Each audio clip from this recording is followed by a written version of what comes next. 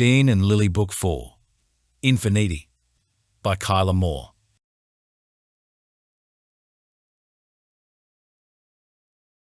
Chapter 1. Lily. The blinds in Dean's room were drawn, casting the space in a dim glow as the afternoon sun peeked through the gaps between the horizontal slats. His room was just how I remember it, decorated with minimal clutter, except for what was on his bedside table or on the surface of his dresser on the left side of the room. I let my eyes wander to take the time to steady my breathing across his bed. Pushed against the right wall in his room and across from the door, I couldn't help that I looked at its dark grey covers just a little longer, and breathed in a little deeper. If all went well, that would be where we'd end up. When the bedroom door clicked shut quietly behind me, my heart began to beat just a little faster. From nerves, excitement, and everything in between. I was ready. Beyond ready, even if I had no idea what I was doing or where to start. I felt his presence behind me, and then his breath on my neck, and when his hands slid around my middle, I leaned into his bare chest, instantly finding comfort in his touch as I rested my head back, and he brought his mouth down beside my ear. His voice was a deep, gentle whisper. "You okay?" My eyelids fluttered shut as I nodded, already drowning in his touch as he tucked his hands up beneath the hem of my damp t-shirt, drawing lazy circles onto my lower abdomen. I couldn't help when my throat bobbed as I tried to speak. "Yes, keep going." "Let's get you out of this then," he breathed onto my skin, brushing his nose against the side of my throat. He took the hem of my t-shirt in his fingertips, then slowly peeled it up. The room was nowhere near cold, and yet my skin was quickly littered with goosebumps, long before the shirt had even made it past my chest. I raised my arms above my head, and he gently tugged the shirt up, letting it drop at our feet while he brought his hands back down my sides, brushing his palms lightly over my ribs, the dip of my waist, and then slowing at my hips. I turned around slowly, setting aside the tiny anxieties of having a man view my body this way, even if I was still wearing a bra and shorts. I couldn't bring myself to look up though, instead choosing to stare blankly at his chest. It was becoming very real. He lifted my chin with his finger, and my eyes drifted up to his. "Talk to me." "I don't think I can." My voice was barely a whisper, but I smiled a little. I needed to convey somehow that I was fine with all of this, but each word felt forced and yet too quiet. I chewed at my lip, looking to his mouth. "Kiss me." His face softened just a little more before he dipped his head, grazing his lips across mine with such tenderness I thought my heart might explode. His lips were warm and soft and slanted over mine. The second his tongue had traced the seam of my lips, I'd parted them for him, allowing him to claim my mouth with a gentle force, bringing me closer to him as his arms pulled closer around my waist. My hands followed their familiar path up to the back of his neck while butterflies erupted in my stomach. Fluttering wildly with our bodies pushed so close together, I could feel the hardness of his stomach against mine, where his body heat seemed to radiate straight through me. I was blushing again, and only blushed harder as I reached up behind my back. If I didn't take my bra off now, while I wasn't thinking too hard, then I probably never would. He's going to see me eventually. I fumbled with the clasp, my mouth never leaving his, until the hooks unfastened and the bra loosened around my chest. When Dean realized, he slid his hands up beneath the open clasp and edged the bra off a little further, brushing the straps from my shoulders before sliding his hands back down to the small of my back. With the bra discarded on the floor, my hands returned to the back of his neck and the kiss grew messier, hotter. I breathed him in, arching my body into his as he skimmed his hands up my sides with a soft groan. His palms stopped at my ribs, and he brushed his thumbs across the sides of my breasts where they pressed into the lower half of his chest. His touch was setting me alight, burning my skin, and I suddenly wanted it all off, which prompted me to reach for my shorts next. Fumbling once again as I popped the button open, my knuckles accidentally grazed the front of his jeans, the subtle bulge there. While I had been in my head about not overthinking, I'd temporarily forgotten that part of the equation. All of this was equally arousing for him too. He just knew how to handle it a little better than me. I was suddenly filled with curiosity and a coy sort of eagerness that led me to pull my mouth from his and look down. But he caught my chin again, smiling a little as he did. "You first," Dean murmured. I laughed breathlessly, biting my lip as I nodded. Not completely sure what he'd meant until he'd knelt in front of me, I covered my bare chest with my arms and watched as he brought his hands to the button on my shorts. His hands were so much steadier than mine as he worked the zipper and slowly eased the shorts down my legs. As the reality of the situation flooded in, I stepped out from the leg holes, and he slid his hands up to the back of my thighs. My knees felt like they were about to give out at any second, and he wasn't helping by looking up at me the way he did. Not in a way that made me uncomfortable, but with genuine adoration in his eyes. I hesitantly lowered my arms, allowing him to see me, before I traced a finger lightly down the side of his face. Then across his forehead as I brushed aside his dark hair. My eyes went to the scar in his right eyebrow, a permanent reminder of the night we met before he gently squeezed the back of my thighs and slowly rose to his feet. He cupped my face in his warm, calloused hands and kissed me. I tilted my head back and pressed my body into him, releasing a breathy moan onto his lips when I discovered just how much of an effect I had on him. Excitement rushed to my core before he brought his hands to my waist. His voice was huskier than usual as he dipped his chin. "Did you want to take this to the bed?" "Yes," I gulped, heart racing. He didn't hesitate, curving his hands down around my backside before scooping me up with ease. When I brought my arms around his shoulders and tucked my legs around his waist, he hoisted me just a little higher, planting a kiss beneath my collarbone as he brought me to the bed. I rolled my hips in approval, reveling in the feeling of him, his muscular body sitting flush between my legs. He didn't once show signs of struggling as he knelt on the end of the bed and lowered me to the covers. I nestled my head into the pillows, my legs parted while he held himself over me. Both of us kissing the other hungrily, our hands roaming freely, before he lowered his hips to mine, rolling them against me in one tantalizing stroke as he kissed me a little slower. I tucked my legs up higher while he slid his arms beneath mine, bracing his elbows on the mattress as he moved one hand up beneath my head. Our lips only parted when I had to take a breath. "Tell me what you want, Lily?" He moved his mouth down my throat, and I curled my fingers into his biceps. When he shifted his weight to one arm, brushing his thumb across my breast as he trailed his free hand down my side, I let out a breathy whimper. Arching into his touch, I raised my hips against him in answer. In words, he muttered onto the area between my chest and neck, drawing his finger along the hem of my underwear as he did. But then he stopped. Our eyes met in the low light of the room and my throat bobbed as my mind raced. What did I want him to do? Everything. "What you said earlier," I whispered, shifting my hips beneath him, desperate for his hand to keep going. "I want whatever that meant." A knowing smirk came to his lips and then he was moving. Down. He was going down. "Oh," I breathed, dropping my hands to rest beside my head. Dean branded my body in lazy kisses while the ends of his hair tickled my skin, starting at my neck and drawing a line with his mouth right down between my breasts. My body rose to meet his touch. When he moved below my belly button and my stomach dipped sensitively, I sucked in a breath. "Ugh." He half smiled against my skin, huffing a breath across the planes of my stomach before he continued, this time holding my gaze as he came to kneel between my legs and brushed his knuckles straight down my already wet underwear. I rolled my head back, then looked at him again, chest heaving as I curled my fingers into the pillow. It felt like I needed to prepare myself for what was to come based on the way he'd tilted his head. Holding onto the pillow was the best I could do. "Can I remove these?" "MHM," I squeaked. There was a subtle smile on his face as he brought his hands to my hips and tucked his fingers beneath my underwear. Slowly tugging them down, he focused on my face as I sucked in a breath, the further the underwear went. I'd never been naked in front of anyone before and was about to bare everything to him. Dean lifted my legs to remove the underwear completely, then discarded them on the floor with the rest of our clothes. He brought my feet back to the bed, either side of him, and slid his hands up my inner thighs. Goosebumps and shivers danced along my skin as he gently spread my legs further apart, taking in every inch of me with his eyes. I watched him with bated breath, watched as he lowered himself between my thighs and kissed my lower abdomen. I felt myself thrum in anticipation, rolling my head back once more as he moved his mouth lower and lower, then kissed the inside of my thigh. Tease. Ooh, oh my God, my head shot up. Dean had brought his mouth directly over my clit, swirling his tongue across the nerves while I slapped a hand over my mouth to muffle my next cry. Meanwhile, he was smiling against me. No, smirking. He was smirking as he did this to me, smirking as I writhed beneath him. I fisted the pillowcase with my other hand and turned my head to press my face into the pillow. Rocking my hips up when he flicked his tongue, he pulled his arms around my thighs and pinned my hips to the bed to keep me from moving.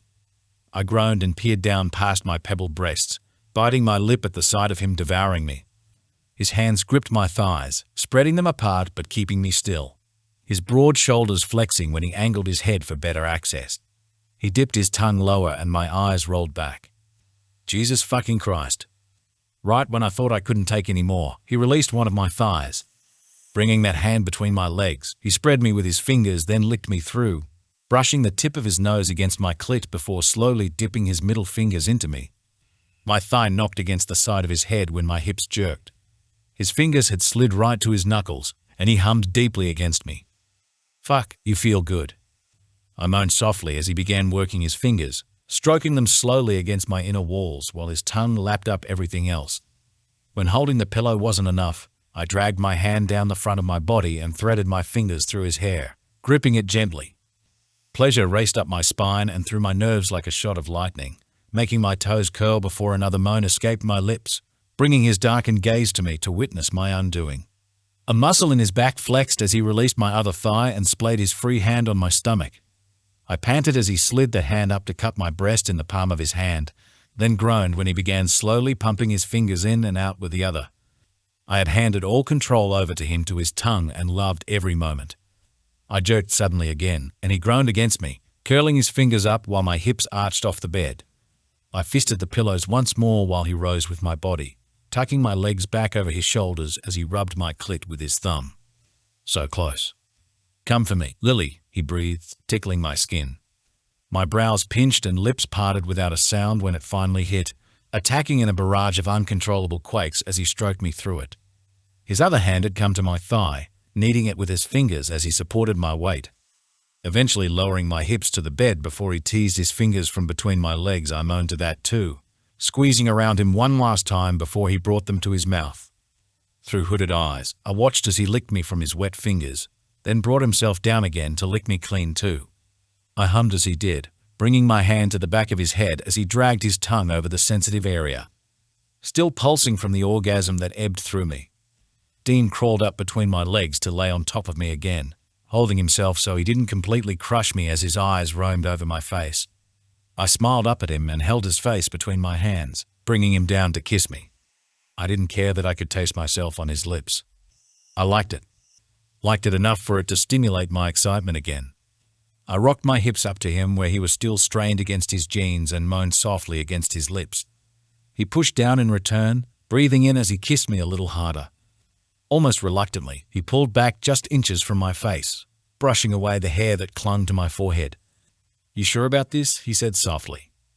I nodded eagerly, stroking my thumb over his cheekbone. Yes. 1,000,000 times, yes. He half smiled, then kissed me again before speaking onto my lips. Give me a second. Dean rose to his hands, then leaned across to his bedside table, keeping his hips between my legs while he rummaged through the top drawer looking for a condom. I chewed at my cheek in thought, then grabbed his shoulder. When he paused and looked at me in confusion, I swallowed nervously. Are you tested? I said quietly. He frowned. I am, but that's not exactly what I'm worried about. His eyes went to my stomach before he smiled a little. I like you, Lily, but I don't think I'm ready for fatherhood just yet. I'm on birth control. Dean's brows shot up almost comically. I used to get really bad cramps on my period. That doesn't matter right now. I took a deep breath and smiled, absent-mindedly tracing a finger over the tattoo on his collarbone in Italian quote. What I'm trying to say is, I'm okay with you. I didn't know why I felt silly saying it when he had just told me to do it so easily. But anything related to sex always sounded better coming from him. Putting me out of my misery, Dean understood what I was alluding to and smirked as he brought himself back to hover above me, teasing my mouth with his lips while he brought a hand down to brush over my knee. You want me to come inside you? My legs widened and a heavy breath made my chest drop. If you like. His hand slid down my thigh to settle between my legs. Holding my gaze, he traced his finger from my clit down, and I squirmed beneath him. Right here? He teased my entrance with his middle finger. I nodded quickly, breathlessly, and rolled into his touch. Yes. All right, he purred. Dean removed his hand from between my legs, and I fought the urge to groan at the lack of touch, until he kissed his way down my body again and moved off the end of the bed. I still had no idea what he had said in Italian earlier, but going off the way he was taking his time, I had a feeling it had something to do with enjoying every moment and getting to know my body a little more. Folding my legs to one side, I watched him from over my thigh, propping myself up on my elbows for a better view. The narrow strips of sunlight passing through the gaps in the blinds painted a golden outline over his naked torso. A muscle feathered in his lower abdomen as he unzipped his fly and removed his jeans, revealing a sizable bulge within his black boxer briefs. An involuntary sigh drifted from my parted lips, and I rested my head on my shoulder, forgetting for a moment that I was still completely naked. I trailed my eyes to a tattoo on his left thigh that I'd never seen before. It was hard to make out what it was in the low light of the bedroom, but I also wasn't paying complete attention to it as Dean removed his underwear next. Holy hell. He combed a hand through his hair as he brought his gaze up to me, then maintained that eye contact as he came to kneel on the end of the bed, casually stroking down his length as I hesitantly parted my legs again.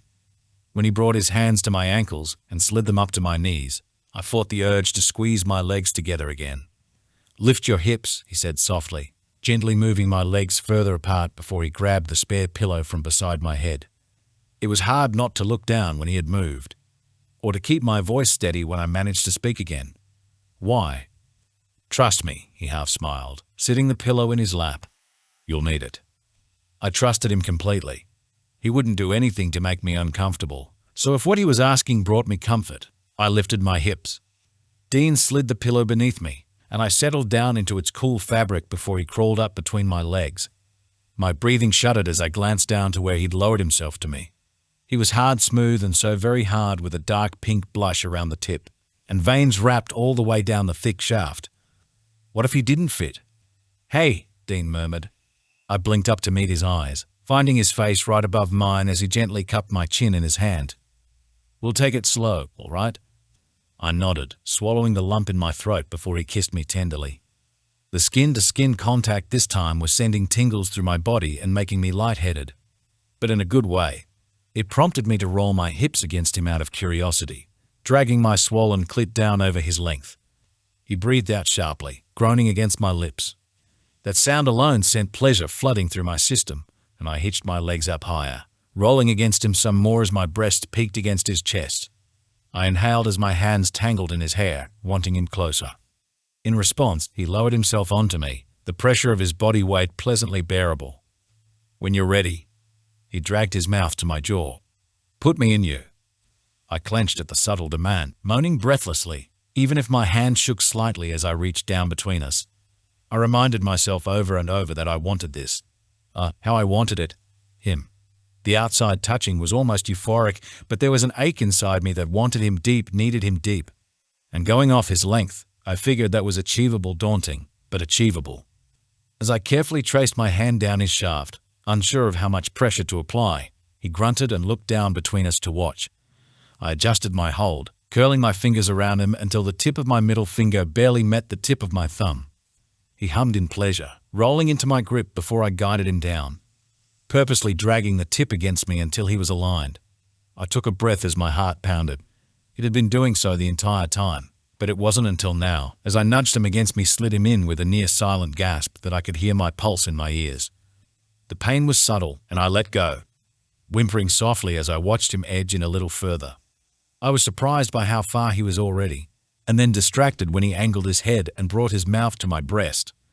I dropped my head back as he swirled his tongue around my nipple and grazed his teeth across my skin, moaning against my chest as he pushed in just a little more. "Oh fuck," I hissed, squeezing my legs as I dripped onto the bed. Dean hadn't cared for the mess, only grinding deeper, spreading my legs as he palmed my inner thigh. I moaned, drawing my hand down to touch us, then gasped when it all felt too tight. There was a subtle sting and Dean withdrew slowly, bringing his lips to mine a kiss in reassurance before sliding back in halfway. He repeated those same slow, half thrusts several times, holding my gaze as he did. When he moved in just a little further than before, that pressure returning, but this time without pain, he nodded in approval, breathlessly murmuring, "That's it." I brought my hands to his face, remembering every detail of it as I stroked his bottom lip with my thumb. He planted a kiss there too, then on my palm, and then my lips again, kissing away the pain. I rolled my hips, matching his steady rhythm and getting lost in the pleasure and heat that was spreading from my core, taking him in inches at a time. It wasn't until his hips bumped against the underside of my thighs that I realized he was flush against me. Slowing his strokes to allow me to adjust to the feeling of being so full, he brought his lips just below my ear as he hummed, "Good girl." NNH. I arched into him, pressing my chest against his, begging him to start moving again. He chuckled against my skin, then dragged his hips back. I throbbed against the emptiness before he buried himself into me again with a gentle thrust. My breath hitched in my throat when he did it a second time, but just a little faster. I tangled my fingers into his hair, panting when he gyrated deeper and caused my body to tremble for the second time that day. This wasn't just sex. It was connecting, evident in every touch, kiss, and gentle bite. As he took his time getting me there again, Dean knew exactly what he was doing, and I just went with it. He groaned, rolling his head back, and I lifted myself to my elbows to bring a soft kiss to his throat.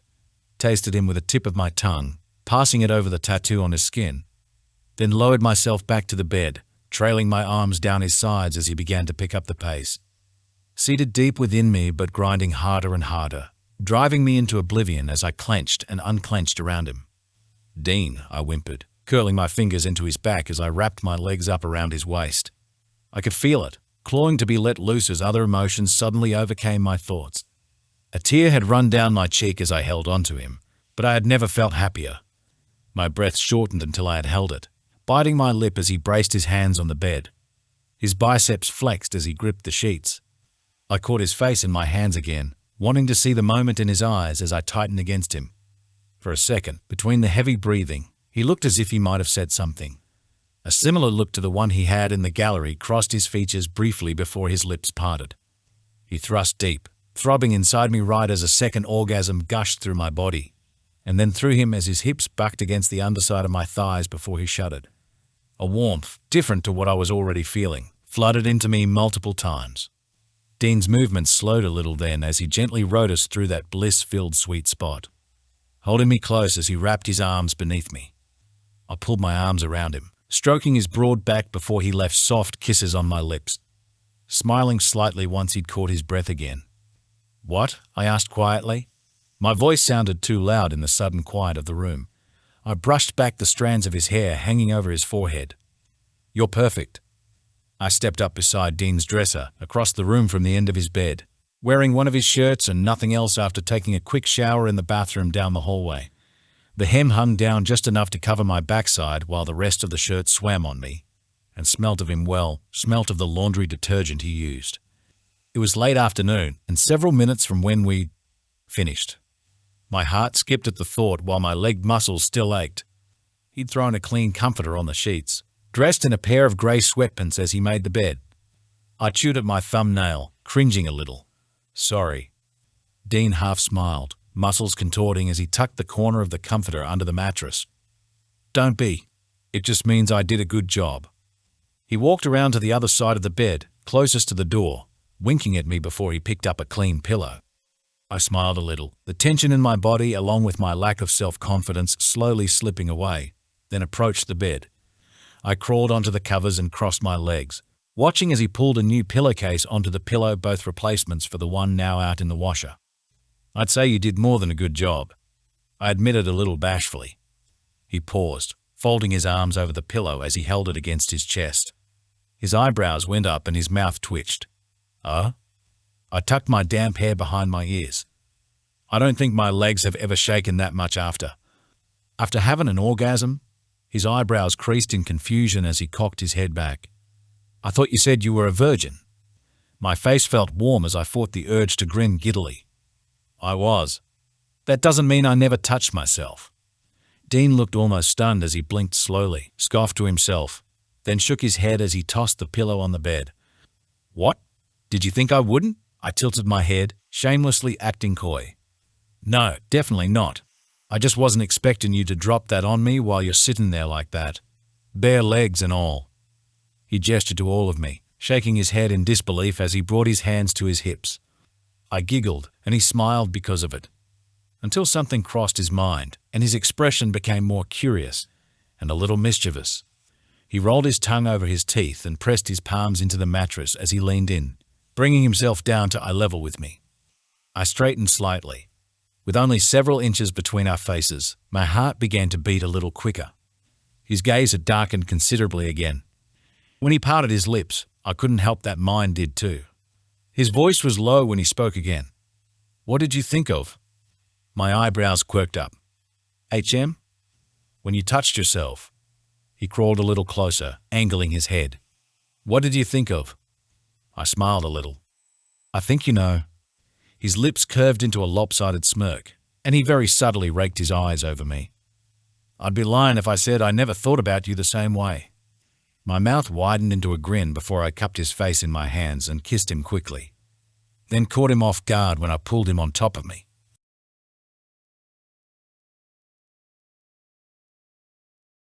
Chapter 2.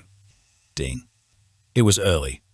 I hadn't checked the time yet, hadn't moved yet after waking up slowly to her beside me, sleeping soundly on her chest with her arms tucked up under the pillow.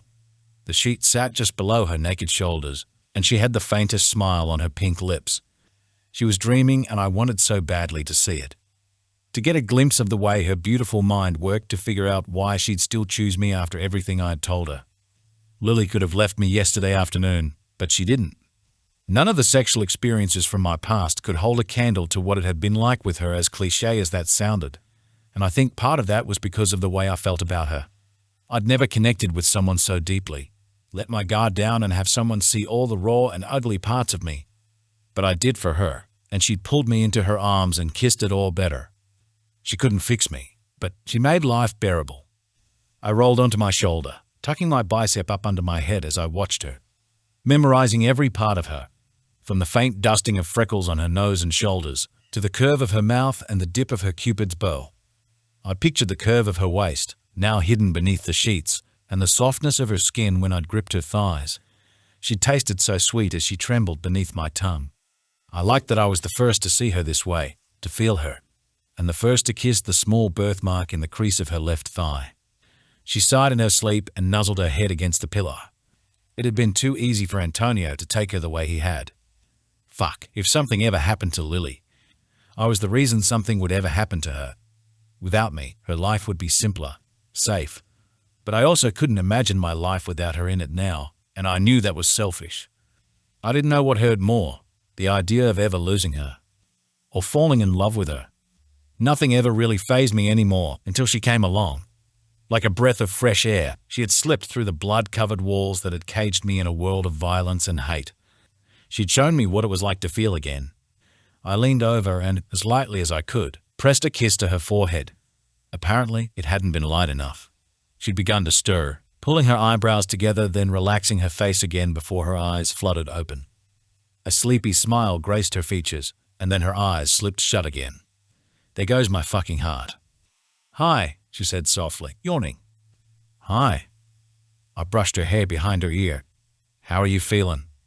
She kept her eyes closed as she released a content sigh. "Great." Her body shifted beneath the sheets before a slightly cheekier smile came to her face. "I feel like a whole new woman, an exhausted but happy new woman." I chuckled.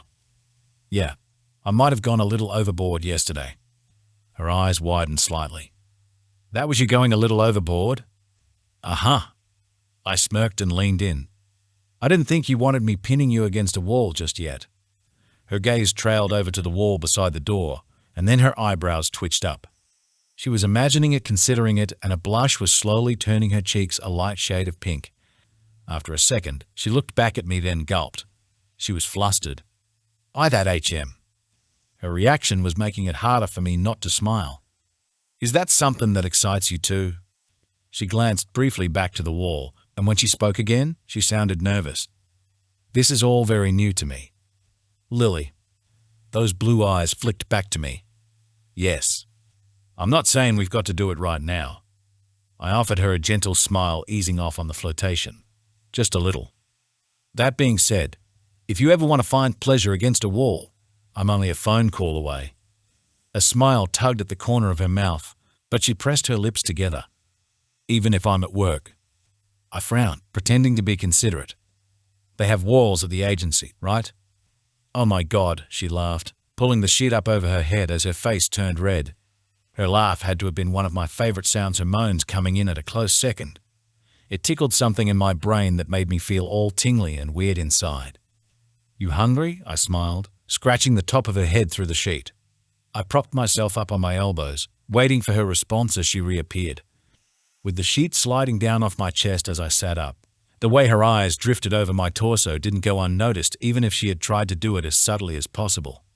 Her eyes lingered briefly just above the hem of my sweatpants before she sat up. Holding the sheet to her chest, she smiled a little coy. "Starving."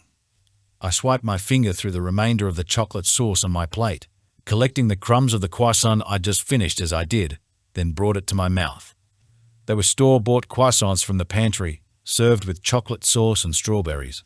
It had been an easy breakfast and one Lily suggested after rummaging through the cupboards for food. She hadn't minded if I didn't cook her some extravagant meal and had only wanted to get back to bed faster, which only made her a little more irresistible. Watching as she'd skipped back down the hallway in only underwear and my t-shirt, with a bowl of strawberries in her hand, did things for me. Things I needed to get under control if I didn't want the sheet to teepee while we ate breakfast in bed. To be fair, it was morning. It was roughly 9 o'clock when we finished breakfast. I stacked the dishes on the bedside table, deciding I'd bring them out later. I had no intention or need to leave the bed again, so they could wait there.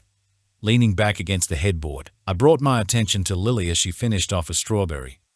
Sitting with her legs crossed as her mind drifted somewhere else, evident by the little furrow in her brow. "What's up?" I lowered my hands to my lap and tilted my head back. She brought her eyes to me, considering for a moment before she popped the last bite of the strawberry in her mouth. "I was just wondering, or trying to remember. Yesterday afternoon, when you were standing at the end of the bed, removing your pants." I hummed deep in response, then reached across to lightly brush the hair from her shoulder, lazily dragging my fingertip across the side of her neck. She smiled a little but remained focused. "I noticed that you have a tattoo on your left thigh." I didn't mean to pause when the words left her mouth. She was bound to find out about it eventually, especially if the activities of yesterday were going to happen a little more frequently. But I still had no idea how she would react if she realized what it was. She was watching me with concern, her face slowly becoming one etched with guilt. She'd thought she'd brought up something bad. "It's not one of those tattoos, Lily," I assured her quickly. The relief visibly washed through her, but she still frowned a little. "So, what is it?" I cleared my throat, picking at the sheet. "It's, just know, I got this way before I ever met you." Her head tilted to the side and her frown became more confused. "Okay?" I kept my eyes on her a little longer, chewing the inside of my cheek before I sucked in a breath. "Fuck it." Lily watched my movements with a slightly concerned, but equally curious, expression on her face as I removed my sweatpants beneath the sheets. Careful not to flash my junk, I lifted my left knee, the one furthest from her, and pulled the sheet down so that my thigh was exposed and everything else was hidden beneath the sheet bunched below my hips. The room fell into complete silence as she slowly moved closer to get a better look at the tattoo, kneeling beside my legs with her hands in her lap before she reached across to it, delicately tracing her finger along the shape of the wolf skull that took up most of my left thigh. It tickled, but I remained still, watching only her face for a reaction. This was the first time I had ever seen her expression unreadable. Her fingers then skimmed across to the flowers around the skull. "They're lilies," she whispered. Her eyebrows had raised ever so slightly at her namesake etched into my skin. "The wolf, or Apennine wolf, is the animal of Italy." I hadn't taken my eyes off her as I spoke. "And Italy's national flower is the lily." Lily finally brought her eyes to me, and I braced myself. But then she smiled gently. "It's beautiful." My eyebrows went up. "You're not freaked out?" "Of course not. It represents your home." The corner of my mouth lifted as I sat forward, bringing myself closer to her. I slung my left arm on top of my bent knee and tilted my head, studying her face. Her smile became a little more bashful, but she held my gaze, challenging herself to not look away. "Yes?" she asked, a hint of coyness in her voice. I raked my eyes up from her mouth, dangerously close to possibly spoiling this entire thing if I told her what was really on my mind, what I had almost blurted out before I stopped myself. "Nothing," I smiled easily. "That was a lie." "Aha." The tip of her tongue swept across the part in her lips, where a knowing smile played as she thought. Her eyes then dropped to my neck, then a little lower, before she reached out and brushed her fingers across my right collarbone. Her touch lingered at the scar there. That hadn't been what drew her curiosity, though, as her eyes scanned the faded tattoo across it. "What does this say?" I shouldn't have felt so relieved that she'd changed the subject, but I went along with it anyway. Those words drifting around my head were quickly pushed away for another time. "La vida va avanti." Life goes on. I huffed to laugh. It was my first tattoo and my way of, dealing with my past. She lowered her hand, her smile faint as sympathy settled into her gaze. "How old were you when you had it done? It doesn't look as dark as the others." 16. Sometimes it was easy to forget how different our backgrounds were. The people I grew up with wouldn't bat an eye at the fact I was still legally a kid when I got my first tattoo. Lily, however, had dropped her mouth open. "But the legal age to get a tattoo in New York is 18, she said. I chuckled and leaned back again, placing my hands behind my head as I gave a nonchalant shrug. I was an older-looking 16-year-old. A fleeting thought crossed my mind. Lily and I had lived in the same borough throughout our teenage years and had never once crossed paths. Or we had and just never realized it. She was 4 years younger than me, so teenage me would have overlooked her. "What did your Mom think of it?" She was disappointed, but she was also relieved it was something Italian and not some gang sign. "And the scar?" "From Enzo." I breathed in and lowered my arms. But not because of the tattoo. His reaction to the tattoo was to smash a beer bottle against the wall beside my head. Talking about him still made my skin crawl, but it felt easier saying it all to Lily. I told her about how my father had broken my collarbone pushing me from the back stairs, and how my mother then had to explain to a nurse that I was clumsy and slipped on my own. I shrugged again when I'd finished the short version of the story. She didn't need to know all the traumatic details of that day. Lily had already sat through one retelling of my miserable life. The scar was once an ugly reminder. Now it is just a scar. Lily crawled forward, tucked herself beneath the sheet, and snuggled down beside me, resting her hand and head against the right side of my chest. I pulled my arm around her, holding her closer as I sighed. We were in silence for a couple of seconds, but I could almost hear her next question brewing in her head before she'd spoken again. I didn't mind, though. "Isn't this house a reminder of him too?" she asked softly. "Not really." I began drawing circles on her back through the fabric of the t-shirt she still wore. "Antonio's renovations helped us forget some of the things that happened here."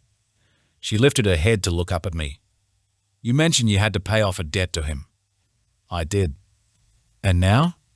I brushed her hair behind her ear, following my own movements with my eyes as the soft lock of hair slipped through my fingers. "I paid off more than what I owed him a couple of years ago. So why keep fighting for him? It's all I really know." I found comfort in the violence. I frowned at what I said before adding, "As sick as that sounds. What if you left?" I half smiled at the optimism that had flashed in her eyes, which made letting her down just a little harder. "I can't. Antonio doesn't let his assets go that easy." That optimism began fading as she nodded slowly and understanding. "Right. The only way I could ever get out of fighting for him was if I accepted his offer to become one of his soldiers, or if I died." She pushed herself up from the bed, one palm braced against the mattress, the other at the center of my chest, as she looked at me with determination and an adorable frustration that made her pout a little. I tried to keep a straight face as I looked up at her. "Okay, 1, you aren't allowed to die," she stated. "Yes, ma'am." "And 2, her face softened in disbelief. "He offered to have you made." "He did." "You didn't accept, though." I shook my head, smiling a little when her shoulders dropped. "I think I'm already involved with enough of his bullshit as is. Maybe we should just lock ourselves in here." She lowered herself down again, huffing a laugh as she began absent-mindedly tracing shapes with her finger across my chest and stomach. "We wouldn't have to ever face the world again, and if Antonio came knocking, I'd smother him with a pillow." I chuckled and kissed the top of her head. "You'd willingly take out a mob boss for me?" "Yes," she said. The matter-of-fact tone in her voice made me grin before I reached for her hand. Lifting it from my chest, I turned it upright and pressed my palm into hers.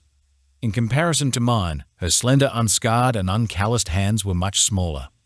The tips of my fingers could curl over the tops of hers, I hadn't realized I had drifted into my head until she'd thread her fingers through mine and squeezed gently.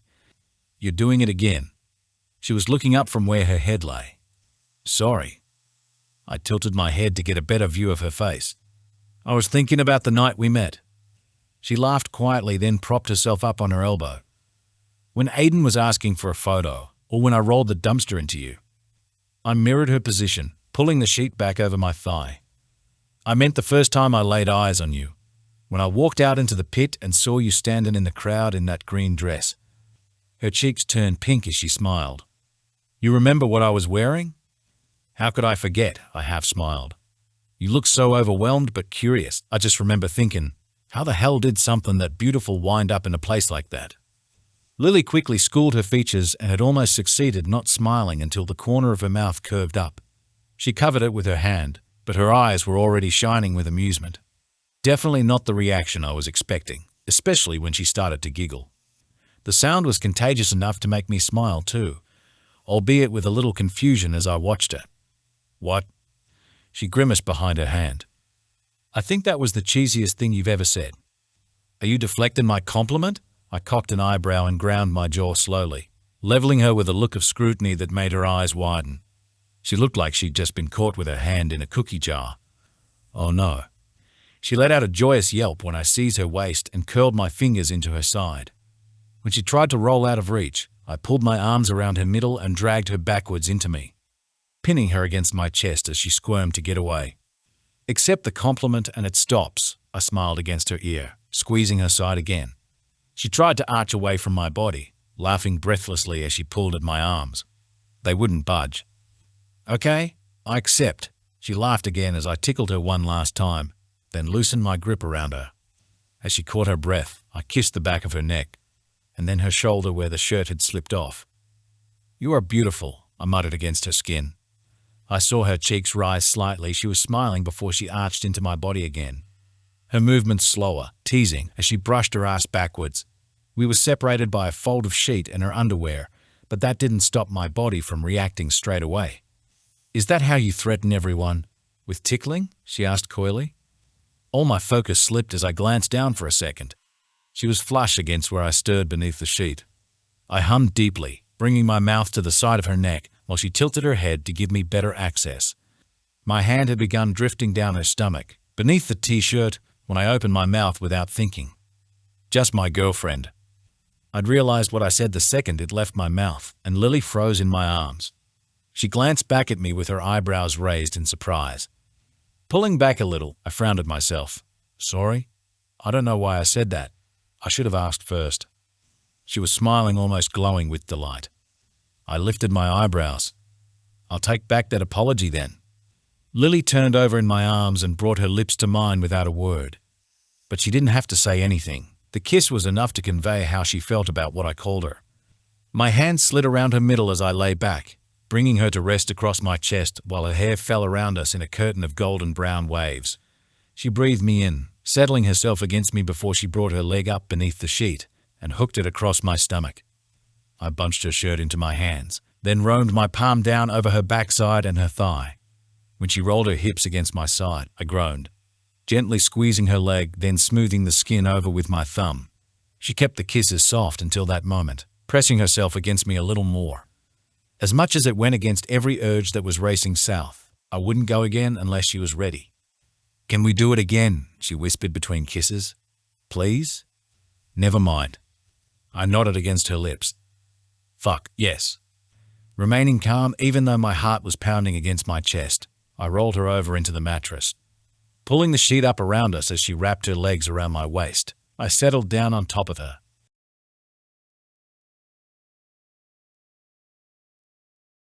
Chapter 3. Lily. August began with 3 days of rain, leaving the city in a grey veil of wet humidity. It was perfect weather for staying indoors to hide away from the outside world, but adult responsibilities still called, both at the agency and the den, which meant hurrying to and from the bus each morning in the rain, with my bag above my head as I headed into the office, and making the quick dash to and from Dean's car each evening, tucked beneath his arm and hoodie as we headed into the basement. He'd offered to drive me every night to the den, even for the times he wasn't fighting, and we'd only run late once. It was on one of the rainier evenings, when the windows of his car had fogged up to the point of being able to draw faces into the condensation, or leave a smudged handprint on the back window. A week had passed since that night at Dean's house, and every day since, I felt like I had been in a happy bubble, like everything had finally settled into place without a hitch. My parents didn't approve of the situation, but didn't say anything. Roxy had backed off. Antonio no longer watched me like a hawk, and my father's investigation seemed to have gone quiet. It was like everything was finally sailing smoothly. I refused to admit that out loud in case I jinxed anything. There were times, usually when I was alone with my thoughts, when I did wonder if maybe things were going too fast with Dean, until I reminded myself of what we'd been through to get here, or he sent a text asking how I was. He had once said that he liked how he was around me, and I couldn't help but feel the same way about myself around him too. Dean had brought out my confidence like no one else could, and I felt comfortable to be myself around him. He was never judgmental, despite the semi-permanent scowl on his face that made the public think otherwise. His heart was also bigger than he let on.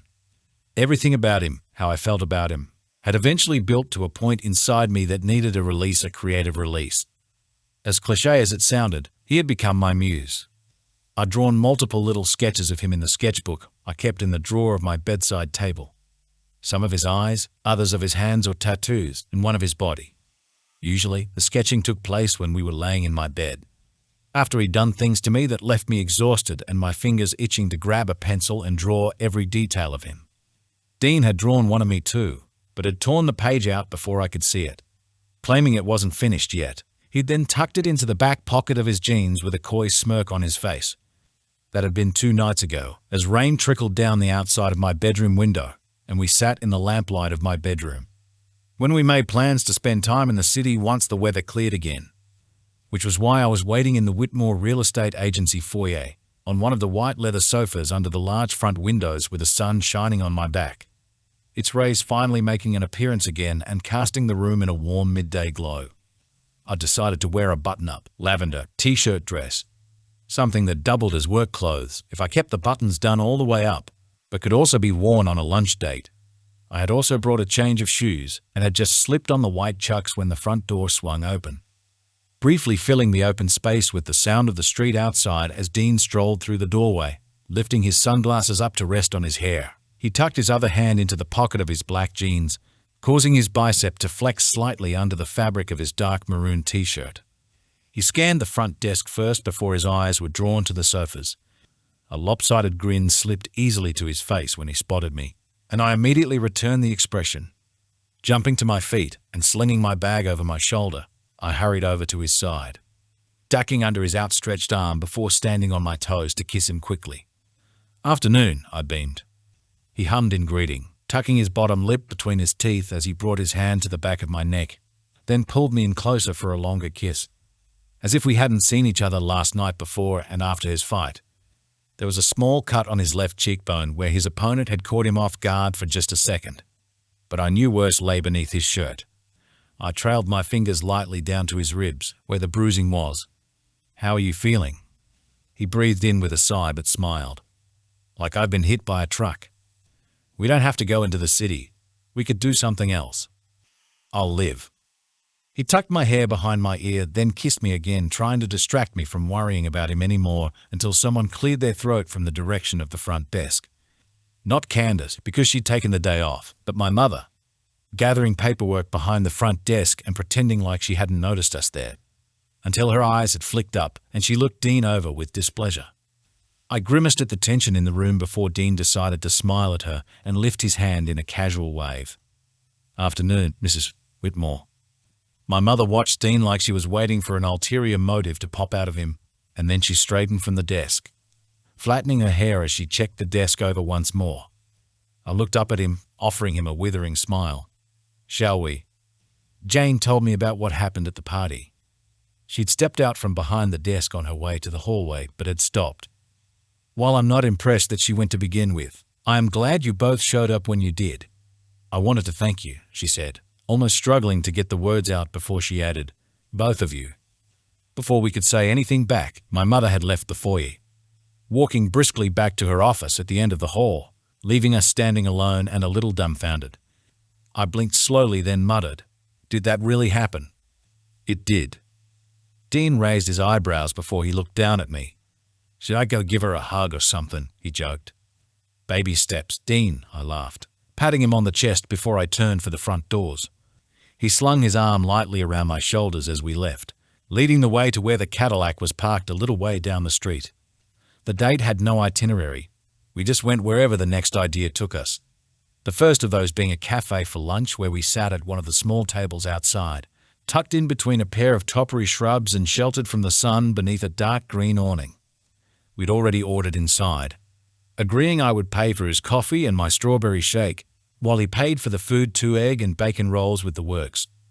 Dean had looked impressed when I had said I wanted what he was having. I might have been small, but my stomach was a bottomless pit at best. We had underestimated how small the tables were, though. I was able to sit with my legs comfortably tucked either side of the table leg. Dean, however, had to sit with his legs apart if he wanted to be closer. He braced his arms on the table's surface, taking up half the space. I was thinking after this, we should head over to that bookstore, he said, nodding to the one down the street. I want to meet some of those book boyfriends you told me about. I smiled at him as I brought my arms up to my side of the table, tilting my head a little. Are you jealous of fictional men? No, he shrugged, then lowered his voice. I want to take notes. Not that he needed any. I went to respond with something witty, and for his ears only, but the waitress had brought our drinks and food out, so I shut my mouth and sat back in my seat. Dean did the same, except he had a little smirk on his face and had dropped his arms under the table to brush a hand over my knee. The touch had sent warmth spreading up my thigh while I schooled my features with my best poker face, smiling politely at the waitress instead as she put everything on the table. She hadn't been paying attention to me, though, as her eyes went straight to Dean. She tucked her blonde hair behind her ear, then patted down the front of her apron. Will that be everything? I swore she even flooded her lashes a little, and I'd almost called her out for it, until the voice of reason in my head shut that thought down. My eyes flicked to Dean to find he hadn't even looked at the waitress. Instead, he was waiting for me to reply, giving me a subtle nod of encouragement. Yes, I said, straightening confidently. That is everything, thank you. The waitress's eyes only left him when she faked a smile for me, then turned on her heel to head through the cafe doors, hesitating in the doorway for a second to get one more look before she disappeared inside.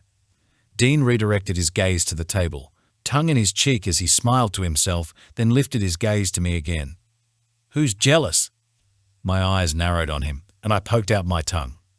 I wasn't about to admit out loud that he was right, though I figured he knew that already based on the little smile that still pulled the corner of his mouth up. Jealousy in a relationship was a whole new concept for me. Catching someone else looking at him that way made me want to hold him closer and tell them off for staring too long. But I also knew it'd be impossible to go anywhere without people, mainly women, staring. Dean had a presence about him that drew attention. Not in a take-over-the-room kind of way, but a quiet, unassuming way. He was like a black cat. No, a jaguar. Strong and a little elusive with a glare that could cut through anyone. And a purr that left my knees weak. He was attractive because he was mysterious and people liked mystery. But so did I, so they could all go away. Are you going to eat that or just stare at me the whole time? Dean asked. His eyes darkened with a smirk as he wiped sauce from the corner of his mouth with his thumb. He'd already taken 2 bites of his egg and bacon roll. Meanwhile, mine sat untouched in front of me. I smiled a little as I lifted the roll from the plate, careful not to have the contents slip through the other side as I curled my fingers around it. But before I took a bite, I noticed him watching still, almost in anticipation. I paused. What? I want to see how you handle something that big, he said, casually jerking his chin to the oversized serving. His brow twitched in amusement as he lifted his coffee cup to his lips. There was no indication on his face that said he'd meant it as an innuendo, but I couldn't help myself. It was an opportunity I couldn't pass up. So I shrugged and brought the roll to my lips. Right before I took a bite, I said, I can handle you, can't I? Dean inhaled his coffee and sputtered quietly into the cup, his eyes widening with a shocked smile as he thumped himself on the chest. I walked right into that, he croaked. I hummed in agreement, acting a little coy as I chewed my mouthful. While I hadn't gone down on him yet, sex had gotten easier, feeling that fool wasn't such a daunting thought anymore after sleeping with him 3 more times this week. Physically and mentally, There were no more nerves about doing things wrong. It just felt right with him, which was why I could handle him. Once I had managed to eat the entire bacon and egg roll, leaving Dean grinning with pride, we headed across the street to that bookstore. When we arrived at its doors, Dean fell into step behind me as I led us into the large space, my heart already leaping with excitement at the sight of the many aisles and tall shelves, packed to the brim with books as far as the eye could see. I love that smell, I sighed. Where to now? Dean asked, bumping gently into the back of me when I stopped to take it all in. He slid his hand into mine as he glanced around too, craning his neck to get a better look at the loft above the shop floor. Well, considering this is solely a shopping experience for your educational purposes, I said with a knowing smile back to him, the fantasy and romance sections seem like a good place to start. He leaned in a little closer and took my waist in his hands. Lead the way then. The loft was the first place we looked, purely because I wanted to explore the top half of the store that gave the best view of the entire place. It was also conveniently where the two genres we were looking for lived, which made finding all my favorite authors much easier as I skimmed my finger along the shelves. Dean followed loosely behind while I rattled on about the books, sometimes removing them from the shelf to find my favorite quotes or to show him the covers beneath the dust jackets. This one is about a woman being thrust into a world she thought didn't exist. She loses everyone she ever loved and then is villainized for seeking justice, I said, handing him a hardcover with a phoenix wrapped around its back. He ran his finger slowly over the embossed lettering, nodding slowly as I continued, maybe a little too excitedly as I pulled the next book from the shelf, admiring the Baroque flourish on its cover. And this one is about how magic is a force that helps better the world, and how it manipulates energies in different forms both in the mortal and magic realms. The mortals that live in this book's world don't realize how often they interact with the magic though. But there are these three friends who do, and it's up to them to bring back the balance of power between the two realms. I cannot wait for the next books in both these series. Uh-huh. He trailed off as I handed him that book too. Nothing but genuine interest on his face as he studied its cover, then pried the top of the pages open with his middle fingers, spreading the book flat in his hand. That shouldn't have turned me on so much. Dean asked, "So, are you going to buy these?" My eyes flicked up from his fingers. Focused. "I already have them on my TBR at home." He looked up from the book, brows pulled together in confusion. "You're what?" "Might have been red pile," I laughed. Dean huffed in disbelief, then closed the book with a muffled thud. "Who knew being a bookworm was such a serious business?" he said, returning the books to the shelf. "Oh, it's a very serious business." He half smiled, drawing his attention to me as he rested his arm on the top shelf. His eyes went to the three books in my hands, ones I did plan on buying, while his hand, hanging beside my head, brushed my hair behind my ear. "Why do you like them so much?" he asked softly. "They're an escape," I shrugged. "And the drawing?" "An outlet." The corner of his mouth pulled up. "And me." I tilted my head into his touch. A welcome distraction. He mocked insult. "Is that it?" "No," I laughed, hugging the books to my chest. "I like you because you're you. You don't make fun of me for having hobbies, and I feel comforted by you. If all the books, paper, and pencils suddenly disappeared from the world tomorrow, I'd be okay with it because you'd still be here." Now it was my turn to sound cheesy. Dean's brows slowly turned up in the middle as I continued embarrassing myself with this outpouring of words, unable to stop myself as I rambled on. "You're my escape, outlet, and everything in between. I've never felt this way about anyone before, and it's a lot, and you're perfect. And if you don't kiss me right now, I'm just going to keep blabbing until I say something incredibly stupid," I breathed. The arm he had slung across the top shelf dropped as he brought his hands to the back of my head and pulled me into a deeper kiss. I had barely caught my breath when he did, but melted into him regardless, pressing my body against the front of him, feeling his muscle through his shirt until he hissed in pain. The bruises on his ribs. I pulled back for a second, still clutching the books to my chest. "Sorry." "Doesn't matter," he said quickly, pulling me back in before his lips left mine again to add, "If anyone makes fun of you for having hobbies, I'll beat the shit out of them." And then he was kissing me again. Tucking the books under my right arm, I gripped the front of his shirt with my spare hand and dragged him backwards, towards a deep alcove I had spotted earlier. It was between two bookshelves on the adjacent wall, hidden behind the other stacks. We were completely out of sight up here, at the far end of the loft area, and could still hear if anyone came upstairs. Dean gently pressed me into the wall, then tugged the books out from under my arm and placed them somewhere nearby. I curled my fingers into the front of his maroon t-shirt, careful not to bump his ribs again, while he brought his palm up to the side of my throat, brushing his thumb down the front of it as he tilted my head back, slanting his lips over mine so our tongues danced in the middle.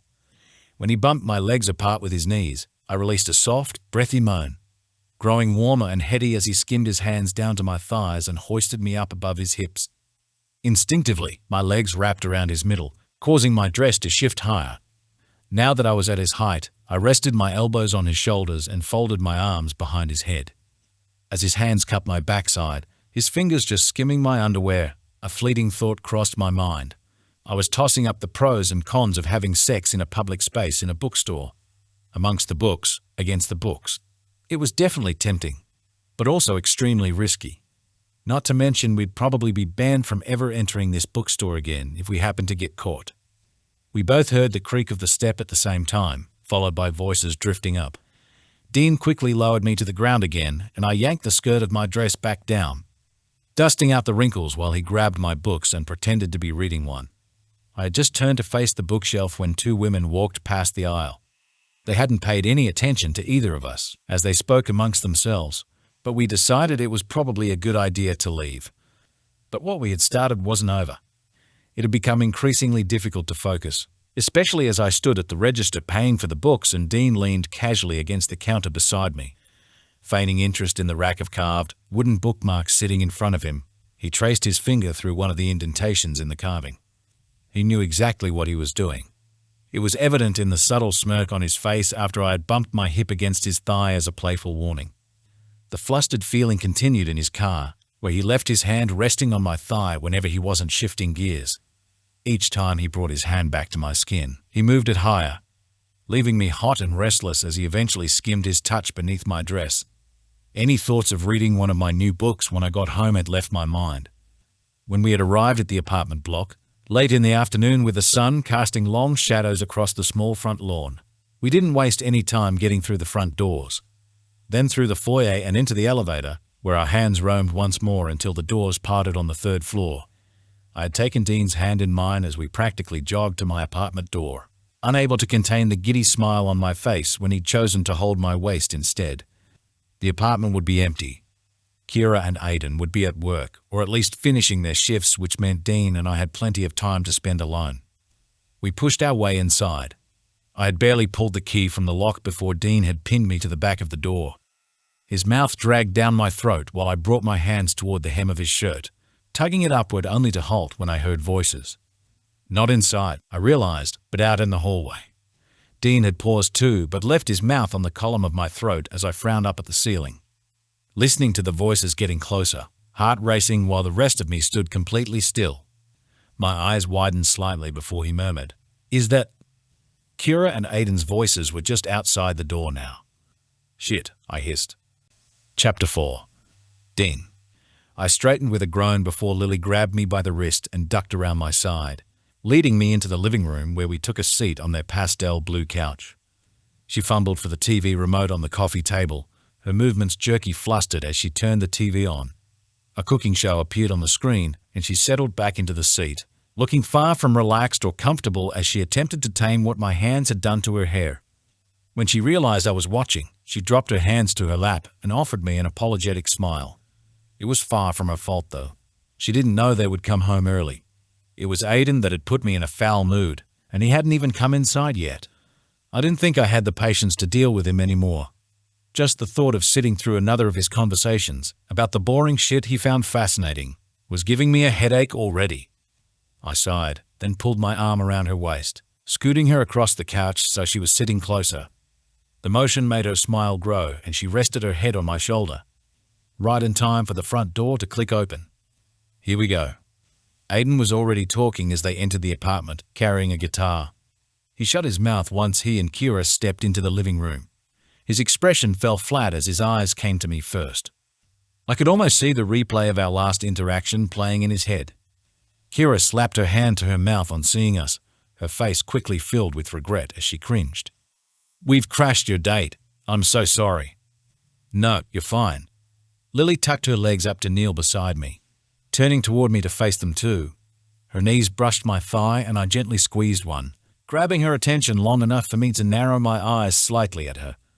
I had plans to bury my face between your legs on this couch, was what I wanted to say.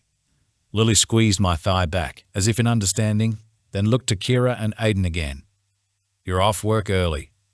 Kira shrugged her bag off, dropping it by her bedroom door.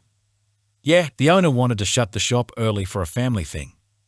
And my shifts have been moved around, Aiden cut in, moving into the living room to flop into the couch adjacent to us, his back to the living room window. So I got to finish work with her. I'd never want to shove someone out of a window more than in that moment. Exactly. Kira's smile was dim. As if she realized this, she blinked and looked at Lily and I.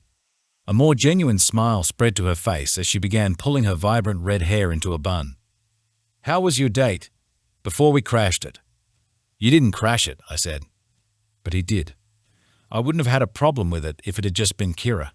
She was a good friend to Lily, so I trusted her, way more than the dipshit sitting with us. Kira half smiled before Lily went on to tell her about our day. I had been half listening as I kept an eye on Aiden, anticipating the moment he'd butt in with something to cut Lily off or shut down what brought her joy. Instead, he'd scoffed quietly and got to his feet, leaving his guitar resting against the couch as he left for the kitchen. Lily hadn't minded as she spoke mainly to Kira anyway, who'd now taken up the spot at the other end of our couch. With Aiden occupying himself with the orange juice from the fridge, I figured he wasn't going to say anything after all. Until he did. You went shopping on your date? I breathed in sharply, propping my elbow up on the arm of the couch and covered my mouth with a clenched fist. I swear to. Didn't you go record shopping on one of your dates? Lily asked, eyes sharp as she narrowed them on Aiden. I was smiling behind my fist as I looked at her on my right. She was sitting up straighter, more confident, as she cocked her head waiting for Aiden's answer. Kira, sitting on her other side, had gone silent as she watched Aiden too. The look in her eyes was one I knew too well, and my smile dropped. Aiden closed the fridge door with a little more force than was necessary as a cocky grin came to his face. Touché. I didn't think any more bullshit could spill from Aiden's mouth. But it did. For the rest of the day, we sat in the living room, half watching the movie Aiden suggested and half listening to him talk through the whole thing. It seemed only he was allowed to talk though, as he claimed to understand the essence of the movie better than everyone else. It was The Godfather, for fuck's sake. What essence was there to fucking understand? With Lily curled into my side, I brought my lips to her ear and muttered under my breath, "Is he actually going to let us watch the movie?" She pursed her lips to keep from smiling, then whispered back, "Maybe you should quote some stuff too. You've got the accent for it." I dug my finger into her side, and she giggled. Kira and Aiden, sitting on the other couch, had both looked over before Lily mouthed an apology for interrupting. Her friend had smiled, her gaze lingering on us a moment longer before she brought it back to the TV. Meanwhile, Aiden had rolled his eyes, then proceeded to mumble another quote under his breath like a toddler. "I'm going to make dinner," I mumbled, shifting out from beneath Lily as I unraveled my arm from around her waist. "Are you sure? We could just order something," she said quietly, watching as I got to my feet. I shrugged. "I want to," then leaned in to whisper in her ear. "I need to get away from the echo over there before I punch it in the throat." Lily pressed her lips together again, amusement shining in her eyes, and nodded in understanding. "What will you make? I don't even know what's left in our pantry." "I'll think of something." I kissed the top of her head, cupping the back of it as I did, then headed into the kitchen. It wasn't until I was at the pantry that I stole a glance back to her, catching the moment she sunk into the corner of the couch where I had been, smiling contentedly to herself as she tucked her legs up and rested her head on the arm of the chair. Part of me wanted to forego dinner altogether, scoop her up in my arms and take her to bed. Not just for sex, though it'd be a bonus, but just to hold her. I craved the feel of her in my hands, like she was some kind of nicotine fix for my touch. Touch was easier to communicate how I felt when the thoughts were spiraling uncontrollably around my head. The Godfather finished not long after I had left the living room, prompting Lily to jump in with a movie suggestion before Aiden had the chance to choose the next one. She suggested something light and easy to watch, a live-action Disney movie that Aiden had called mind-numbing, and picked up his guitar to start tuning it. It took everything in me not to fling the metal strainer at his forehead after I'd rummaged through one of the bottom drawers to find it. He'd insisted on everyone being quiet through his movie choice, and now he was playing his guitar through theirs. I assumed that's why Lily had come into the kitchen briefly to grab a bottle of wine from the counter beside the fridge and 4 glasses from the cupboard near me. "We were planning on saving this for a special occasion," she whispered, searching the drawer at my hip for a bottle opener. She pulled one out and stabbed it into the cork, then popped the bottle open, locking eyes with me as she smiled. "But fuck it. That's the spirit," I chuckled as I filled a pot with water and brought it to the stove. "Does he know any other songs besides Wonderwall?" "I don't think so," she laughed quietly, pouring the wine as the familiar chords rang out in an unsteady rhythm from the guitar. Lily's eyes then went to the ingredients I'd use for dinner. "What are you making?" "Pesto pasta with bacon bits," I said, lifting the packet of bacon strips. Lily picked up the jar of pesto sauce, frowning at it. "I didn't even know we had this." I turned it over in her hand to read the use by date, using any excuse just to stand closer to her. "You've got another 4 months before it goes bad." "Huh?" She smiled up at me and patted me on the chest gently as she returned the jar. "Good thing I found someone who knows what to do with it." The strumming got a little louder, and I clenched my jaw. My respect for Kyla had gone way up, based solely on her ability to sit beside Aiden and pretend she was enjoying that shit. Lily sighed and brought her eyes back to me, turning her back to the living room so she could lean against the counter. "Do you need a taste tester or sous chef by any chance?" I offered her the bacon. "You could cut these into pieces for me, then fry them." A nod. "Yes, chef. I should probably give them their drinks first, though," she said, picking up 2 of the 4 glasses of wine. "But I'll be right back." And she was, wasting no time to place their drinks on the coffee table. I smiled at myself after overhearing her say, "Dean needs help navigating the kitchen." Everything already laid out on the counter said otherwise. When she returned, stepping up beside me at the stove with a subtle smile on her face, she took a sip from her wine, then got to work preparing the bacon strips. Not even a few minutes later, Kyla approached the counter to refill the wine glass in her hand. Aiden's wine glass. The subtle raise of Lily's eyebrows said enough as she stirred the bacon around the frying pan. I was mixing the pesto in with the cooked pasta as I eyed Kyla. She was purposely taking her time filling up the one glass, maybe even wondering if she could get away with giving him less. I'd never spoken to her one-on-one before and wasn't sure how to broach conversation with her, so I went with a straightforward, simple question, but kept my voice low. "How long have you known Aiden?" Kyla looked up, not expecting the question, before she smiled quickly. "Almost 3 months, I think," she laughed nervously. "And he treats you okay?" I tried to keep it as casual as possible, like it was a throwaway question as I focused on the food. Lily's stirring had slowed. "Yes, of course," Kyla said quickly, waving off the topic. "He just gets a little passionate sometimes, but he is an Aries, so it's only natural." I nodded slowly. If there was something going on, pushing her for answers wouldn't help, so I half smiled instead, attempting to keep the conversation going while Aiden entertained himself with his guitar. "I don't really know anything about astrology stuff, so I'll take your word for it." She smiled a little more comfortably. "Do you know your sign?" "Yeah, I'm a Scorpio." "Another water sign." She leaned against the counter. "Interesting." I cocked an eyebrow. "Why?" "Lily is one too. A Pisces," Kyla smiled knowingly. "Your signs actually make a really good pairing in a relationship. You connect deeply on an emotional and personal level." I turned to Lily to find her smiling to herself. She knew already. They'd probably discussed it the second she found out when my birthday was. "Good to know," I chuckled, bumping my arm off hers before she bumped me right back.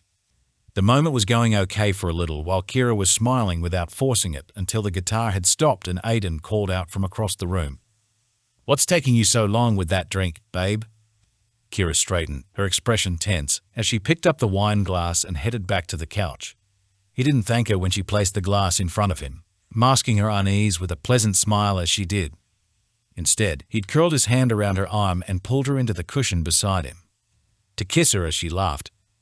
When dinner was done, I offered to wash the dishes mainly to get out of listening to another of Aiden's one-sided conversations. I had hoped Lily would join me again, but instead she'd slipped into her room, saying something about having a quick shower before she closed the door. If I hadn't already filled the sink with dish soap and plates, I would have left them all together and joined her. I had never washed dishes so fast in my life. It was probably the shittest clean I'd ever done, but I didn't care. I stacked the last of the plates in the draining rack, haphazardly dried my hands on a dish towel, then told the others Lily and I were going to bed. Kira had suggested she and Aidan go to bed too, but I wasn't really paying attention. My mind was already heading straight for the gutter as I entered Lily's bedroom and closed the door. I locked it as a precaution, then listened closely to the sound of the shower.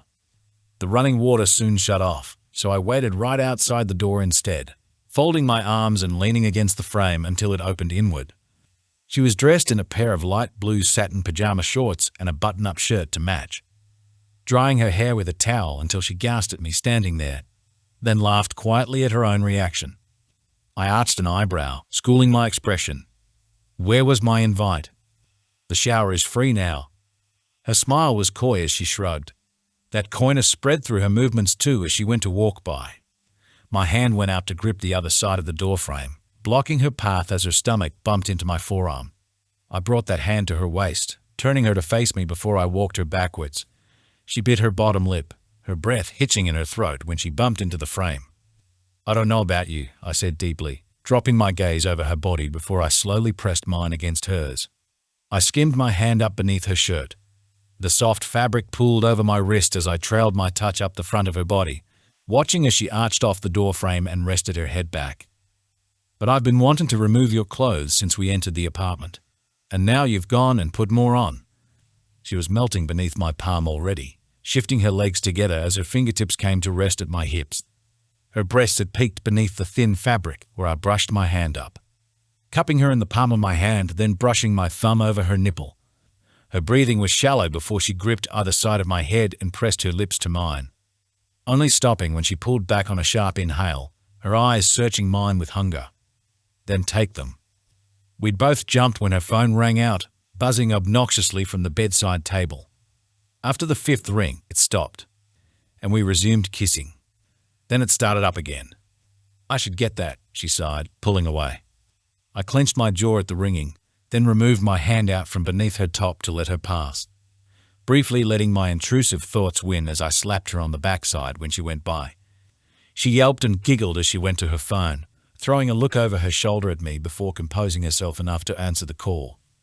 When she mouthed that it was her mother, I pressed my lips together in understanding, then headed into the bathroom. With nothing better to do, I had a shower, a quick, lukewarm shower that did nothing to ease the subtle tension in my cock whatsoever. When I was done, I went without the shirt. Removing it with the bruises on my ribs had been painful enough, and I wasn't about to go through that again trying to pull the thing over my head. Lily was still on the phone as I walked out of the in-suit, so I sat on the end of her bed, dropping my shirt on the covers as I watched her slowly pace the floor in front of me. Her head nodded along to whatever her mother was saying. Meanwhile, mine had tilted to one side as my eyes went down to her legs in those short shorts. She eventually slowed to a stop in front of me, rubbing the back of her neck as she cringed slightly and said, "Do you mind if Candace does it?"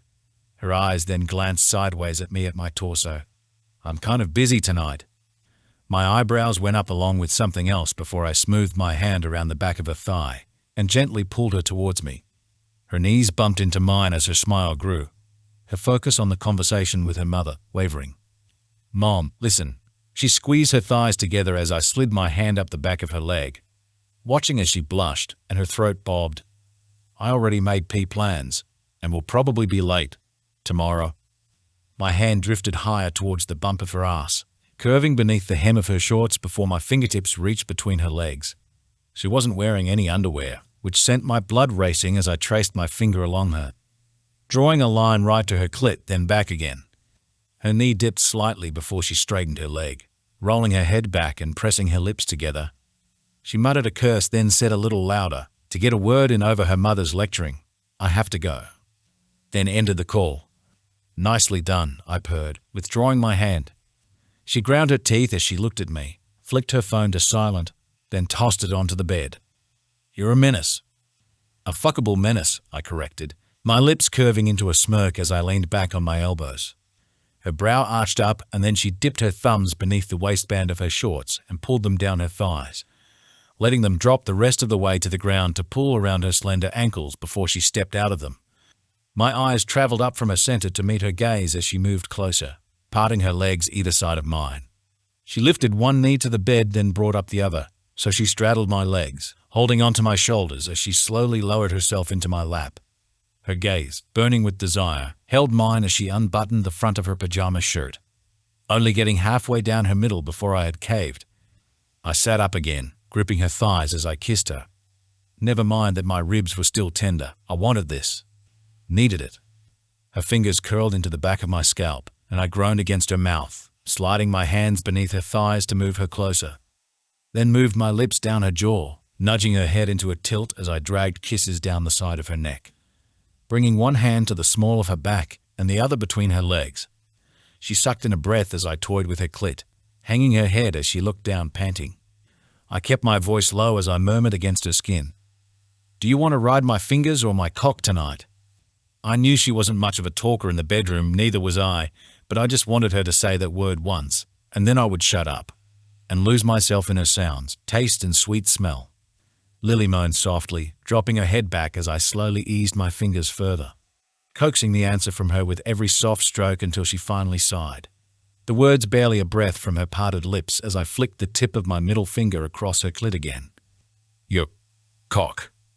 I smiled lazily against her skin, bringing my hands back to her thighs. My jeans had become unbearably tight. "You know where it is." Lily trailed her hands down from my shoulders instantly, her mouth finding mine again as her touch traveled across the planes of my body. Going straight down, my stomach tightened as she reached the zip of my jeans. Just as quickly as she'd removed her own shorts, she popped open the button, then pulled the zipper down, easing the strain before she tugged my briefs down too. She pulled away from the kiss, resting her forehead to mine as she looked down, tucking her bottom lip between her teeth before she very lightly trailed her fingertip up my shaft, following one of the thicker veins to the tip.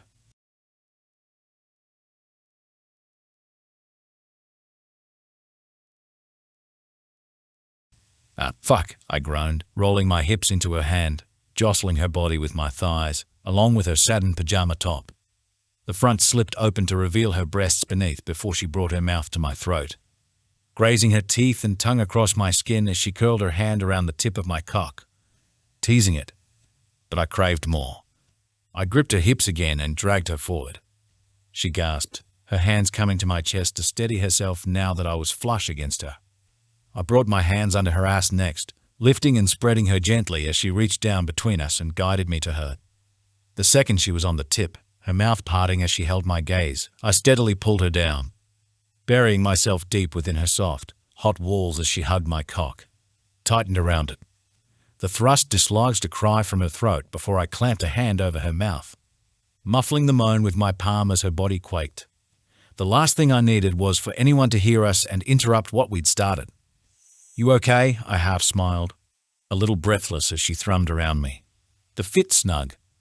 Her eyes only rolled back in pleasure as she nodded against my hand, slowly grinding against me, shifting the pressure around me as her face flushed pink. I removed my hand from over her mouth, finding her lips still parted. It felt perfect. All of it. She cupped my face in her hands, kissing me as I moved us further up the bed, one arm around her waist to hold her in place, while the other was braced on the mattress. The movement rolled my pants further down my thighs, but I couldn't be bothered leaving the bed to remove them. So halfway down my legs, it was as Lily remained seated on my hips. Her own shirt hung loose and open from her shoulders. I lay down first, and when she didn't come down soon enough, I thrust up, bumping her forward so she lay on top of me, her arms either side of my head. The pain that radiated from my bruised ribs was an afterthought, and somehow made fucking her 10 times better. I found pleasure in that pain, sucking in a breath her scent when her body pressed down onto mine and she kissed me. My hand splayed on her back, then smoothed out over her skin in different directions, one coming to the back of her head, bunching her shirt in the process, the other skimming down over her ass to touch where we were joined. She breathed out heavily onto my lips, moaning softly when she rolled her hips, sliding herself on and off me before she pushed herself up from my chest, settling down around me once again. Her pajama top slipped down from one shoulder as she straightened her spine and began riding me with deep, slow, tantalizing gyrations. gently curling her nails into my chest as she closed her eyes. She was exploring how this felt being on top for the first time, and I was completely okay with laying back and letting her go to town. If riding me like this was how she wanted it, then so be it. Even if I was fighting every urge in my body to flip her over. My fingers dug into her ass as she ground a little harder. My eyes flicking between where we were joined, where I was about to fucking burst, or on her face. Her beautiful fucking face. "Fuck, Lily," I hissed. She was hot pink and glistening for me, sliding and grinding on my cock with her eyes hooded and face flushed. Biting on her bottom lip as she pulled me in and dragged me out of her tightening walls, leaving behind a wetter trail each time. My cock throbbed and she felt it, moaning as she arched back and gripped my thighs, her shirt dropping to her wrists and waist.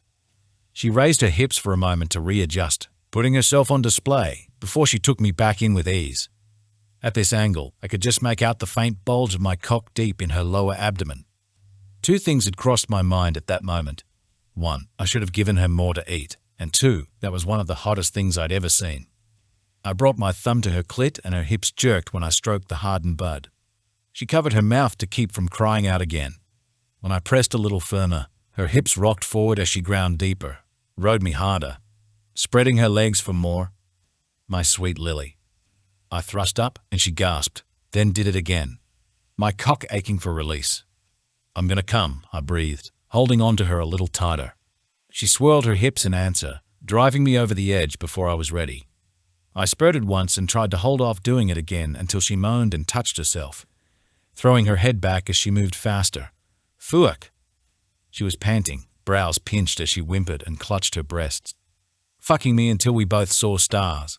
Then she clenched tightly, her hips bucking as a moan caught in her throat, and she shuddered. It didn't take me long to follow. I hissed, thrusting up as I came again and again, throbbing 4 or 5 times as she slowed her rhythm, gently riding it out while her body grew tired and legs shook. I pushed myself up off the bed, my own muscles trembling as I brought my hand to her back. She dropped her head against my shoulder, her breath ragged and hair a little damp. She was exhausted but content.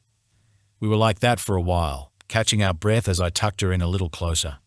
She sighed as I pulled her legs around me, then left a kiss on my collarbone as I stroked her back and lifted her shirt back up to her shoulders. When the quaking in her legs subsided, I lay her down and wiped us clean with my shirt. Her first. She hummed softly at the feeling, her hips slowly writhing beneath my touch. I only left her for a second to rinse the shirt in the bathroom, leaving it in the sink before I returned to the bed. She closed her eyes when I planted a kiss on her inner thigh, letting my lips linger on the softness of her skin, the warmth of it as I breathed her in. "We should shower," she said tiredly, looking down at me through hooded eyes. I smiled against her thigh. "If you like, I just want to stay here a little longer." Leaning across the bed, propped up on my elbow, between her legs while I caressed a hand up her calf. She huffed a laugh, then closed her eyes again, smiling faintly as she breathed out heavily. Her shirt remained unbuttoned, save for the few at the bottom, but she hadn't bothered to cover herself, completely comfortable in her own skin. I shifted my weight to my forearms, keeping my eyes on her as I crawled up between her legs. She didn't open her eyes as I wrapped my arms up beneath her and lay my head on her chest, but combed her fingers lightly through my hair, then down to my shoulder blades, drawing swirls with her fingertips as I dozed off listening to her heart.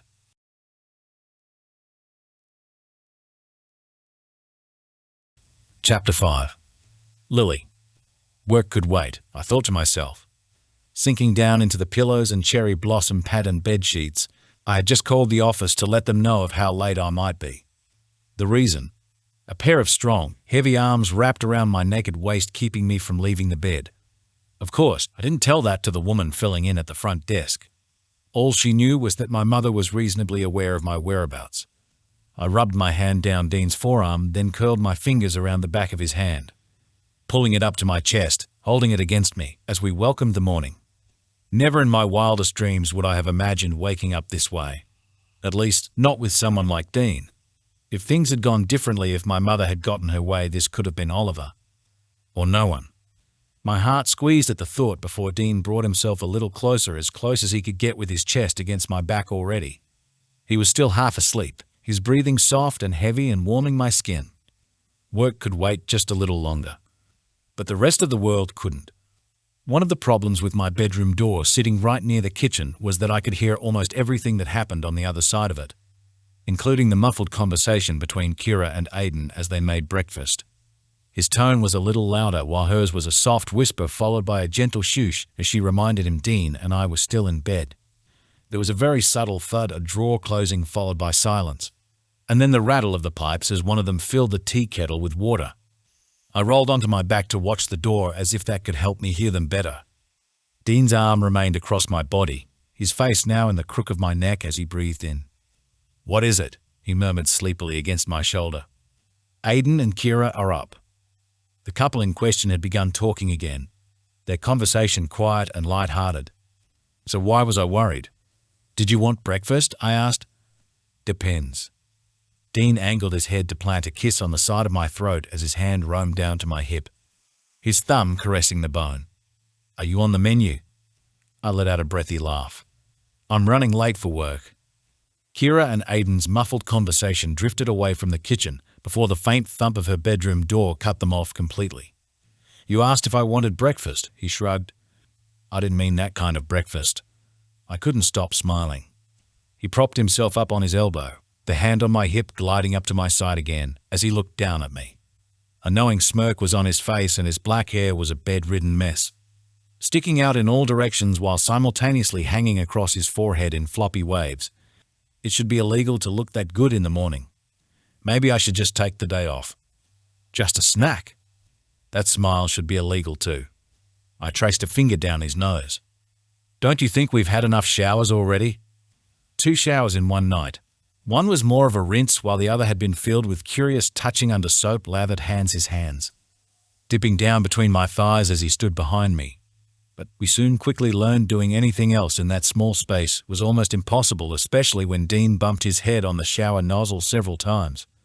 Dean gave me a lopsided grin, then kissed my lips tenderly, unrushed and sweet as he brushed his thumb in small, soothing circles at my side. He'd made his intentions for this morning clear, but he wouldn't push it. Not unless I gave him the okay, which was very quickly becoming a possibility. Getting ready for work was sinking lower on my list of things to do today, pushed to the back of my mind as I turned onto my side to face him and lifted a leg over his hip, bringing my hands around his neck when I felt him against me. "That was fast," I muttered, glancing down between us. "Morning," he half smiled, then kissed me again, only to mutter against my mouth, "I take it you are on the breakfast menu." I deepened the kiss in answer. Dean lay me back, moving to rest between my legs before he began his descent, taking his time to kiss every inch of skin he could get his lips on before he disappeared beneath the sheets. "What are you doing for dinner tonight?" Dean asked as he pulled up the zip of his jeans. "Nothing. Unless you have a better idea?" I looked over my shoulder at him expectantly as I buttoned up my white blouse. The both of us stood at the end of my bed, finally putting on clothes and getting our day started after we took our time. Waking up, I couldn't help that my eyes had wandered over his physique several times. He half smiled, reaching for the black shirt on the bed, one of many he had left at the apartment. "We should go out to a restaurant or something. Maybe see a movie." "You aren't sick of me?" I turned to face him as I tucked the hem of my shirt loosely into the beige slacks I wore. His eyes raked over me before he pulled his own shirt over his head, covering the deep blue bruises on his ribs before his head re-emerged through the neck hole, revealing a cocky smirk on his face. "Never." My heart fluttered, but I crossed my arms, tilting my head to one side as I nodded to his face to the smirk that remained. "What are you thinking?" "You really want to know?" Dean stepped into the space between us, then tucked a finger down the hem of my pants to tug me forward, meeting him halfway as I bumped into his chest. "Well, now I really do," I smiled, gesturing to the space between us as he habitually drew a finger along my jawline, then continued the line down the side of my neck. His eyes, following his movements, softened with a different kind of emotion. The haughtiness quickly faded as he met my gaze again. His hand slowed before he brushed my hair from my shoulder, catching a strand between his fingertips. "Even if it scares you, I think we've established that nothing either of us say will scare the other off." I frowned slightly, smile wavering as I reached for his hand. "What is it?" Though his smile was faint, his mind was at war behind those beautiful eyes, filled with urgency and hesitation as he studied my face. Realization suddenly sank into his expression. When he cupped my cheek, I sucked in a short breath. "What?" I asked softly. His thumb stroked my cheekbone before he sighed. "Fuck me, this is harder than I thought." "Should I be worried about us?" I went to step back. No, no, no, he huffed, smiling quickly. "It's not that. Fucking hell, it'll never be that. I've just never felt so, He pressed his lips together, jaw feathering but eyes alight with, "Oh, Dean, if you don't speak." The room was filled with a distant beeping. Not from within the room or inside the apartment, but throughout the entire building. Dean frowned as he looked up. "Is that a fire alarm?" "Yes, but it's probably nothing." In answer to my assumption, an automated voice crackled throughout the apartment block, warning everyone to evacuate safely. "You've got to be kidding me," I muttered to the air. I wanted to find wherever the speakers were and rip them from the wall just so Dean could tell me what was on his mind. Dean chuckled. "Does this happen often?" "Yes, it's usually because someone has burned their toast or something." A knock on the bedroom door was next, followed by Kira politely saying, "Sorry to interrupt, but we have to evacuate. So, put some pants on and get downstairs." "Thanks, Kira." I pressed my lips together and eyed Dean. "You were saying?" He cringed. "Rain check?" "Dean. It can wait." He backed away towards the bedroom door, a lopsided smile on his face as he patted down the pockets of his jeans, double-checking he had everything before he left. Avoiding the topic. "Why can't you tell me now?"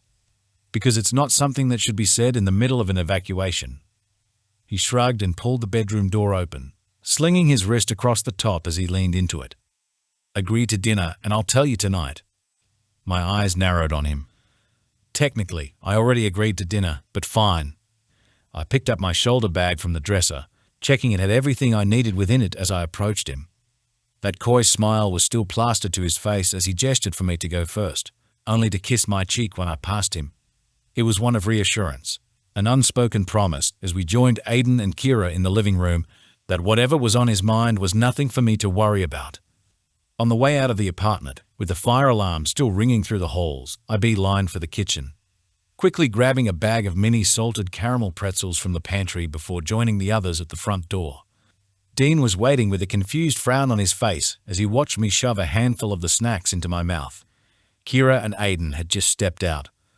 I smiled sheepishly with my lips closed, swallowed part of the mouthful, then mumbled, "Breakfast." "You know I'm driven you to work, right? We could have picked something up on the way," he said as he closed the door behind us. I shrugged and popped another pretzel into my mouth before offering him the bag. "Breakfast appetizer, then?" He chuckled and took a handful, turning one of the pretzels over in his hand before tossing it into his mouth as his knowing smile returned. "I've already had my appetizer." I waved politely at Susan and her husband as they overtook us on our way to the end of the hallway, trying to keep my blushing at bay and instead focusing on the way Susan's husband, Henry, had done a subtle double-take at Dean. There was a subtle recognition on Henry's face before he'd moved on with his wife, joining the stream of tenants all heading for the stairwell. With the elevators off limits in fire emergencies, even if there was no fire, moving down the stairwell was tedious. At least we were moving. "I kinda wish Kira's parents owned one of the apartments with access to a fire escape," I said, stuffing the empty pretzel packaging into my bag. "I don't think the people that have one would want to use them." "They aren't exactly stable," Dean murmured, standing a foot above the rest as we reached the second-floor landing. He scratched at the scar across his right eyebrow. I'd almost forgotten he'd slipped on one of those fire escapes the night we met. He'd been running from Marcus Woods from a job gone wrong when Marcus had shot at him instead of handing money over, a mistake that had led to his murder. I shuddered a little, glancing over my shoulder to the door of Marcus's still empty apartment. He hadn't been killed there, but people still weren't comfortable with moving into the apartment of a man who'd been hunted down by a gang. We descended the second flight of stairs, still moving slowly as the fire alarm beeped through the chatter echoing up the stairwell. Dean's phone buzzed from within his back pocket and he fished it out, his jaw instantly clenching as he concentrated on the screen. Whatever it was had cast a shadow over his face. I spoke quietly. "Antonia?" He shook his head. Seb said Murphy's back. The Irish guy? The ex-MMA fighter who'd broken Dean's ribs so many years ago. He hadn't been back to the basement in so long. I thought maybe he had given up. "Yeah." His phone buzzed with a new text, one that meant leaving the chat he had with Seb and caused his frown to deepen. "And Antonio wants me fighting again tonight." I couldn't help that I balked a little, not because it ruined our dinner plans, but because Dean wasn't ready to fight again. At least, his body wasn't. "You've barely healed from the last one," I said, gesturing to his ribs, the small cut on his cheek. He looked at me but didn't have to say the words out loud. "But you don't get a say," I nodded slowly in disappointment. "I can handle Murphy. I know what he's like." "Yes, but," I lowered my voice as we got to the first floor, walking with everyone else towards the front door. "That's when you aren't already bruised." Dean half smiled as he put his phone away, then joined that same hand to mine. "I'll be okay, Lily." "Touch wood." "What?" "Touch something wooden so you don't jinx yourself." He scoffed as we neared the front doors. "Lily, I pressed his hand to the wooden door frame. Yes, it was a silly superstition, but I didn't want him risking anything. As we stepped outside, he pulled me just a little closer, parting us from the crowd as we approached Kira and Aiden waiting on the sidewalk. "Nothing will happen." I covered his mouth quickly with my fingertips. "Don't say it." He smiled against them, then nodded in defeat. "Good." Dean and I didn't wait around long. I had to get to work anyway, but Kira agreed she'd let me know what caused the emergency evacuation. Everyone just had to wait for the firefighters to turn up to find out exactly what. We were just about to say our goodbyes when Aiden said, "Looking forward to the fight." The look on Dean's face said enough as he leveled Aiden with a very subtle glare. "I'm in a private group on the socials," Aiden continued. "One of Murphy's guys is in it and likes reminding us when he's fighting you next." "Good to know," Dean drawled. Aiden grinned, but it didn't reach his eyes, then wrapped an arm around Kira and pulled her into his side. "We're looking forward to tonight, aren't we, babe?" In the briefest of moments, she had let her mask slip, grimacing when his hand curled around her bicep and squeezed before she smiled quickly. "Yep." Kira was still in her pajamas, an oversized t-shirt and a pair of tights that she must have pulled on this morning. Unbeknownst to Aiden, as he gently squeezed at her bicep again and brought his attention to Dean and I plastering a fake smile on his face when he did, his hand had bunched the sleeve of Kira's shirt, pulling it up just enough to reveal a small, yellowing mark above the bend in her elbow. The alarm hadn't been a mistake, but it also had been for anything too dramatic. An hour after Dean had dropped me off at the office, a fresh bagel in my hand, Kira had texted the details of what had set off the fire alarms in the apartment block. Someone had accidentally set fire to their living room curtains after leaving a candle burning too close. The small fire was a mere blip on my list of concerns that morning, the first being Dean's upcoming fight. The second was that mark on Kira's arm. Not a blob of paint or the pollen from any of her flowering plants, but a bruise. Sure, Kira could be accident-prone sometimes, but she wasn't a complete klutz. Plus, doorknobs didn't exactly leave behind fingerprint-sized marks. That's if she used that excuse. I had made a mental note, as I sat in the office, to figure out a way to bring it up with Kira, hopefully when she was on her own and only if she was completely comfortable talking about it. It felt ridiculous to even be thinking of it, accusing someone of it. It was a dangerous assumption, and if I got it wrong, Kira mightn't forgive me for judging her boyfriend so harshly. But I had seen her smile waver and watched as she flinched. Dean had noticed things too. I knew what a bruise looked like when at age I was dating a guy whose part-time job included bruising as part of the payroll. The rain had returned, along with a fierce storm that whipped through the streets of downtown Brooklyn with strong winds, but it was hard to hear the grumble of the thunder over the roar of the crowd as another fight ended. Whoever had put out the word that Dean and Murphy were making their long-awaited reunion had outdone themselves. I had never seen the area around the fight pit so packed. Kira and Aiden were somewhere in that crowd too. There were the regular drunk and sleazy gamblers that frequented the basement, the men everyone tried to avoid, but there were also businessmen. High-rolling businessmen in suits who surrounded themselves with a mini entourage and were conveniently pals with Antonio. I'd watched as Antonio introduced those wealthy men to Dean backstage, like he was showing off his prized racehorse. All of them planned to place hefty amounts of cash on Romeo to win tonight's fight. Dean hadn't treated them any differently to other strangers he'd met before. A curt nod paired with an expression that seemed to have those men second-guessing who was meant to be in charge. It mightn't have been intentional, but Dean had a knack for silently demanding respect, usually with one tilt of his head or a quirk of that eyebrow. This demeanor, the mask he pulled on, was so different to this morning. Soft, kind-hearted, attentive Dean was still there, but just in small doses and hidden behind a steely glare and honed focus. He curled his fists after wrapping them in gauze, then rolled his shoulders out. Calm and collected, even under the stare of a certain Irishman that hadn't left him since we'd arrived. Dean then lifted his elbow to check how much range his arm had with the bruising on his rib. When he hissed in pain, I cringed for him. Maybe sex last night wasn't such a good idea. Seb was watching too, his grimace slowly becoming a mischievous smile. So, whatever you're going to say, Dean murmured, closing his locker door before looking sidelong at Seb. A ghost of a smile on his face as he tried to keep a straight face. Don't. Noted, Seb nodded, pressing his lips together. I could almost hear his brain working around whatever it was that was on his mind before he opened his mouth again. Speaking quickly, I just wanted to know if you guys had fun last night. Dean breathed out heavily. There it is. Seb's face lit up with a smile as he crossed his arms and leaned back against the lockers. His attention came to me before he wriggled his eyebrows. I told you he was good with his hands. I fought the blush creeping to my face to ask. I never got to ask how exactly you knew about that. Dean was subtly gobsmacked as he looked at me. Why are you encouraging this conversation? I shrugged. Curious. He shook his head in disbelief. Word of mouth. The girls who visited the den used to love talking about their many adventures with Romeo. Seb batted his lashes at Dean for extra effect. I will hit you. Love you too, Seb grinned. Surprisingly, hearing of what Dean used to do with other girls as vague as it was didn't bother me as much as I thought it would. If anything, it just made me strangely more excited. He was experienced. What are we calling you two, by the way? Seb asked, crossing one ankle over the other. Dean rolled his eyes. What do you mean? Couple nicknames.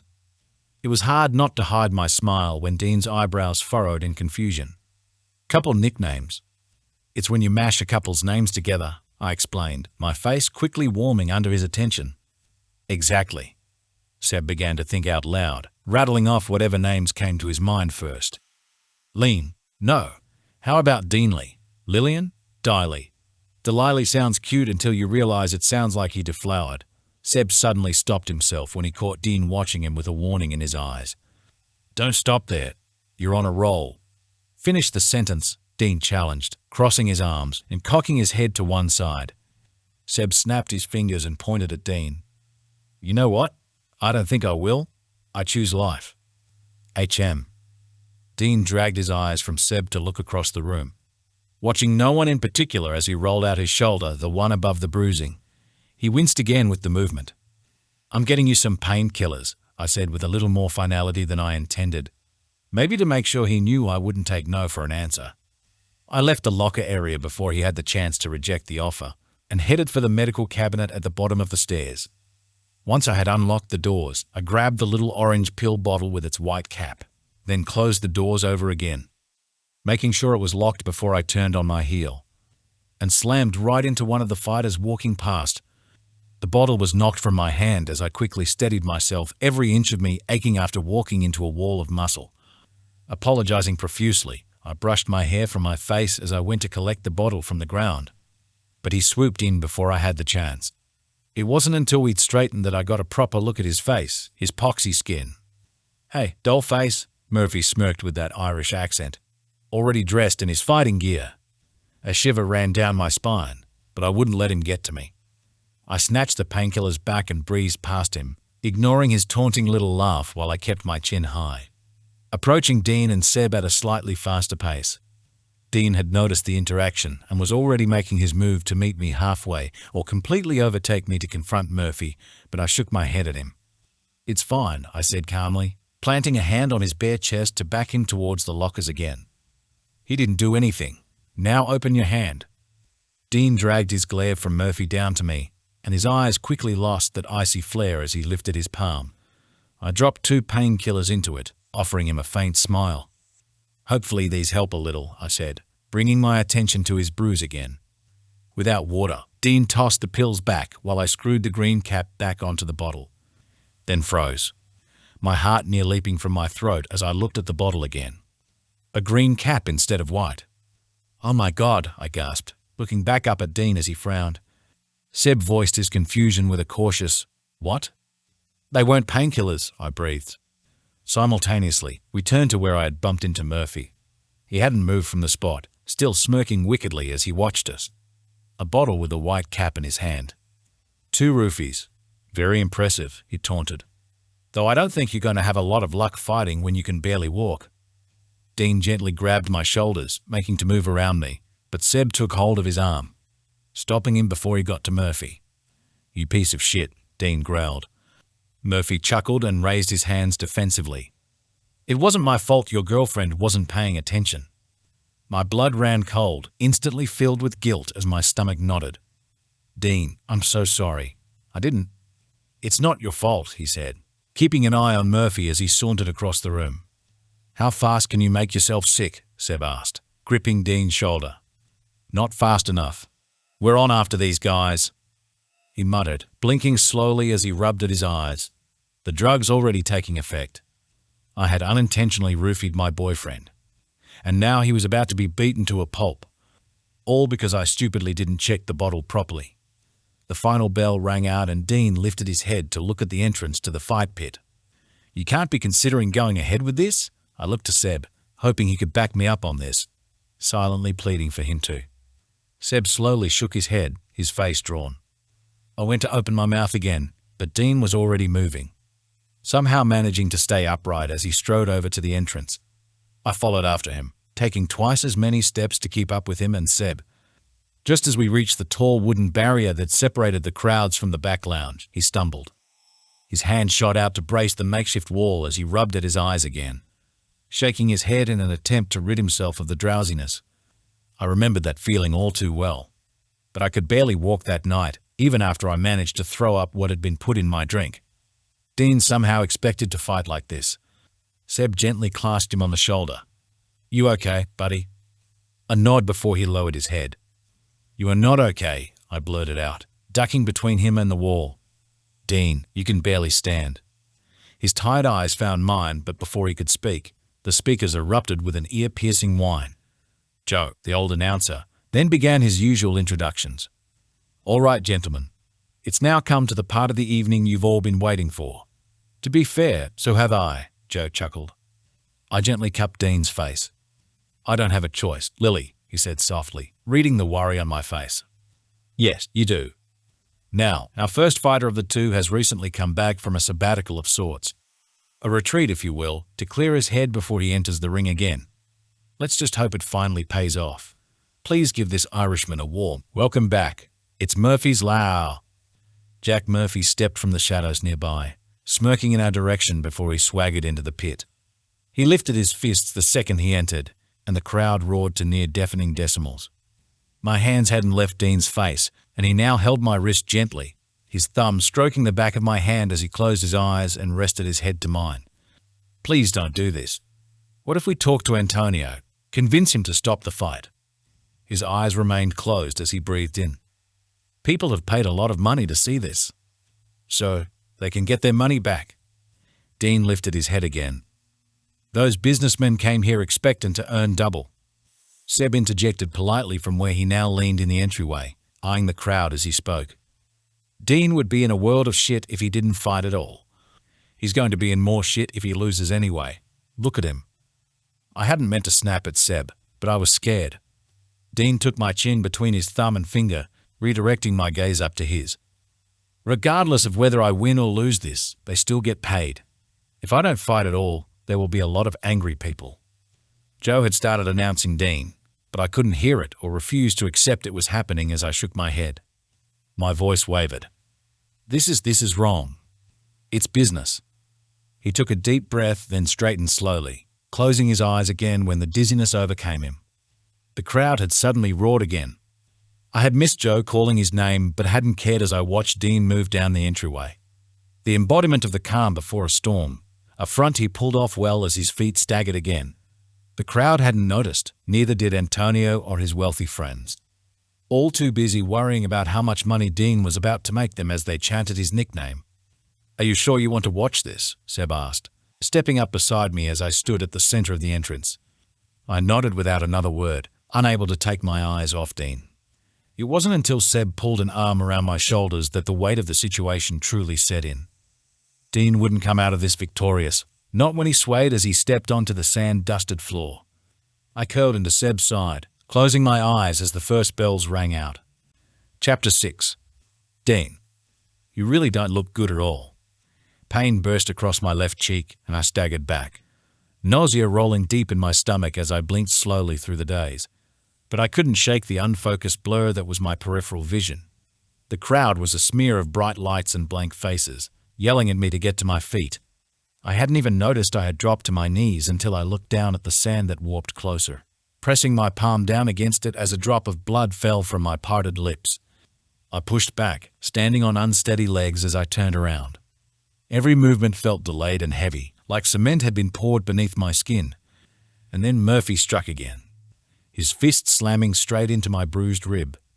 A yell ripped from my lungs, and I twisted in agony, curling forward as pain shot across the damaged skin and through my chest, leaving me winded as the air was knocked clean from my body.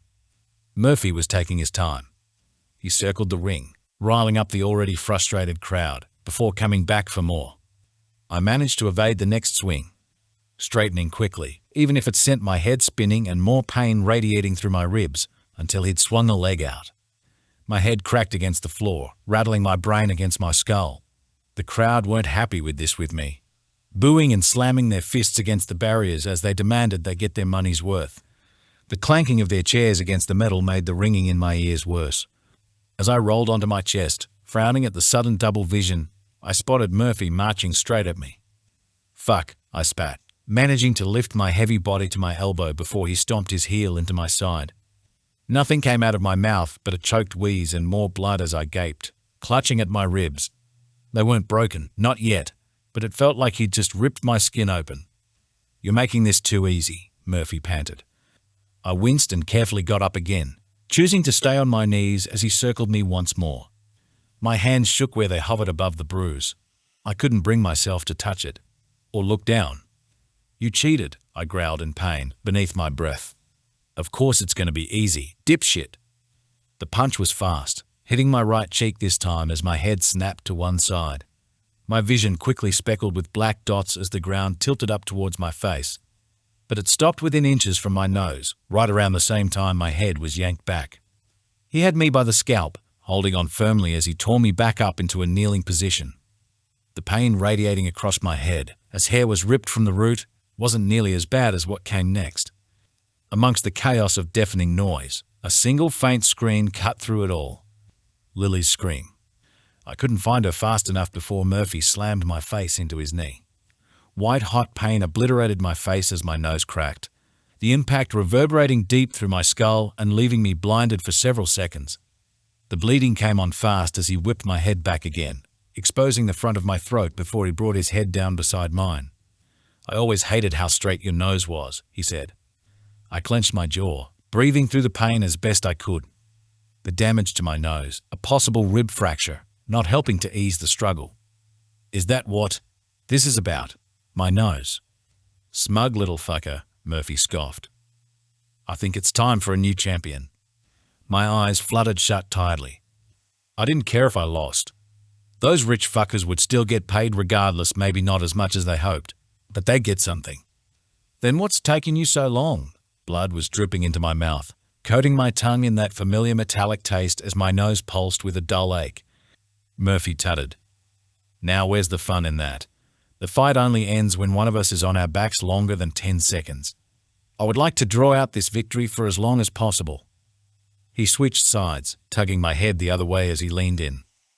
Plus, it's payback for what you did to my little brother. I frowned and slowly opened my eyes again. What? He slammed his fist into my other rib this time, not as painful but still causing my body to writhe. I was unable to bend as his grip on my scalp tightened, forcing me to remain upright. He was hospitalized a while back with a dislocated jaw. Said he was just trying to have a good time with some girl before someone interrupted him. The fucker who had spiked Lily's drink was his fucking brother? Murphy laughed at the realization that must have crossed my face before he turned my head, forcing me to look at the dim entryway of the pit. That's it, right? The girl he was talking about. He waved at her as he spoke. He said it was someone you were close to. Lily was standing beside Seb, and yet looked so alone, so vulnerable. Her hands were over her mouth and tears lined her eyes as she watched in horror at what Murphy had done to me. I felt like shit. I could only imagine how that might look for her. It was then that I realized how blind I had been, how selfish I had been. And suddenly it all caved in. Nothing like a knee to the face to put things into perspective. I should have tried harder to make her leave this place and to convince Antonio not to hire her when he did. I should have pushed her away instead of getting to know her, instead of developing feelings for her. I loved her and had wanted to tell her that this morning, but Lily was quickly becoming leverage for any opponent to use against me. Murphy knew we had something because I decided to play hero that night against his brother, but we had also gotten lazy with hiding our relationship whenever we were in the basement. How many people knew? What if someone threatened her to get to me? Before, when she had first started working at the den, she wasn't on anyone's radar, just another of Antonio's pretty employees that the fighters gawked at. Now she was a target. Cheating was allowed in the pit. Murphy proved that time and time again, but that could also mean threatening family loved ones. It was part of the reason we had the stupid nicknames to begin with, to protect the ones we cared for with anonymity. But that didn't work if the girl you dated happened to work in the same place. A girl you actually cared for and wasn't some side piece that gave you blowjobs in a bathroom stall. She shouldn't be here. She didn't belong here. When I'm done with you, Murphy continued, I was thinking of reacquainting my brother with her so he can finish what he started. I might even introduce myself. There's still plenty of those pills left, so it shouldn't be too hard for the three of us to have a little fun. I snapped. Murphy had gotten too comfortable and was caught off guard when I reached up and grabbed his wrist behind my head. Gritting my teeth through the pain as my body pleaded for me to stop moving, I pulled forward, dragging and flipping Murphy clean over my head to leave him completely blindsided and sprawled on his back in the sand. A new wave of excitement rushed through the crowd as they roared their praises. With the adrenaline pumping through my veins, clashing against the waning effects of the drugs, I slowly got to my feet, my eyes never leaving the Irishman as he scrambled to stand. Then we collided, punching, kicking, and clawing at each other as we grappled in the sand for any advantage. Every inch of me ached, but I wouldn't stop. Not until I knew Murphy couldn't hurt her. So, when I found myself on my back, with Murphy's hands tightening around my throat as he glared at me with a crazed look in his eyes, I went for the lowest of low attacks payback for when he had done it to me outside the den. When Lily had tried stepping in with her empty bottle of pepper spray, I slammed my knee up into Murphy's crotch, hard enough for something to rupture and the crowd to groan in sympathy. The kick sent Murphy careening forward, his face twisted in speechless agony as he cupped his damaged testicles. He vomited nearby while I gulped down air again, chest heaving with every breath before I rolled onto my side. When I got on my feet again, staggering slightly, I reached for my nose and twisted it quickly. Snapping it back in place with an abrupt tug, I hissed and clenched my jaw until the pain subsided. "Finish him!" one of the gamblers yelled. My attention flicked to Murphy, now slowly trying to get to his knees, and I started towards him, wiping the blood from my nose on the back of my hand as I honed in on him. The second he realized, his eyes widened before I grabbed his throat, dragging him to his knees. I don't know why I did it, but I looked up to the entrance again. Lily was still there, her eyes wide and face tear-streaked. Still scared, but not for me. She was scared of what I might do. I looked away, my hand tightening around Murphy's neck. He was grimacing, glaring at me with his teeth bared. "If I find out you or your fucking brother went near her, I will skin you alive," I growled. "It's over." Murphy grunted, throat bobbing against my hand as his voice rasped, "No." I didn't let him finish as I shoved him aside, taking a step back to wait if he'd get up again. He tried, but the pain was too much as he fell to his back, shaking his head and muttering, "No, no, no, no," to himself. The final bell rang out sooner than 10 seconds, and everyone understood why. There was no chance of him winning this when he could barely get up without dry reaching. But he still tried, clawing at the sand as he hissed and spat about having the wind stolen from him. I didn't care. I was done, and hadn't bothered waiting for Jo to announce who the winner was as I walked out of the pit again. Her expression was filled with fear and worry as her doe-blue eyes scanned the state of my body. She quickly wiped at her face, schooling her features as best she could before I slowed to a stop in front of her, swaying slightly at the sudden lack of movement. I vaguely heard Seb mention something about a water bottle before he'd left us alone. What I was about to do felt worse than the drugs wearing off. She began fussing instantly, her fingers gently brushing across my face and my ribs as she examined me quickly. I spoke tiredly. "Lily, we need to get you an ice pack and bandages." "Lily." I gently took hold of her wrists, frowning at the bloody handprints I left on her unmarred skin. "We need to talk." Her eyes went wide, but not on me as she saw something beyond my shoulder. I glanced back. Murphy was staggering towards us at speed, something silver and small glinting in his right hand. I didn't have time to question where he'd gotten the knife. Maybe one of his supporters had thrown it into the ring before I pushed Lily away, catching her off guard but creating a safe distance before I whirled, taking whatever Murphy would unleash. Instinct had me blocking the blow with my right forearm, but the knife cut clean and shallow across my skin. The blood hadn't even been spilt yet before he swung again like a madman. "I deserved that win," he bellowed, tackling me into the wooden wall. It wobbled under the impact while my own body was barely holding it together. I was tired, weak, and every breath in and out felt like a million little needles had been shot directly into my lungs. I doubted getting stabbed in the chest would be any different. Murphy brought the knife down hard and fast, and I shut my eyes, anticipating the blow, the tearing of skin, and the bleeding that would quickly follow. But it never came. Just as fast as this night had gone to shit, Murphy's attack was stopped. Seb had caught his wrist and neck before kicking his knees out from beneath him. He didn't give Murphy the chance to figure out what was happening before he'd punched him so hard across the face. Murphy's body had twisted with emotion, then slammed face down into the ground. He stayed down. "There's always one dumbass who takes winning too seriously," Seb said, nudging Murphy's foot before collecting the water bottle he dropped in order to help me. He lifted it in my direction, half smiling. "You look like shit." I took the bottle, unable to find the energy to do much else before my gaze drifted to where Lily was standing nearby. Fresh tears had fallen down her face. She'd seen too much, and I never wanted her looking that scared for me again. It hadn't taken long for Antonio to arrive, flanked by his bodyguards and his respected colleagues as they gathered in the entrance. He too was worried, but more about the outcome of his asset and less for my actual well-being. After a quick assessment of the scene, he motioned for his men to have the unconscious Murphy removed and taken anywhere else but here.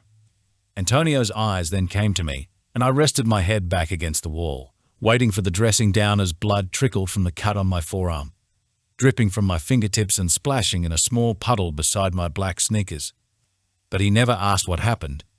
Maybe he was too embarrassed to talk about it in front of his friends. I could see the judgment in his eyes, though. He thought I'd been sloppy on purpose. "Lily," he said, snapping her attention off me. "Clean him up." She nodded in silence, then brought those eyes back to my face, searching. I pushed off the wall, unable to meet her gaze again as we left the entryway and headed for the back room. This was going to hurt.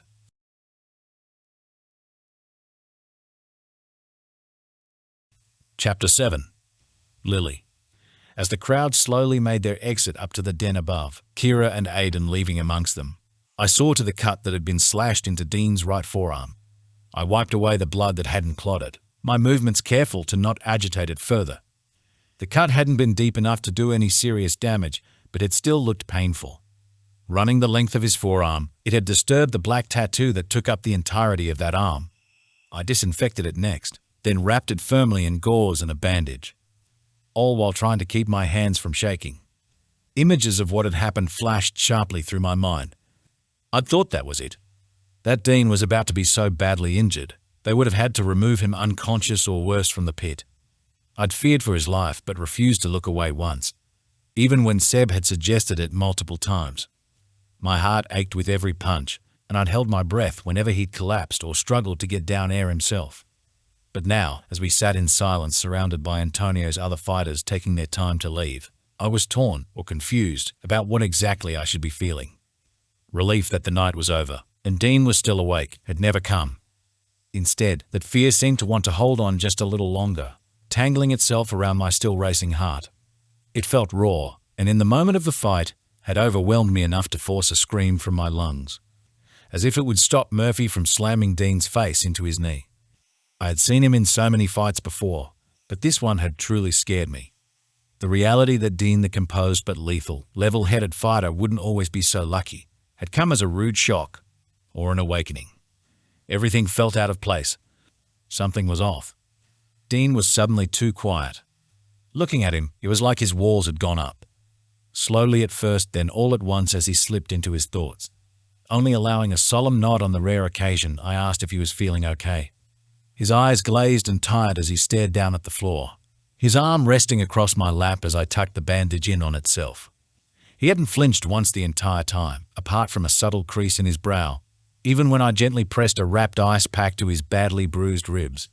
His hand had grazed mine when he wordlessly took the pack from my hands to hold it himself. It had been the only real, physical interaction we'd had, outside of the first aid, since sitting down on the couches. Seb remained on the adjacent seat, also strangely silent as he found a loose thread in his jeans, the most interesting thing in the room. It was still storming out. The wind rattled the small windows that sat high above the basement, while rain continued to bucket down beyond the back door. Every so often, as someone left through that door, a cool breeze howled across the room, kicking up dust and bringing relief from the usual humidity inside. "All done," I said quietly, turning my attention to packing up the first aid box instead of worrying why Dean had frowned. His gaze came back into focus as he looked sidelong at me, those silvery blue eyes telling me nothing about what was going on in his head. This was the Dean I remembered from the night we met in the parking lot behind the den, when he'd been a stranger. My heart began to race, and not in the way it usually did around him. I was scared and didn't know why. What had he wanted to talk about? Antonio began approaching the lounge area, coming from where he'd been in a conversation with those businessmen. His face was set in an expression of sternness, all directed at Dean as he stopped at the back of the couch Seb was on. "That was some fight," he said simply. Dean looked down. "What happened?" "It wasn't his fault," Seb offered, but trailed off at the look of warning Antonio sent down him. "I took painkillers for my bruised ribs." Dean shrugged and sat back, continuing to avoid looking up. "Murphy switched them to something else." Antonio's brows went up. "Painkillers from Lily's cabinet?" My heart stopped. I could see how it looked to him, that I might have done something to ruin the outcome of this fight. I stammered. They were from my locker," Dean said. "I mustn't have locked the door properly." If Antonio believed that, he gave off no indication of doing so as his gaze flicked between the two of us. He'd opened his mouth to add more, but was quickly distracted by the sound of steel-toed heels approaching us with haste.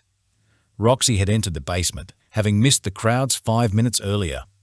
Her face was serious, almost worried, as she got to Antonio's side and muttered something to him. Seb, being the closest, tried to subtly listen in by tilting his head back. Antonio's face hadn't changed as he nodded once. Roxy backed away, wringing her hands slightly, before Antonio addressed the room of remaining fighters. "Attention, everyone. Please start leaving now through the back as calmly as you can," Antonio said, folding his hands over his cane. "I've just been informed there are 2 detectives out the front." The room went completely still. He didn't wait for anyone to ask questions before he left with Roxy, heading back up to the den to somehow distract those detectives long enough for the rest of us to get out. Even so, the fight pit had no one to dismantle it. His cleaners, who specialized in making things disappear, hadn't arrived yet. He would get caught. Maybe not charged right away, but he would be questioned. This was it. Seb and Dean, along with everyone else, headed for their lockers to clear them out as fast as they could. The latter of the two moved carefully, wincing with every movement of his arm or twist of his middle, until Seb quickly offered to step in and do the rest. I lingered by the stairs with my bag over my shoulder, my heart rate through the roof as my eyes flicked between Dean as he pulled on a black hoodie and the stairs leading up to the den. Shifting on my feet as one by one the fighters left the basement with their duffel bags and backpacks full. What if one of those detectives was my father? How would he react if he saw me here, right in the middle of it all, with the man I had brought to meet our family, a man who had suddenly stopped talking to me? Maybe he was in too much pain to speak? "That's all of it," Seb said, hastily zipping Dean's bag closed before throwing his own over his shoulder. Dean took the bag, looped it over one arm, gritting his teeth through the pain, then marched for the stairs with Seb in tow. Marched for me. His hand slipped into mine in passing, sending a foreign shock through my system before he was leading me up the stairs with the gentlest of tugs. His breathing was shallow as he held his other hand to his bruised side. That unreadable expression on his face hadn't changed. I followed him closely, clambering up the stairs just to keep up. We were the last to leave the basement, possibly for a long time, and were quickly greeted by the storm outside. No police in sight, which meant the detectives were keeping it as calm and casual as possible. The rain soaked our clothes as thunder clapped across the atmosphere with a flash, paired with fat raindrops splattering across the parking lot gravel. "I'll see you guys when I see you," Seb said, pulling on his riding jacket as he squinted through the rain. He jogged to his bike before we could respond, though one look at Dean told me he had no plans on speaking at all. His jaw was set as water dripped from his hair, sticking it to his forehead in dark wavy strands. When we got to his car, he pulled the passenger door open for me, but was looking elsewhere as I climbed in. I couldn't fight off the gnawing feeling that maybe I had done something wrong. Or maybe, like Roxy said so long ago, he had gotten bored. I sucked in a deep breath as I watched him walk around to the driver's seat, keeping his head down as the rain pelted harder. When he climbed in beside me, dropping into the seat with a hiss, he pushed the keys into the ignition. "Should you be driving?" I knew I should have asked this sooner, but my mind had been preoccupied. Still was. "I'm fine," he muttered, unable to so much as glance in my direction before he started the car. The engine kept the silence at bay, but things continued to feel wrong the entire drive back to my apartment. I hadn't known what to say to Dean and had wondered if he wanted to speak at all. But he could have still said something. Anything. The Cadillac pulled up outside the apartment too soon, where the path to the front doors shimmered with a stream of running water and the small garden hedge bowed in the winds whipping by. I had hesitated before getting out, but not because of the miserable weather outside. Dean had left the engine running. He made no indication of doing much else but stare ahead through the rain-spattered windshield. A fresh bruise bloomed on his right cheek, just below his eye, and blood was already blotting through the bandage on his arm. I couldn't help that my eyes drifted to his shirt to what lay beneath it across his ribs. My voice was quiet when I spoke. "You could come inside, if you want." Dean's eyelids fluttered in a blink as he broke his stare, slowly bringing his attention to me. It was the first time since before the fight he had actually looked at me, was seeing me. His eyebrows pulled together, and he glanced to his hand resting on the steering wheel. "I don't think spending the night together is a good idea. The cops will be looking for fighters, and probably anyone with a connection to us, or the den." "Ah, right." I nodded slowly to myself before I was chewing the inside of my cheek anxiously. He was talking now. That's all that mattered. Change the subject to something lighter. I let my lips form the faintest of smiles, maybe one in hope, as I looked at him again. "What was it you wanted to talk about?" When his frown deepened, my smile faltered.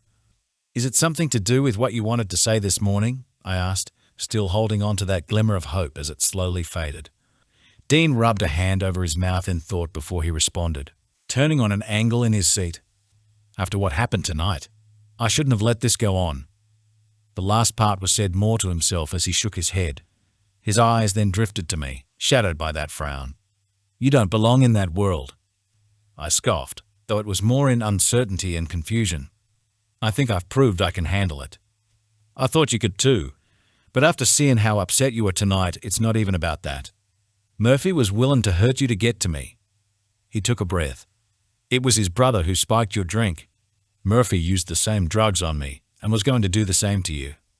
I paused as I put away this information, tried to rationalize it before it got the better of me. "Okay, so I'll just be more cautious. I don't want you there when things get bad." His eyes cut to me sharply and I swallowed. "It's not up to you, Dean. Antonio is the one who decides whether I can stay or go. I know that, but with the connection to me, it puts you at risk. I've made enemies and I don't want them ever coming after you." He rubbed at his forehead like it would help settle him, or put into focus whatever thoughts were racing around his head, causing that drawn expression on his face. "What I'm trying to say is, if we aren't so close, you'll be safer. At least until I can convince Antonio to let you go too." Thunder rumbled through the silence, overtaking the low hum of the engine, as the realization quickly set in, weighing heavily in the space between us and suffocating the air from my lungs. It had started as a small ache in my chest, a small fracture across the front of my heart that was sure to shatter at the lightest of taps. I was unable to pull my gaze from my knees as I clutched my bag to my stomach. Please, don't do this, I whispered. He cleared his throat and continued, shifting in his seat so he was facing straight ahead.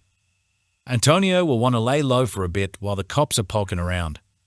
Dean, he probably wouldn't be too fazed if you left while he was in hiding. You're a clean slate to him. I released a shuddering breath. This isn't happening.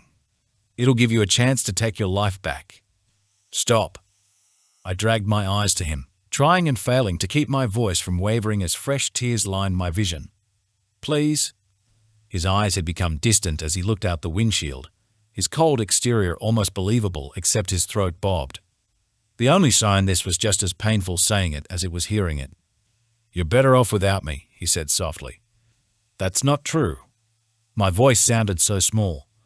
It is. Another flash of lightning illuminated the watery glaze in his eyes before he'd quickly wiped them with the back of his hand. Almost as fast, he'd schooled his features, clearing his throat as he frowned briefly. Indin it now is just better for you. The words hit me like a freight train to the chest, leaving behind a gaping hole where my heart should be. With just a simple sentence, he'd cast aside everything we had, what we'd shared. I found myself waiting for him to say it had been a mistake, and he wanted to find a solution instead of doing this. But he remained silent, slowly settling back into his seat as he thumbed the bottom of the steering wheel. A muscle feathered in his jaw when his nostrils had flared, and a single tear skimmed down his bruised cheek. He hadn't bothered to wipe this one away, not when it fell to his forearm. My eyes tracked where it went until I was staring blankly at nothing. When I tried to speak again, it sounded distant compared to the pounding in my ears. You once said you wouldn't go anywhere. I lied. He didn't mean it. I could hear it in his voice that he didn't mean it. I could see it in his eyes that he didn't mean it. Well, that's what I told myself to make this a little less painful, to save what was left of my heart as it shattered into a million tiny pieces. The bubble had burst. My mind had switched to autopilot like the many other times whenever anything had gone to shit and my hands were reaching for the seatbelt buckle or hastily looping my bag over my shoulder. I couldn't remember when the tears had started falling until I had looked at him again and tried to pull myself together as he watched me. His tearful gaze had softened, but his jaw remained tight. All my life, I've had decisions made for me, I said quietly, willing myself to get the words out before I completely fell apart. I know a lot of that was down to me, that I should have said no more, but I thought you were different from them. Lily. Pain contorted his features before he'd reached across to brush the tears from my cheek. But he stopped himself and lowered his hand. The goodbye never made it past my lips, swallowed up by the lump in my throat before I had pushed the car door open and stepped out into the rain. I couldn't feel it against my skin as I made the walk up to the front doors of the apartment block, but my hair and clothes were soaked more than before. Every step away caused the ache in my chest to grow, spreading under my skin until my entire body physically hurt. I was silently sobbing by the time I had crossed the threshold into the foyer, holding myself around the middle. The tears on my face had mixed with the rainwater that dripped from my hair. I hadn't looked back, I didn't think I could, but as the doors swung over again, that familiar rumbling eased off down the road until it had faded into the sound of the storm. He was gone, and I didn't think it was possible for my heart to break further. I had been a fool for falling in love so fast, for thinking a guy like him might ever feel the same towards me. We were too different, and I was the stupid, naive girl that was bound to get hurt sooner or later.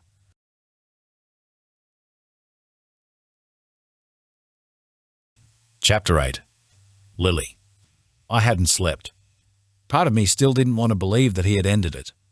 The other parts of me, most of me, felt completely broken. Through every moment I tried to accept it, I crumpled again, soaking my pillowcase with fresh tears as I buried myself beneath the covers. They still smelt like him. I nestled my head deeper into my pillow, keeping my eyes shut as if that could keep reality at bay, to at least pretend what had happened in his car had been a horrible dream. The familiar ding of a text coming through broke the silence of the room. I knew better than to get my hopes up, but I couldn't help how fast I reached for my phone on the bedside table. A text from my mother was the only notification on my lock screen. Mom, are you ever coming into work again at all? You can't keep allowing a relationship to distract you from everything else. Her words felt like a punch to my already bruised heart. But she didn't know about what had happened in the past 24 hours. How much had changed. Dean broke up with me. Admitting it for the first time made it hurt more. I sucked in a sob as I watched the typing bubble pop up beside my mother's icon. This was what she wanted. She would say something harsh about it being good that it happened. I wouldn't be surprised if she'd already started plotting another date with one of her friend's sons. The typing bubble disappeared, then reappeared after a pause. "Mom, I'm sorry, honey." There was another long pause before she sent through the next text. "Mom, we do need you at the office." "Mom, working might get your mind off it." I put my phone down beside my pillow, unsure if I could pull myself from this state to even walk into work. Everything hurt too much. Kyra never made it back last night. I figured she'd probably spent the night at Aiden's. My phone dinged again, and I sucked in a breath of anticipation as I read the screen. Only for that hope to disappear again as I found a text from Jen instead. She'd added me to a group chat with Xavier and was checking in after what had happened at the den. Both had been questioned by detectives and neither of them was in trouble, having denied anything and everything they knew of the basement. But that was only part of why Jen had texted in the first place. "Jen, have you seen the news?" I frowned and wiped my eyes. As I propped myself up on my elbow, she sent through a newspaper article. During the early hours of this morning, several hours after the detectives had dropped by to speak with the owner, the den had been burned to the ground. Everything inside burned to nothing but ash and the skeletal remains of a building. There were witness reports of hearing explosions, which explained why it would have burned so quickly before anything could be salvaged and used in evidence. They described the fire as suspicious, but we all knew better. Antonio would have had someone do this deliberately. Xavier, damn. Xavier, so I guess we're unemployed now. I wasn't sure how to respond to anything. Truthfully, I wasn't bothered to do so. I didn't care for the den or Antonio or anything that happened within that place. I switched my phone to silent, then rolled over beneath the covers, pulling my spare pillow closer to my chest. It was amazing how fast someone could become a stranger again, and how quickly it took for me to fall into a miserable daze as I sat on my couch, eating chocolate chip ice cream directly from the tub. I'd somehow managed to drag myself into work this morning. Nothing more than an emotionally drained shell of a person that painted on a fake smile and happy facade for the clients. The second I was home again, the apartment to myself with Kyra at work, I changed into my pajamas, tucked myself up in front of the TV, and wiped the mask away. Being alone didn't help, only making that ache in my chest worse with the growing loneliness. But I also had no intention of moving from the couch, so I watched any movie outside the romance genre just to keep my mind blank. That didn't help either. Everything reminded me of him. When the front door opened on a quiet click, I wiped my eyes with the hem of my shirt. Kyra had spent the night at Aiden's, and because I had worked this morning and she had had an afternoon shift, we hadn't seen each other since before the fight, before my world had been turned on its head for a second time. I wanted to get a leash on my emotions first before I brought up the bruise on her arm again. It had been too long since the last time we had sat down to vent to each other. This time around would probably just be our heaviest one yet if she was inclined to sharing. Kyra singing out her usual hello whenever she got home had become a thing of the past. I couldn't remember when she had done it last. Nor could I think of the exact moment her cheery arrivals had diminished. The skip in her step that made her red curls bounce had gone, so had the many plants in the apartment. Either wilted or dead, save for the few that could survive being forgotten. When she walked into the living room this time, she'd barely looked in my direction as she passed by the couch on her way to the kitchen. Mustering the slightest of smiles when she reached the fridge, she pulled open the freezer door and simultaneously brushed her thick hair behind her ear, only to then move it back again quickly in realization. It was too late, though. I had already seen what marked her right cheekbone and pushed up from the couch to get to her side. "Kyra, what the hell happened?" I asked in urgency. "It's nothing. I tripped," she said quickly, taking a bag of frozen peas from the freezer to press to her cheek. She winced, then offered me a smile. "I thought you might have been hanging out with Dean for lunch before I got home." Something pinched in my chest at the mention of his name, but I kept focused, reaching across to brush her hair back carefully to get a better look at the bruising. "Did Aiden do this?" She pulled back slightly, her brown eyes widening as she shook her head quickly. A warning to keep my voice low because we weren't the only ones home. Her attention then drifted to beyond my shoulder. "Nice to know you think of me so highly, Lily," Aiden said sharply. I turned to find him standing by the hallway, his eyes narrowed on me. Usually, I would have expected my heart to race or completely stop after being overhead. I might have even stammered over an apology if I didn't loathe the sight of him. My heart was too hurt to care. I squared my shoulders. You can't blame me for being cautious. Not all men are out to abuse women, he scoffed spitefully. Aiden, she didn't mean it, Kira said quickly. Sure she didn't. His glare was on me for a second longer before he walked into Kira's room, shutting the door firmly behind him. Asshole. Kira's voice was soft when she spoke again. I told you it was nothing. I'm sorry. I shouldn't have jumped to conclusions about the bruises. Even if I was doubtful, any of what Kira had said was the truth. I wanted to believe her, but also knew tripping wouldn't leave a perfect bruise on a cheek. Kira smiled, but it wasn't as bright as it could have been. Everything is okay, okay? I decided not to push the subject and smiled faintly. Okay. Her attention soon drifted in the direction of the couch, where a tissue box sat on the coffee table beside the half-empty ice cream tub.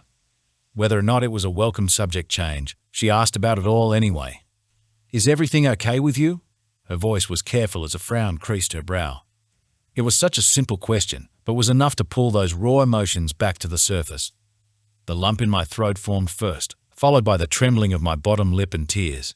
I shook my head and covered my face, crumbling from the inside before Kira pulled me into a hug.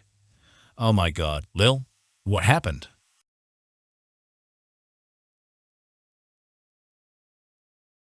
Chapter 9. Lily. Saturday had come too fast. An entire week had gone by before I had even realized it. The entire thing had all been like a horrible dream that left me functionless and miserable. My days had blurred together, but I had begun to see that, with the sudden radio silence from someone I had given my heart to. I had left that world his world just as fast as I had fallen into it. And now I was sitting down to lunch with my family, who all knew what happened between Dean and me, but never broached the subject. Meanwhile, I was just trying to feel normal again, or at least pretending to. There was no surprise when my father's choice of lunch conversation moved on to the investigation into the den. He'd spearheaded the movement that night, questioning Antonio himself when he had gone upstairs. The imagery of that alone sent a shudder down my spine. He'd been working his way through each of Antonio's business locations over the past couple of months, gathering the information needed in order to build a case and develop a warrant for Antonio's arrest. I schooled my features into an expression of shock and interest while listening to his story. My insides, however, had twisted into a knot so tight I'd lost my appetite for the garden salad and chicken on my plate. Mr. Giovanni seems to have gone underground since, he added, grinding his jaw slightly before taking a sip from his glass of water. What about the fighters? Jane asked, popping a cube of cheese into her mouth. Have you tracked down any of them? Don't speak with your mouth full, Mum muttered sharply. Jane rolled her eyes, but Dad had continued regardless. Unfortunately, no. There were no records of them kept on site, unless those were burned in the fire. For a moment his eyes had drifted to me, and I straightened slowly, holding my breath as I waited. For what? I didn't know. But he knew something or had figured something out based on that look alone.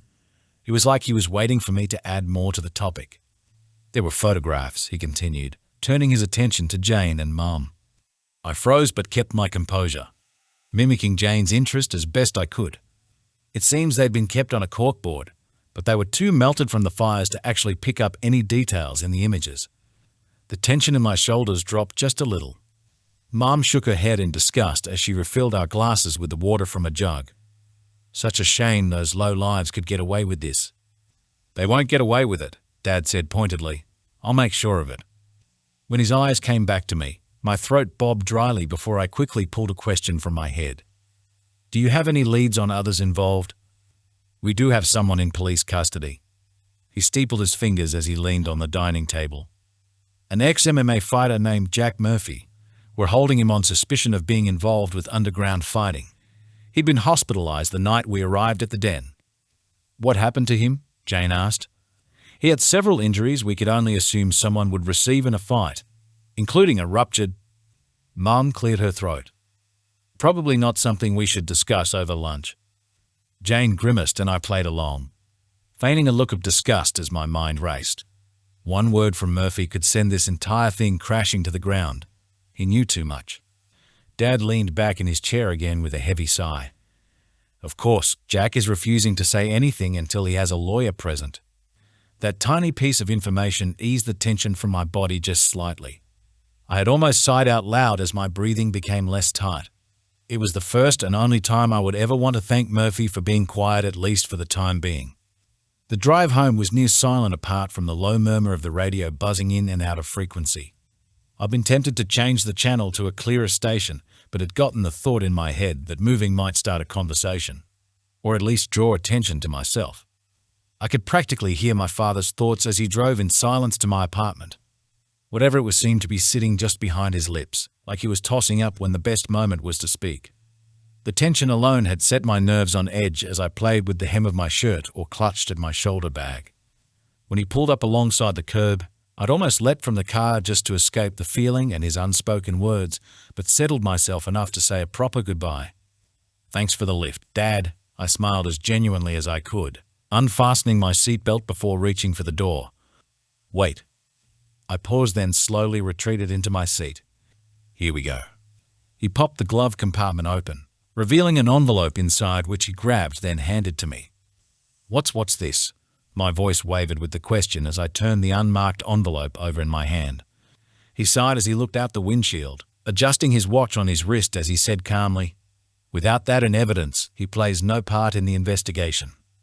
I hesitated when I looked at him, wondering if I was hearing him properly. Whatever was inside the envelope had something to do with Dean, and I wasn't sure how to feel. "I know the two of you aren't together anymore, but I saw the way you looked at each other." He cleared his throat, brushing aside his reasoning. "He better have been worth it." A fresh wave of emotion threatened to bubble over, but I quickly wiped at my eyes, staying silent as I looked back down at the envelope. "Thank you," I said quietly. He nodded once without a word before I climbed out of the car in complete disbelief.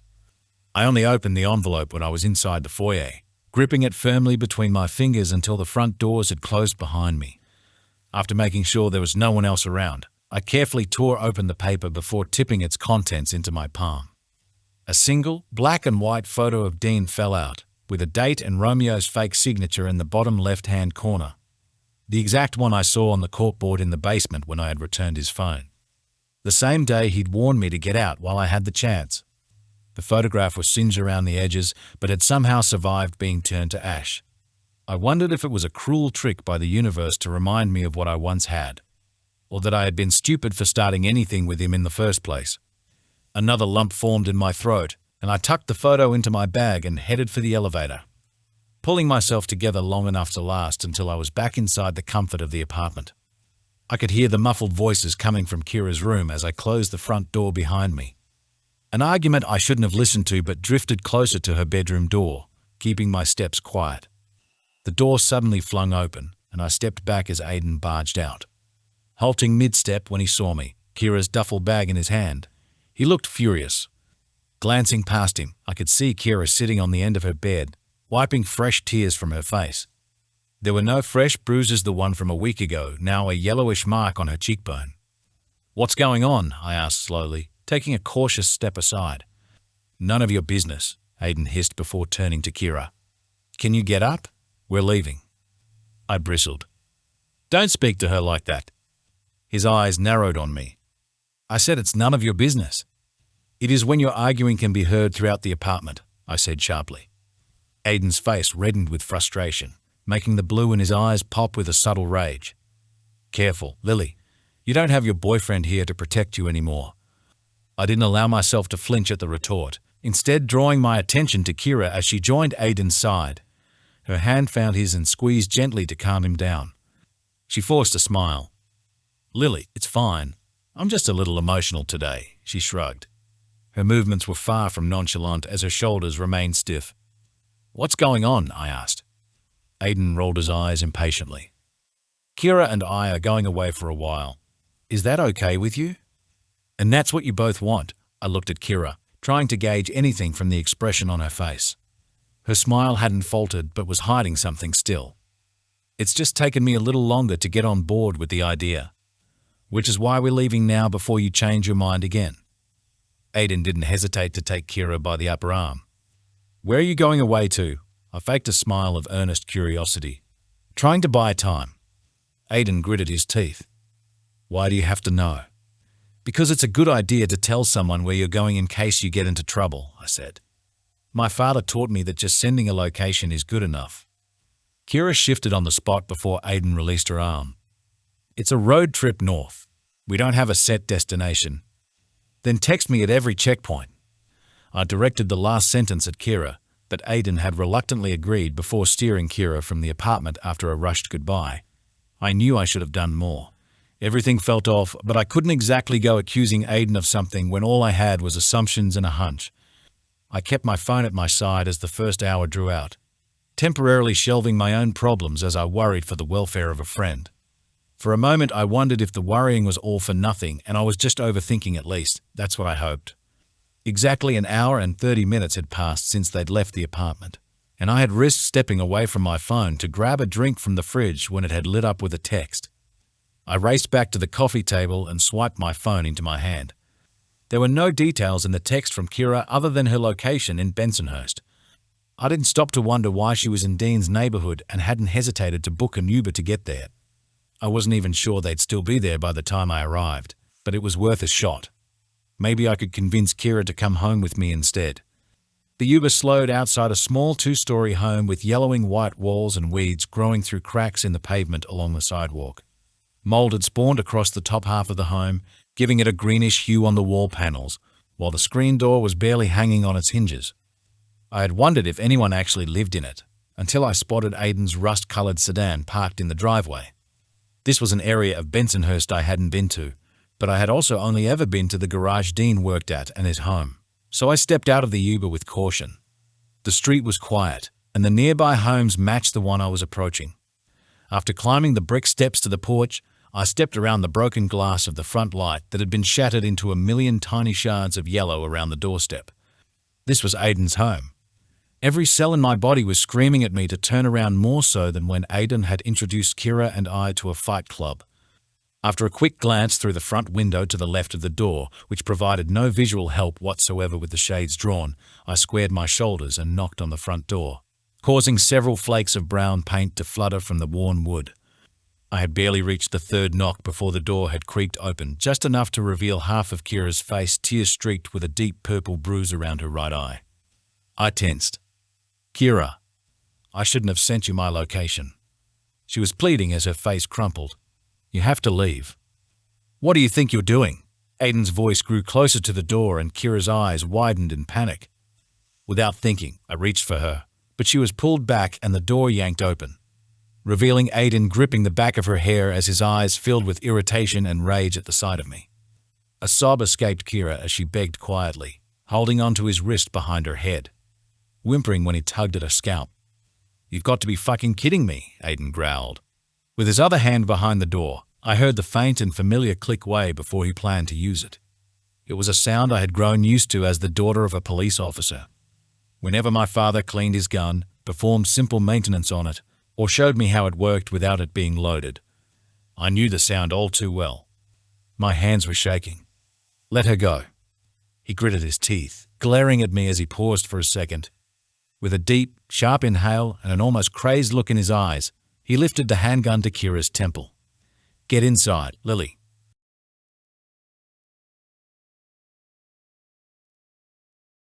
Chapter 10. Ding. 2 hours earlier. No one had known that Antonio's plan was to burn it all down. I wondered if that had been his plan all along for when everything went to shit. Or was it just a last-minute, panicked decision? That would explain why none of his other business had gone up in flames.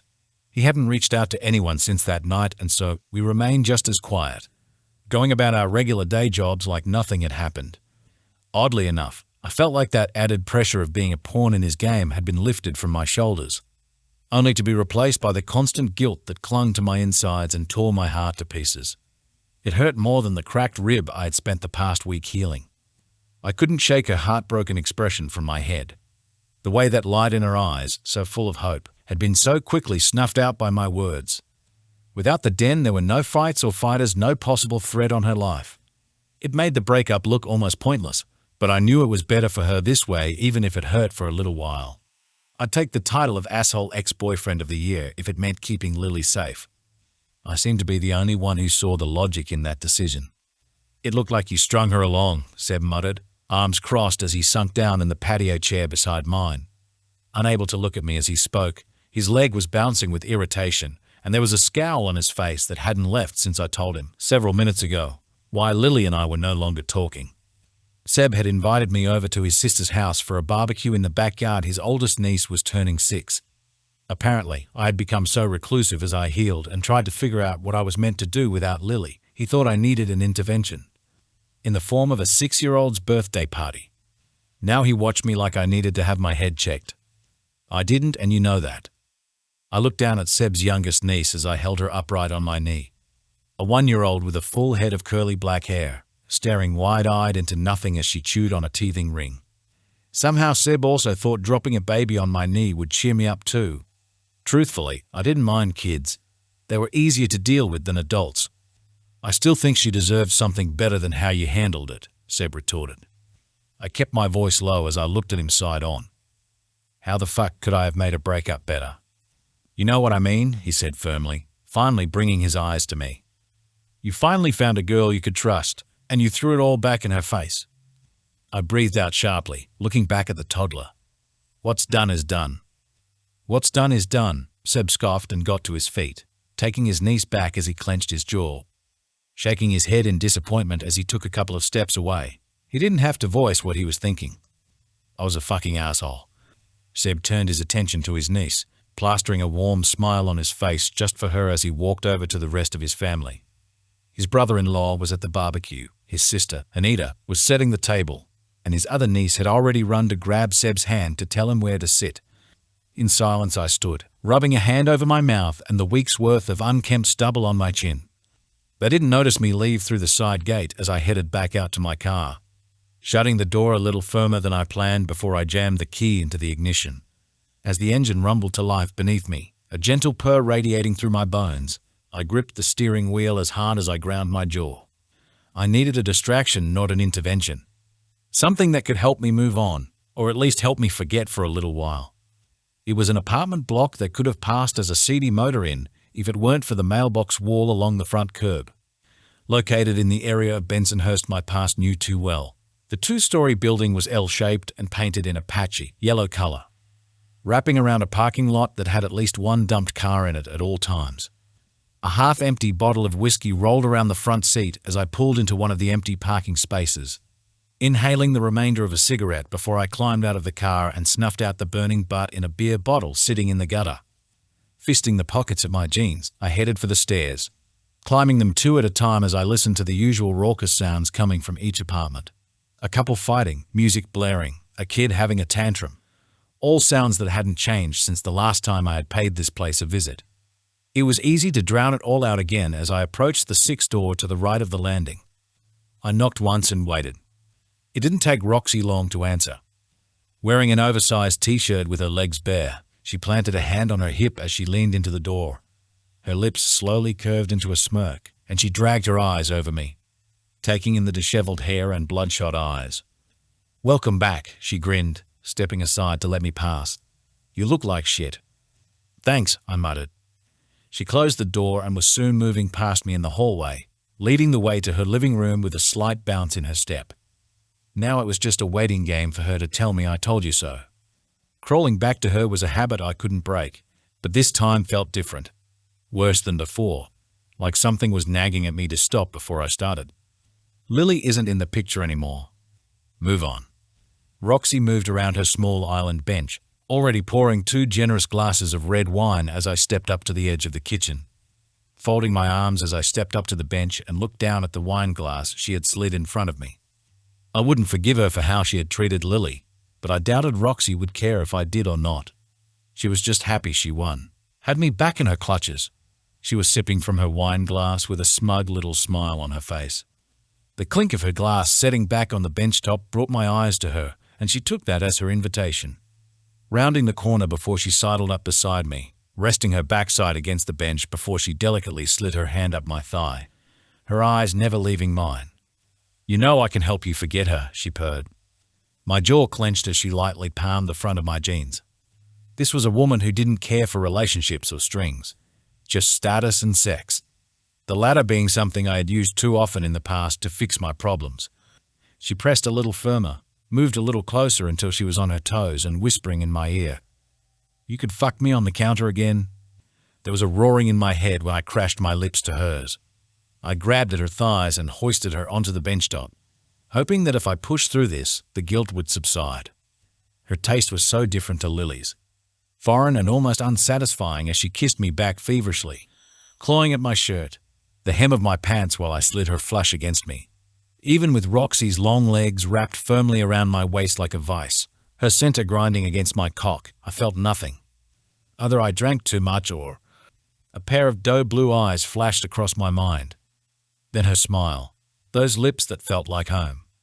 I kissed Roxy harder as she hastily unzipped my fly. She was moaning already, moving her mouth to my throat as she made to push her hand into my briefs, but stopped. I glanced down at her wrist in my hand. "I can't do this," I said softly, gently unraveling myself from her legs. Roxy let out a laugh in bemusement. "Dean, come on. We've done all this before, remember?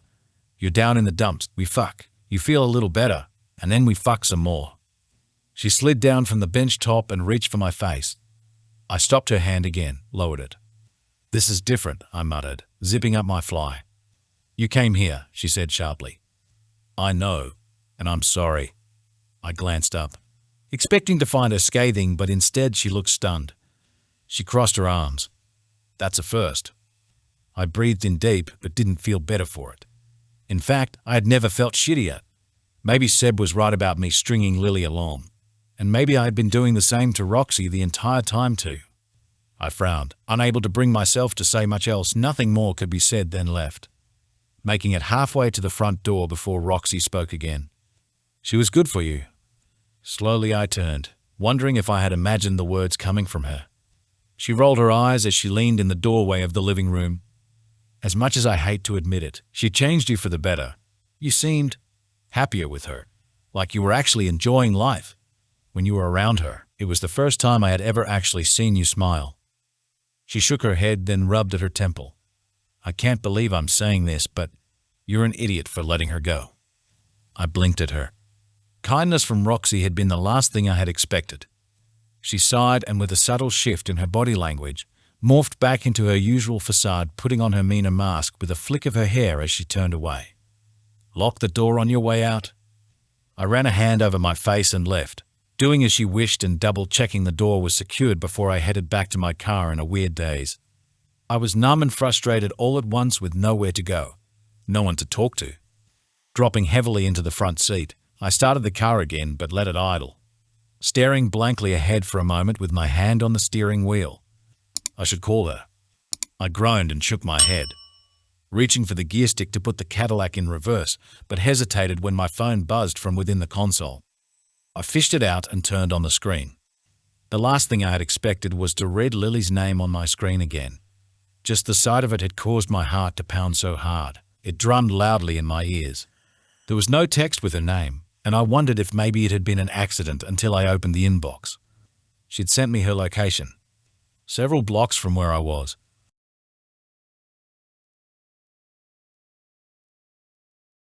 Chapter 11. Lily. When I didn't move right away, stunned by the fact Aiden even had a gun in the first place, he shoved Kira further inside and grabbed my arm. I tried to tug it back, clawing at his hand as I demanded he let go, but he pulled harder, dragging me inside the house before he slammed the front door shut and locked it. "You just can't mind your own business, can you?" he spat, thrusting me closer. His fingertips dug firmly into my bicep and I winced. "Let go," I said through gritted teeth. "Aiden, please," Kira whimpered, arms wrapped around herself. "She doesn't have to be involved." "She wouldn't be involved if you hadn't texted her." His eyes narrowed on me before he pushed me into the lounge room to the left of the door. The home was only small and sparsely furnished with second-hand everything, from mismatched dining chairs at the small plastic table in the kitchen to the worn sofas before us. My foot caught on the rug in the lounge room, but he tugged me upright, then shoved me onto one of the sofas adjacent to the front window, blocked out by the curtain. Aiden whirled on Kira next, and she flinched, shoulders curving forward as he raised his voice. "We would be on the road by now if you hadn't have fucked around." "I'm sorry," Kira said meekly. No, you aren't. You've been putting this thing off for weeks, he growled, as he cornered Kyra against the wall, belittling her, crowding her, accusing her of stalling him and his plans for this road trip. I reached slowly for my phone while my heart raced and hands shook. My phone was tucked into the right pocket of my jeans. It was the only thing I had on me after leaving the apartment so fast. With the screen poking halfway out and hidden beside my thigh, I hastily scrolled through my contacts, keeping an eye on Aiden as I selected my dad's number with shaking hands, then haphazardly sent off my location before shoving the phone back into my pocket. I tried to steady my breathing and hoped he'd arrive before things escalated. I wanted to escape the city with the woman I loved, Aiden continued, voice growing softer as he gripped Kyra's face, forcing her to look at him. He brushed a lock of her hair from her bruised cheek with the end of the gun, smiling faintly. I've loved you since the moment we met. Do you not love me? I curled my fingers into the edge of the sofa, stuck between a feeling of fear and frustration as I watched on. Stepping in would only make it worse. Kyra sobbed but nodded quickly. I do love you, Aiden. Of course, I do. Aiden paused as he read her face, then pushed away from her. A muscle ticked in his jaw and he jabbed a finger at her. You're lying, he breathed. I can see it in your fucking eyes. I'm not. Kyra tried for a smile as she approached him, took his hand in hers. Just let Lily go, and then we can leave. He struck her across the face and her head snapped to one side as she staggered back, holding her cheek and panting, her red hair hanging messily around her face. I was already on my feet, taking a step toward her, when Aiden pointed the gun at me. Sit down. His eyes flared as he clenched his jaw. I raised my hands slowly and backed up. Okay. A chill had run down my spine while my hands continued to shake. I swallowed the lump in my throat, kept my chin up. When my calves bumped into the sofa, I hesitantly sat down again. My eyes never left the gun still held in my direction. The weight of the situation quickly set in for Aiden as he groaned in frustration, dropping the gun to his side before he began to pace. He lashed out. Fuck! He kicked a small side table and it broke against the wall right beside Kyra's legs, splintering into large pieces of wood as she flinched away. She remained in the corner, too scared to move. Aiden dragged a hand over his face as he paused in the middle of the room. I need to think. I knew better than to speak, but I also knew I needed time, at least until my dad arrived. What if you went on your own? I suggested carefully. Kyra and I won't say anything. No one needs to get hurt. You don't fucking get it, he scoffed, then gestured to Kyra using the gun. He took a step towards me. I'm not going anywhere without her. I love her. We're meant to be together. I do get it, I said calmly. But you also can't force someone into loving you, or doing things they don't want to do. Aiden flashed a smile that didn't reach his eyes. It was one intended to hurt. What would you know? Dean gave up on you. I knew there was no truth to his words, but it didn't stop the painful reminder that crashed into me like a punch to the heart. That's not why we broke up. I'm not giving up on my relationship, all right? He shook his head in disbelief, then huffed a laugh. Why would I let you go anyway? You'd run off to Daddy and have me arrested. Too late, asshole. I shook my head and lied. I wouldn't if you let us go without harm. Bullshit, he made to close the gap between us. Kyra cried out for him to stop, and I pressed myself into the back of the sofa, waiting for a strike that never came. Aiden paused, his glare suddenly flicking from me to the curtains. None of us made a sound as we all heard it through the thin walls. The low rumble of an engine, slowly increasing in volume before it had cut off completely just outside the house. Hope swelled in my chest and goosebumps raised my skin. Dean, I whispered. Shit, Aiden hissed, his face going pale fast. He began to pace again before he crossed to the lounge room window and peeked through the curtain. Shit. I had accidentally texted him instead. It wasn't meant to be him, he didn't know it wasn't meant to be him, but he had come anyway and had no idea what he was walking into. Kyra quickly joined me on the sofa, and I took her hand, gently squeezing it while we watched Aiden panic.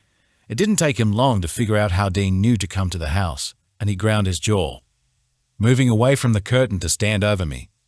You make one fucking sound and it's over, he warned, lifting the gun for emphasis. I'll shoot him on the doorstep if I have to. I wanted to tell him he didn't have the backbone to go through with it, but held my tongue. just like how I was pushing down the nagging urge to run for the door or scream for help. Agitating fate wasn't a good idea when it had a loaded gun in its hand, especially with so much at stake already. The wait for that knock was excruciating. My breath was unsteady, and my heart was skipping every second beat as I counted down the seconds. Aiden had straightened and edged closer to the front door. Tucking the gun into the back of his jeans, he motioned for us to remain silent as he waited by the door, even taking a second to retie the bun on his head to tidy his appearance. Boots scuffed in the broken glass on the porch before 3 firm knocks were drummed into the door. Aiden waited several seconds, taking a breath to compose himself before he pulled the door open just enough for him to look out, blocking the rest of the house from view with his body. "Dean, what are you doing here, man?" Aiden smoothed a hand over his head, faked a smile. "You look rough." Dean disregarded the last comment, cutting straight to the point. "Is Lily here? She said she needed a ride home and her location pointed here."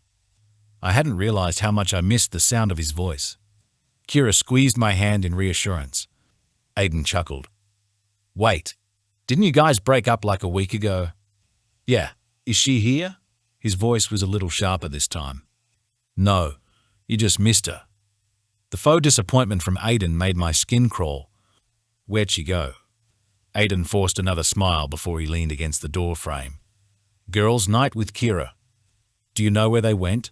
Dean drawled with a subtle impatience. With my left hand still holding on to Kyra's, my other itched to reach for my phone again. "Not at all," Aiden laughed nervously. "Why is it so important? You aren't together anymore." "She asked for a ride home," he said pointedly. "Well, she's not here, so," Aiden shrugged. There was a long enough pause from Dean for me to hastily fish my phone out. Kyra tugged on my other hand in warning, but I pulled open the recent text to Dean anyway. That pause had bought me time. My hand shook as I typed out a text for help as fast as I could, until Dean uttered a simple, "All right." "All right," Aiden sighed, tapping the door frame with his hand as he faked another smile. "Good luck finding her." "Hurry," Kyra whispered under her breath.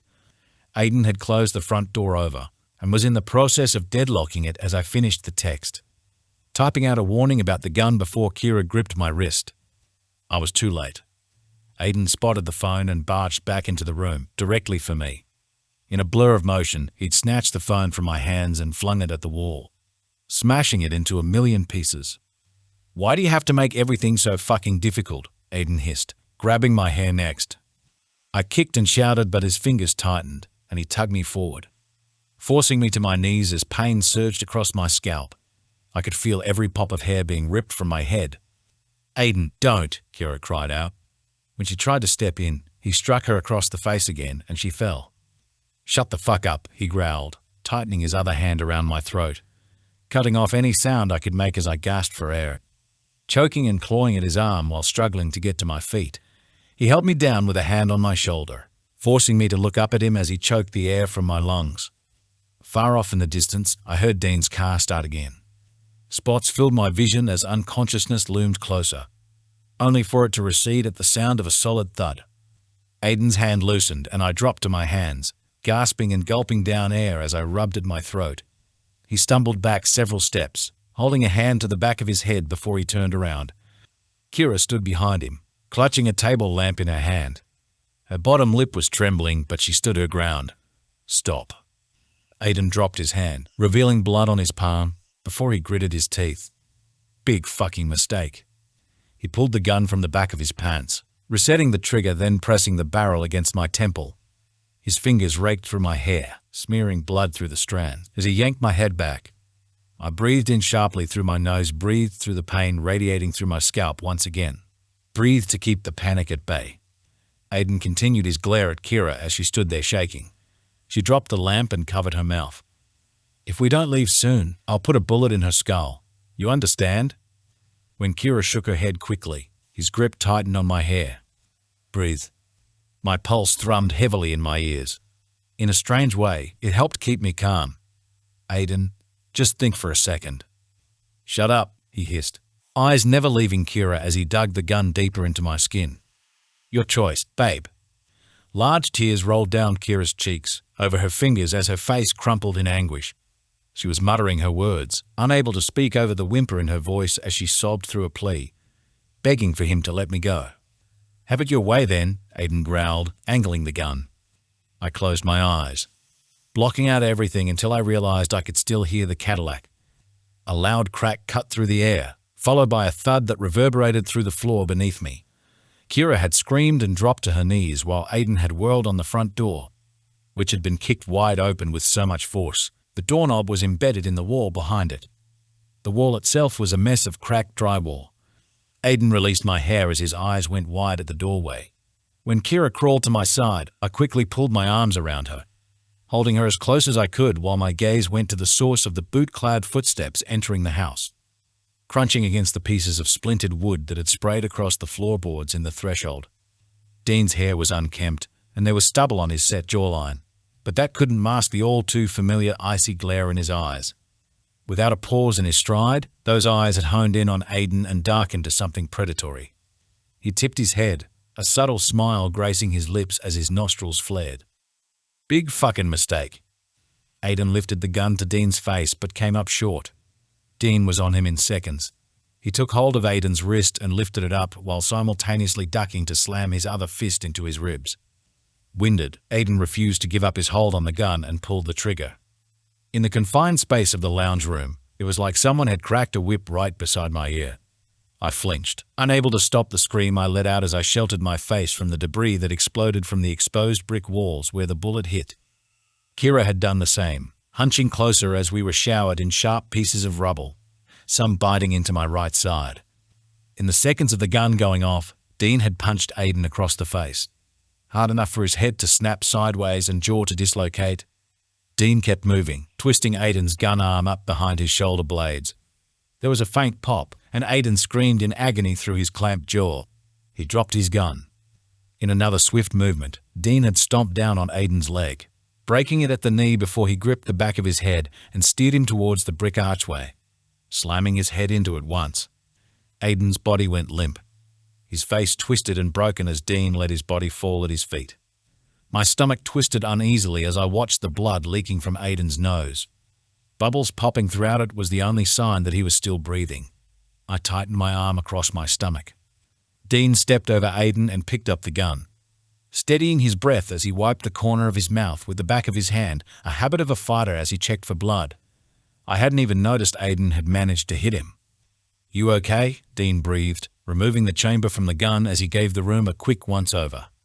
When his eyes came to Kyla and I, still huddled together on the floor, his jaw clenched. Kyla released a whimper but nodded vigorously, her eyes never leaving Aiden where he lay unconscious. Breathing, but unconscious. I didn't hesitate any longer, choking on a relief-filled sob as I launched myself from the floor, crossing to Dean in a matter of seconds. He was moving too, arms already reaching for me before I'd flung my own around his broad shoulders. Standing on my toes as he held me in a tight embrace, his face nuzzled into the crook of my neck.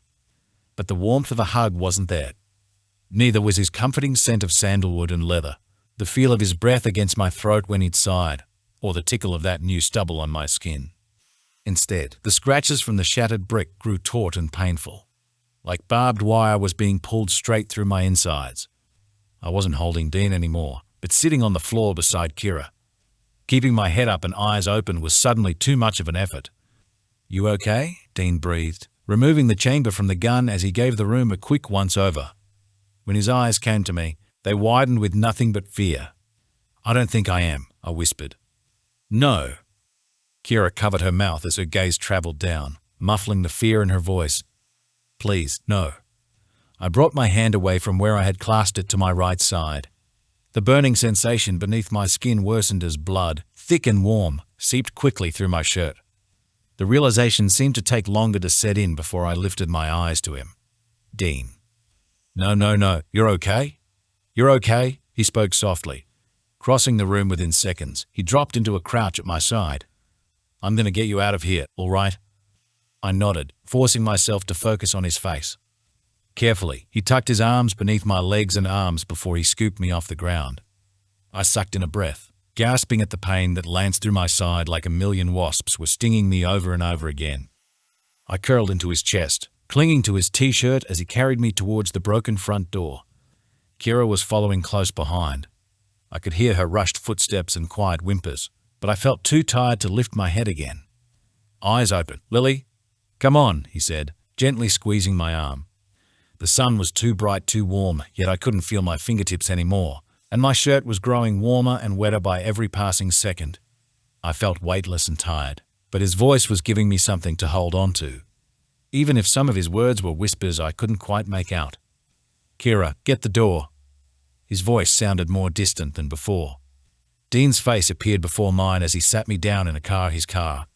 I groaned and shook my head, trying to push away from the leather seat. They'd been so clean and I didn't want to stain them, even if moving drained every ounce of energy I had left. "No, Lily, you've got to sit still," he said, voice strained. When he glanced down, the composure on his face slipped.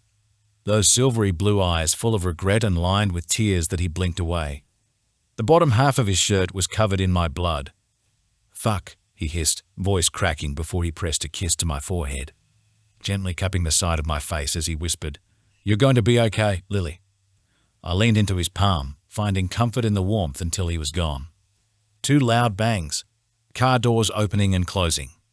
There was pressure on my stomach and back, and I looked down to find Kyla's hand pressed against me, covered in a steady flow of blood as she sat beside me with tears streaming down her face. "I'm sorry," she sobbed. "I'm so sorry. It's not your fault." My own voice sounded like it didn't belong to me. I tried to speak again but felt so tired. I just wanted to rest my eyes. "Lily, eyes up here." His voice drifted into my head, stirring me from the edge of consciousness. I could see him watching through the rear-view mirror as the car sped down the street, the engine rumbling beneath us. "Keep pressure on it, Kyla." "Why, yes, I am no, Lily, open your eyes." Kyla's bruised face appeared in front of mine as my head rolled to one side. My eyelids had grown heavier with every passing second. It wasn't meant to be this way. I was meant to be caring for her, tending to the bruises left by Aiden. She needed to know I was there for her after what she'd been through. I should have put a stop to it earlier when all the signs were there. I'm the one who should be sorry. I swallowed the dryness in my mouth as my eyes slid shut. A cold shudder ran through my body. "Dean, hurry." My head thumped against the window and Kyla let out a cry. Her fingers pressed against my throat. "Her pulse is so weak," she whimpered. "She's going to make it," Dean said sharply. "She has to."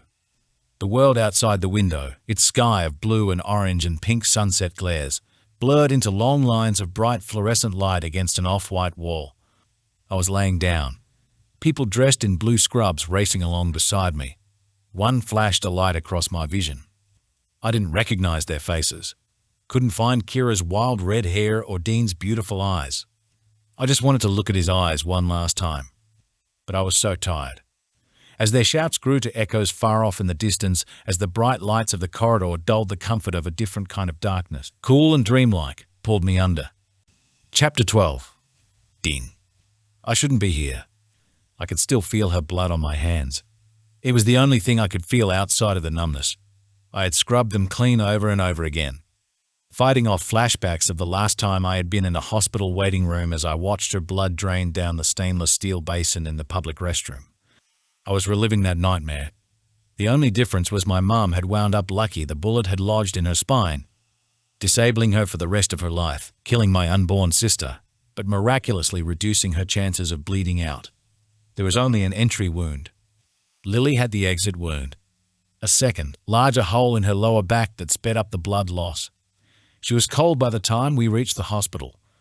The sun had barely risen over the city skyline as I lifted my gaze to the newly placed, white marble headstone, set below a flowering tree at the far end of the cemetery. It was eerily peaceful, serene. It reminded me of her. I hadn't slept or eaten. I was too emotionally drained. Instead, I just stood and stared, wishing I had done better, more. I hadn't protected her. I had failed her. Sound came crashing back in as Vince clapped a gloved hand onto my right shoulder. "You right?" Even murmuring. His voice was too rough for a place like this, like he might disturb the dead. I quickly wiped my eyes on the sleeve of my hoodie, then shoved my fists into my pockets. "Yeah?" He watched my face a little longer before his lips formed a thin line and he nodded once. "Okay."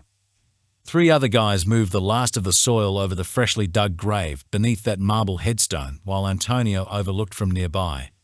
They'd been here a lot longer than me.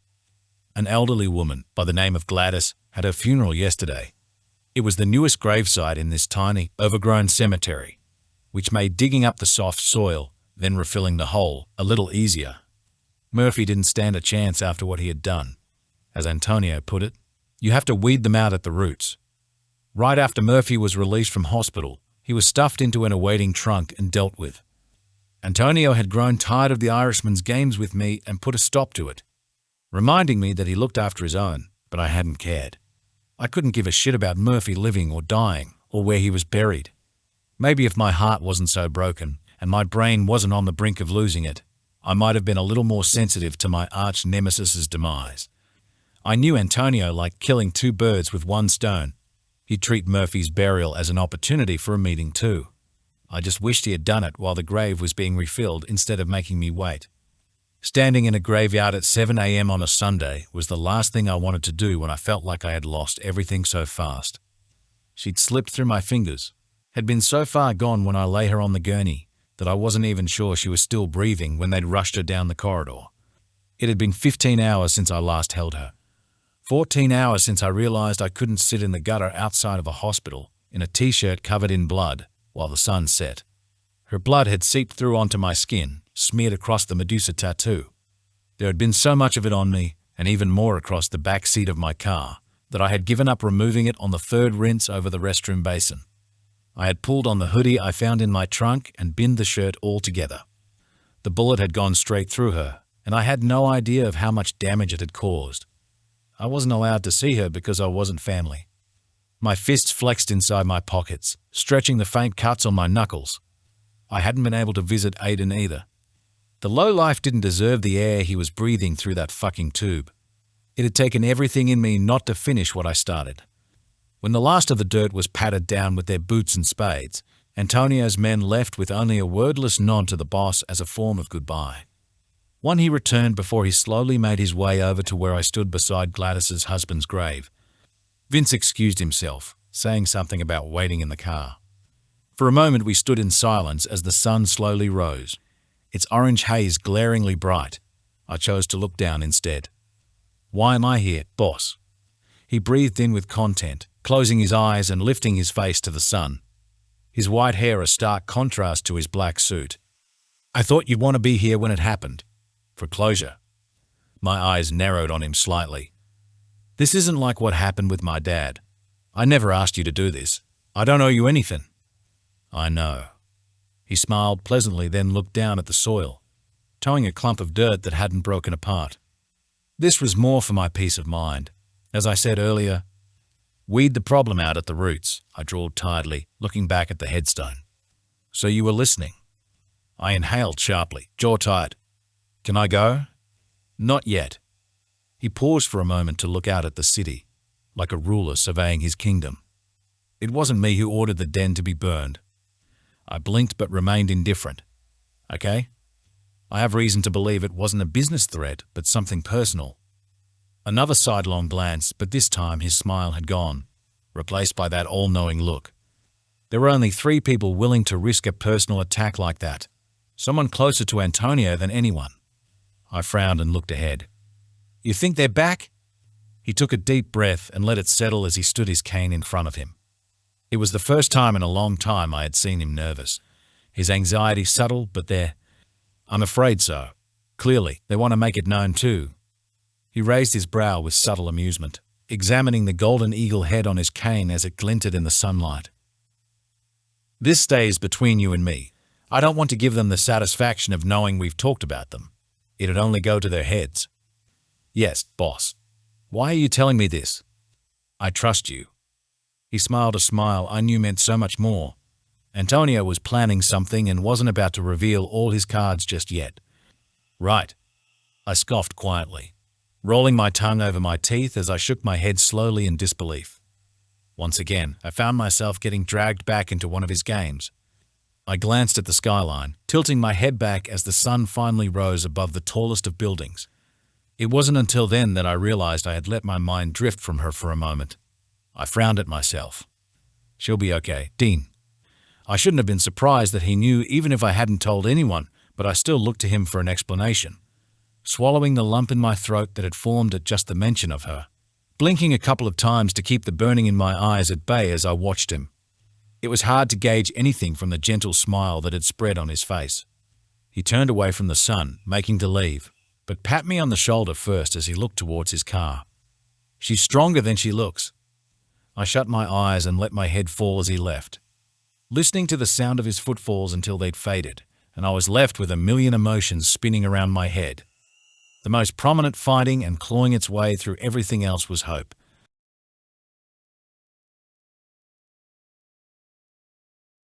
Chapter 13. Lily. If this was death, I had never known more peace. I was wading through chest-high water in a pitch-black space, unable to hear, see, or feel anything other than the pressure on my lungs and the pull at my waist that delayed my movements. There was no pain here, no anxiety or sadness, and yet I felt like I needed to keep moving, at least until the darkness cleared. Time stretched on in this lonely place as I slowly drifted, but remained completely still. My mind wanted to move forward, but my body refused to budge. Surrounded by never-ending shadows, I tried to call out but had no voice. Instead, I was met with a soft and distant echo. Another voice, soothing and deep, drifting through the darkness from miles away. I'm not going anywhere. I turned to find it, pushing against the drag of the water. There, floating far in the opposite direction, was a very faint, hazy light, a greyish opening in the black. The closer I drifted to it, the more the black faded, changing to a greyish-blue haze of smoke. The water was non-existent, but the feeling of it remained, like a numb embrace around my middle and down my legs. I was here for too long, searching for a voice that never returned. Something brushed through my hand, but I couldn't see it. Not when the feeling gently tightened around my palm and in between my fingers. It was gentle and comforting. An urgency to find where it belonged had me pushing forward again until something else brushed across my forehead. A very brief caress, and then it vanished. It was too silent, save for a distant and steady beeping. The faint smell of coffee and perfume danced across my senses. It seemed to clear the fog enough to allow visions to flood in. The drag of the invisible water suddenly eased, and I was struck with vague flashbacks. A loud eruption, a gun firing followed by a slicing, burning feeling passing through my body. It replayed too fast, but the pain drew out again before I was numb. A second flash turned everything white. Too bright as muffled sound rushed in around me, the beeping louder, paired with murmuring voices nearby. Dull aches and stiffness quickly raced through my libs. That numb, weightless feeling was replaced by the sensation of laying down for too long. I wanted to move, but I couldn't. Yet I was running in my head, trying to find a way out of this blinding light until I was dragged forward into darkness again. This time, the only light here was filtered through my eyelashes. My eyelids felt like they had been glued shut as I struggled to pull them open. Everything hurt and was too much of an effort to move, as I grew used to the feel of my body again. Then recognized the subtle tugging through my side. I could feel the tubes and leads strapped to my body, the needle in the back of my left hand, the pulse monitor on my right middle finger, and the nasal cannula across my face. Gauze was wrapped firmly around my waist, layered in bandages that felt too warm. The blankets felt too warm, but I had no energy to move them. Unsticking my tongue from the roof of my mouth, I managed the weakest of groans. Oh my goodness, she's awake. Soft hands cupped my face as my mother kissed my forehead. Her voice shook with emotion. My baby. The room hazily came into focus. Mom was on my right, sitting the closest as she stroked my hair and wiped tears from her eyes. When someone gently squeezed my left hand similar to my dream, but not quite the same, I found Dad on the other side of the bed. He kissed the back of my hand. I blinked tiredly, bringing my gaze to the end of the bed where Jane stood, gripping the end of it and chewing the inside of her cheek as tears welled in her eyes. That alone seemed to stir up some sense of reality in this whole situation. My brain felt foggy, but seeing her so upset had me reaching a hand for her. She moved quickly down the left side of the bed. Our Dad stepped back to let her through, saying something about getting a doctor as he headed briskly for the door. Jane hesitated once she was at my side, her eyes flicking over my body to the Roman IV and other tubes tucked beneath my hospital gown, silently questioning if it was okay to hug me. I wasn't even sure if it was okay to hug me. I wasn't even sure I was truly awake. I lifted my hand towards her, and she took it instantly, hugging my forearm to her chest as she cried quietly. "How are you feeling, sweetie?" Mum said, gently brushing my hair behind my ear, then stroking my cheek. The expression on her face was one I hadn't seen in a long time. Sincere empathy, pain, and relief. I tried to speak, but nothing came out. My throat was too dry. I lifted my fingers to my neck as I turned my head side on, spotting a glass and a jug of water sitting on the bedside table near Jane. She quickly filled the glass and handed it to me, her hands shaking slightly. I sipped the water slowly under direction from my mother as she supported the back of my head. When the dryness in my throat was quenched, I handed the glass over to my mother's waiting hand before I lowered my head back into the pillows. "Are you in any pain?" Mom asked. There were subtle aches all over my body, but nothing intense. I shook my head, then asked, "How long was I asleep?" My mother's eyes softened. "Almost 2 days, sweetie. You lost a lot of blood." I could see it. Not literally, but in my blurred memories, coating my hand and my shirt. His hands and shirt, his arms and the back seat of his car. The rest of the hospital room was empty. The chairs nearby only had my family's belongings sitting in them. "He's not here. He doesn't like hospitals." "Where's Kira?" The thought of her hit me in a heartbeat. I looked at my mother. "She is safe. Bruised but safe." She smiled faintly, smoothing out my hair again. She gave her statement to the police. "And Aiden?" His name brought back the memory sharper than before. My mother registered the change and answered carefully. "He was hospitalized with some very serious injuries." "He's here?" "Yes, but far from Kira and you," she reassured, gently holding my hand. Jane scoffed, though her nose was a little stuffy. "I doubt he's going to be walking anytime soon. He's practically a pretzel thanks to Dee." "Jane," Mum warned quietly. I had closed my eyes at the mention of him, but he wasn't the reason I was suddenly uncomfortable. The thought of Aiden being in the same building had made my stomach twist. "All that matters now is that you're awake," Mum continued, smoothing out the creases in the bedsheets before her eyes had very subtly narrowed on Jane. "We will be keeping the conversations positive while she rests." "Fine," Jane murmured. There was definitely more she wanted to say, though, as she chewed her cheek again. Voices in the corridor brought our attention to the doorway across the room before my father returned with the doctor in tow. Her smile was warm and welcoming against her brown skin when she saw I was awake. Her first question was if I knew my name and where I was.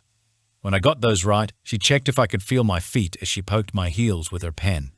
She then checked my bandages, something she had to close the curtain for, blocking out my family for just a moment as she examined me in privacy. I carefully rolled onto my left side, schooling my features as pain sliced up my right side with the movement. She asked for consent first before opening the gown. I had only nodded, keeping my eyes closed before she began the examination. I knew she was keeping every touch short and careful, but each one felt tender. I found myself unable to look down as she did. I didn't have to when I could feel the entry and exit wounds already, scaring my body for the rest of my life. I shouldn't have cared so much. There was more to a person than appearance, but I also doubted things would ever feel or look the same again. "The bullet narrowly missed hitting your spine," the doctor said when she'd finished with a checkup, returning to stand at the end of the bed after pulling the curtain back to allow my parents back in. Jane had left at some point when the curtain had been closed, but I had been too tired to wonder where to. "What happens now?" my father asked. "She'll stay here for a couple more days and take things easy," the doctor replied, explaining I still needed to be monitored for any changes. I had zoned out while I processed it all, staring blankly down the hospital blankets, looking at, but not seeing, what lay beneath all the layers. I could have lost the ability to walk, could have wound up with a too similar story to Sophia's. I carefully smoothed my hand over the top of the blanket, lost in my thoughts until the doctor pulled me from them again. "You're extremely lucky, Lily," she said. All I managed in response was a slight nod while my mother took hold of my hand again. Once the doctor had left, with a parting note about her being right around the corner if we needed anything, my parents simultaneously started talking again, softly, as they repeated how lucky I had been and how much they loved me. It didn't take long for Mum to start asking if I needed more pillows, or Dad to incline the bed after asking if I wanted to sit up. He'd raised it halfway before I had winced, and Mom had scolded him to stop. Then they started bickering quietly. I sighed tiredly and brought my eyes to the doorway again, but went still as my heart slammed into my chest. Another person stood in the doorway wearing a black hoodie, hollow-eyed with his jet black hair mussed and face unshaved. In his hand was a styrofoam coffee cup, which he seemed to have forgotten about, until Jane carefully pried it from his fingers as she stepped up beside him. She nudged him with her elbow, her eyes shining as she smiled. "I told you she was awake." Dean's expression remained unreadable as he only looked at me. His eyes, however, said so much more. He didn't care that my parents had straightened with him being there or had fallen uncomfortably silent, putting on their usual front in his company. I swallowed, waiting for them to tell him to leave. Instead, my father cleared his throat. A frown etched into his brow as he said, "I think we should get some food, Kate." "Mark," Mum said, sending him a similar look to the one she gave Jane. "She needs rest. And I need food." He nodded more pointedly towards the door. She hesitated at first, looking between myself then Dean, before giving in, kissing the top of my head before they both left. While my father had thumped Dean's shoulder, my mother had given him a wide berth, clearly still stubborn about where she stood with him. Dean didn't seem to register any of the attention. Jane was the last of them to leave, deliberately walking slowly out of sight as she grinned to herself. I wanted to be happy too, but it didn't feel right. Not yet. Not when the reality of it all came crashing back in. Dean hesitated before he entered the room, as if he thought rushing might disturb something. He then took a seat in the chair on the right side of the bed, running a hand through his hair and scratching his chin as his eyes became a little glassy. He cleared his throat. "How are?" "You're here," I interrupted quietly. The statement stumped him as he frowned. Pain flitted across his eyes. "Of course I am. I thought I was going to lose you." I blinked. My emotions were not quite intact as I watched him, taking my time to get my thoughts together before I said anything. He waited, subtly drawing his attention to my side. Everything was still hidden beneath the covers, but he looked at it like he could still see the wounds. "You walked at a loaded gun." I wasn't sure why I had said it. His jaw clenched, but he spoke gently. "I did." The look in his eyes, like a promise he'd do it again, caused my heart to skip. I slid my hands up beside my hips and attempted to push myself up, then instantly regretted it when a sharp pain shot straight through my insides. I sucked in a breath. Dean straightened and was quick to help, but I shook my head before he could touch me. I settled carefully into a sitting position, wincing as I rested against the pillows. He remained sitting forward in his seat, elbows braced on his knees as he clasped his hands together, his eyes once again assessing my side. I took a breath, trying to calm my heartbeat again as I looked down. "You broke up with me."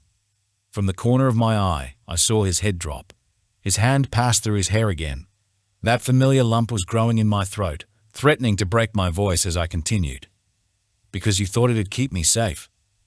"I was wrong. Lily, I was so fucking wrong, and I'm sorry. You, of all people, didn't deserve that." "You're right. I didn't." It was hard not to look at him again. I felt like I hadn't seen his face in so long. Watching the pain in his eyes as I kept my walls up physically hurt. But I needed him to understand I couldn't go through any more heartache because of his decisions, because of his assumptions of what I could and couldn't handle. Dean nodded in agreement, a crease in his brow. I went to Roxy to try and move on. That was a blow I hadn't expected. My eyes flicked to him, narrowed slightly as I held my breath. Nothing happened. I couldn't stop thinking of you, so I left. That was when you sent me your location.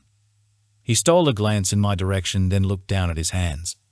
I don't think I can function without you, and I know that sounds stupid, but I hate that it took me ruining what we had to realize that. Another frown as his throat bobbed. But if you want me gone, just say the word and you'll never hear from me again. I only wanted to make sure you woke up. He hadn't looked up as he waited, braced himself. For someone with that much strength and height, I had never seen him look so small. I hadn't meant to pause for so long. Nerves and raw emotion were slowly weaving their way around my thoughts. It was hard to stay distant when all I wanted was to connect with him again.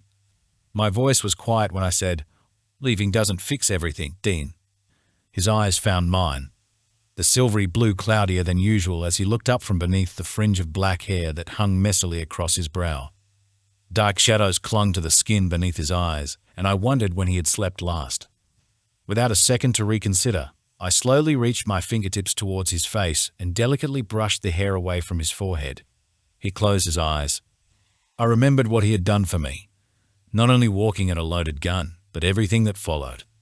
I remembered the panic in his eyes when he thought he was losing me, and the subtle urgency in his voice begging me to hold on. It was enough for something to shift again, to move back into a place that felt more familiar. I didn't think I could function without him either. "Stay," I whispered, unable to speak through the emotion that overran my voice already. His eyes flicked open before concern riddled his face as he read whatever expression was on mine. I wanted to say more, tell him that I was still terrified and couldn't shake the echo of that gunshot from my mind, but was hit with a more intense wave of emotion instead. Sadness, anger, and fear all raging forward at once. It cracked my voice to nothing but a whimper. "Please, stay. Please, I can't." It felt like a panic attack, but came out as breathless, gut-wrenching tears and sobs that only brought me agony as my stitches pulled.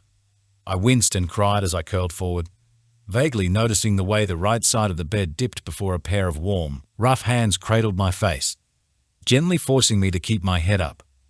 I'm here, Dean crooned, stroking my cheeks with his thumbs as I clutched one of his wrists.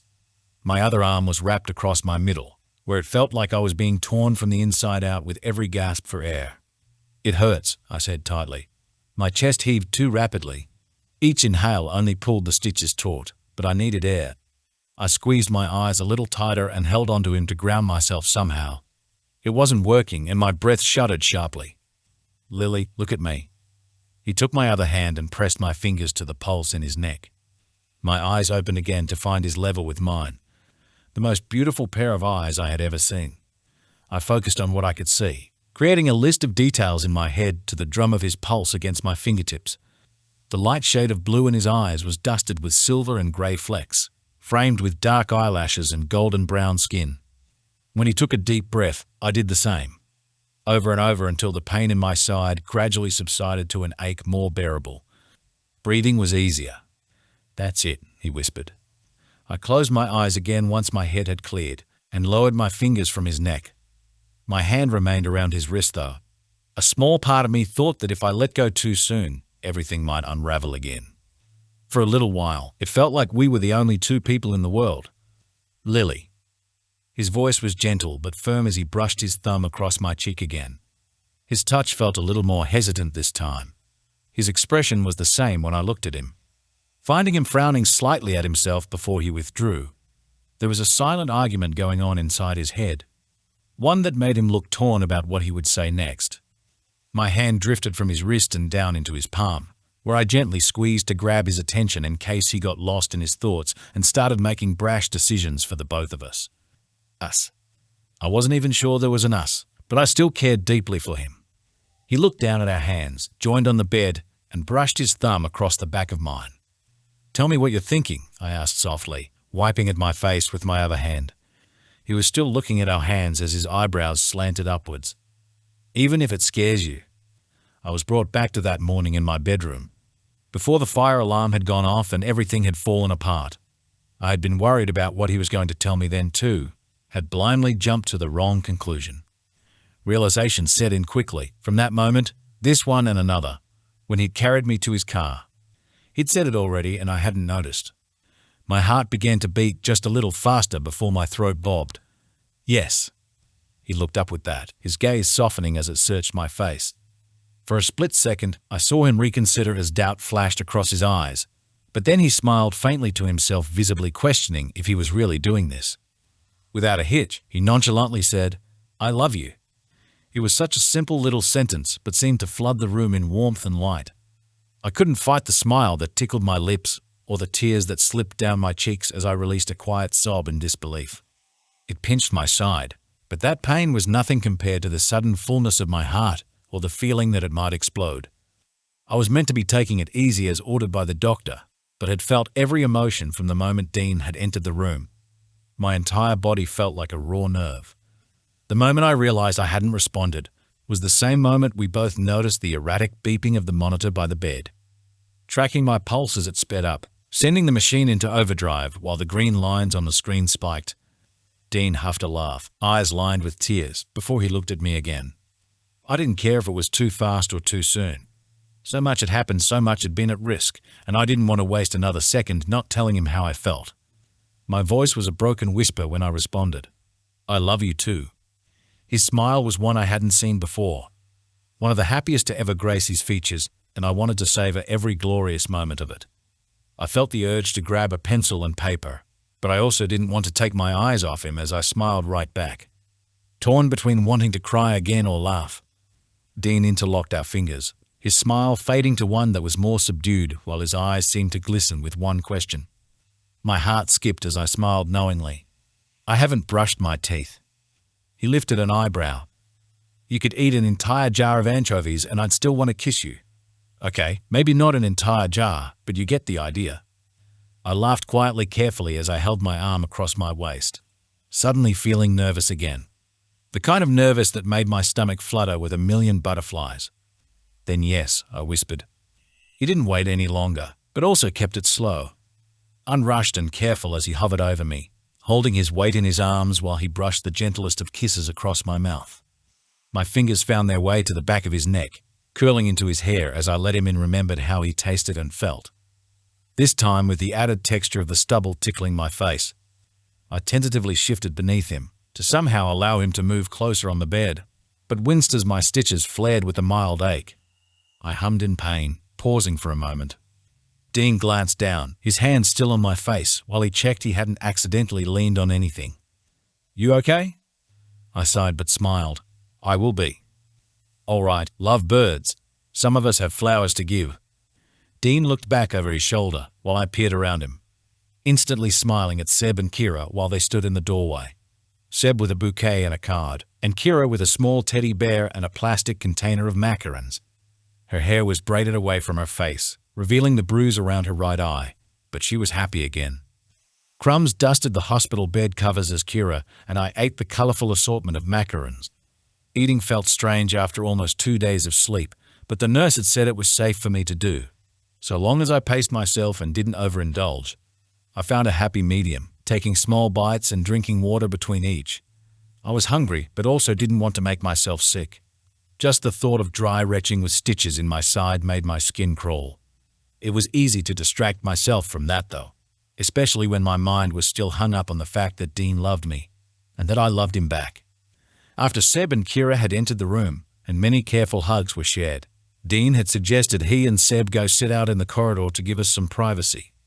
It wasn't until the guys had stepped out that Kira let her smile slip, holding my hand while she sat on the edge of the bed.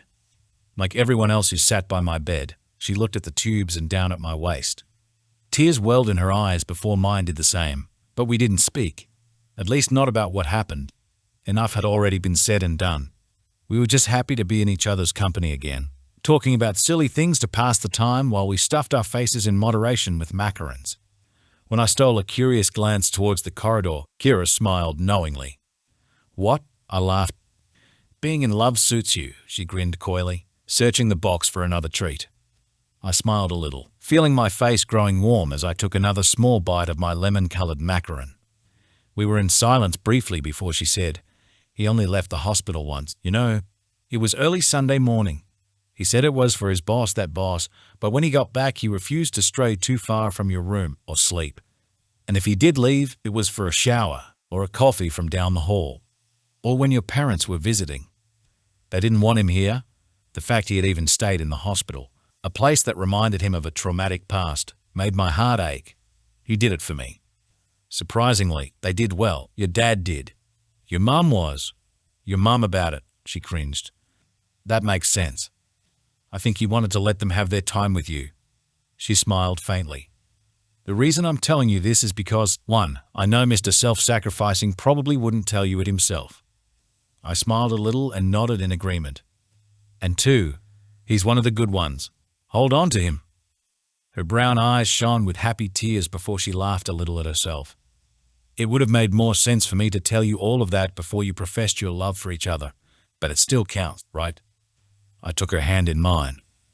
I appreciate it very much, because now I can back my reasoning for telling him to get some sleep if he refuses, or asks how I knew he didn't get any. She looked proud of me for this, Look at you already acting all wifey. I laughed nervously. Baby steps, Kira. I can't help it. You're both so freaking cute together. She was almost beaming until a thought crossed her mind and she sank a little. Still smiling, just not as bright as she began picking crumbs from her lap. I have to admit, focusing on you guys is helping distract me from thinking about the fact he is here. I adjusted my hold on her hand, squeezing it in reassurance as I listened. She frowned at herself.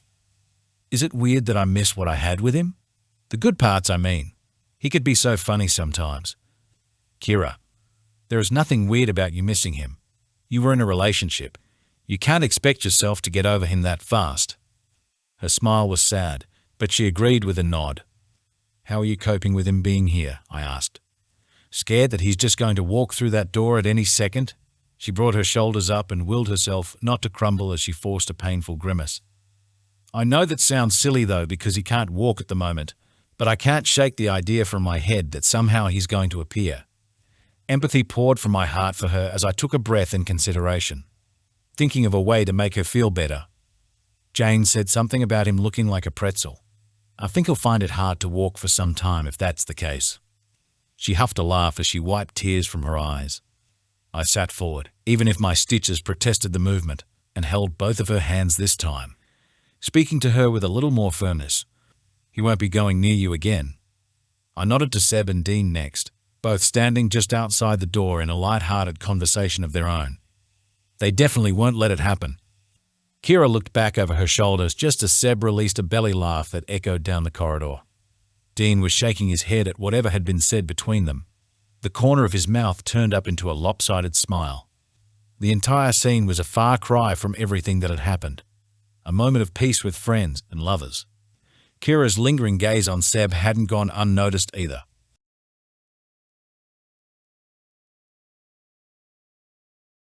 Chapter 14. Lily. I spent a week in the hospital a little longer than the doctor predicted. Each day was a blur of tests, checkups, bland hospital food, taking short walks to and from my room, and being shown how to change the dressing on my wounds. I was also visited by a psychologist who worked with gunshot victims, no survivors. He told me to refer to myself as a survivor. He said to call him whenever everything felt like too much. I was still unable to look at my stomach and lower back, which was going to make changing the dressing a little difficult. It was no surprise that I felt relieved when Dean had offered to help in hospital and when I was discharged. Of course, my parents had stepped in, saying it'd be better for me to move back in with them temporarily while I healed. That apartment has too many stairs, Mom said as she sat, pinned straight, in one of the plastic chairs by the wall. I think it's important you're surrounded by family and in a comfortable environment. The apartment has an elevator, Mom, Jane muttered from the bed, moving it up and down slowly as she lay on it. Stop playing with that, Dad said firmly, taking the seat beside Mom as he snapped his fingers once at Jane. She rolled her eyes and dropped the remote. Mom continued her pursuit of convincing me their home was better. Plus, your place is very small. How do you expect a wheelchair to fit? The wheelchair is a precaution. I can walk just fine, I said, while sitting in a wheelchair, not exactly helping my own argument. Dean was on the other side of the room watching the conversation unfold. His arms crossed loosely as he leaned against the windowsill, with his dark grey t-shirt taut around his biceps. He was content with listening after saying his piece several minutes ago. A simple offer to be there at the apartment when I needed it. When he noticed my subtle glance in his direction, he offered me a small smile. He'd shaved off the stubble several days ago, going back to his cleaner look with his hair still a little tousled. I had told him I didn't mind the stubble, but truthfully did prefer the smoothness, especially when kissing him, which, according to him, we had a lot to catch up on. You also have to stick to your schedule of painkillers, which I think could be done better at home with us, Mom added. I'm going back to my apartment, I said, pulling my eyes from Dean. My mother snapped her mouth shut, and I smiled warmly, a little tiredly. I appreciate the offer, Mom. I really do. I just think I'd be more comfortable around my own things, that's all. She waved off the comment with a smile of her own. Don't be silly. We still have some of your things at home in your old room. From when I was in high school. I sighed, remaining positive as I spoke to both of my parents. You can still visit. Mom pressed her lips together, fighting the urge to say more before she flicked her hair from her shoulders with a shake of her head. Okay, fine, fine. It was strange, but I swear I felt the metaphorical leash she had on me loosen slightly. Thank you, Mum. I knew she'd have more to say. Not in front of us, but to Dad later in the car ride home. For now, I was happy to accept this little win. Clipped footsteps approaching the door pulled everyone's attention to my doctor as she walked in, a clipboard of papers in hand as she grinned at us all. I had learned her name was Dr. Haynes. Apparently, she had introduced herself the day I had woken up, but I had been 2 days to remember. It had been an hour since I had signed off on the discharge papers, hence the reason we were all sitting around waiting. Of course, my father had his suspicions about the hospital agreeing to discharge me so early after being shot, but the doctor had explained surgery had gone well and my body was recovering.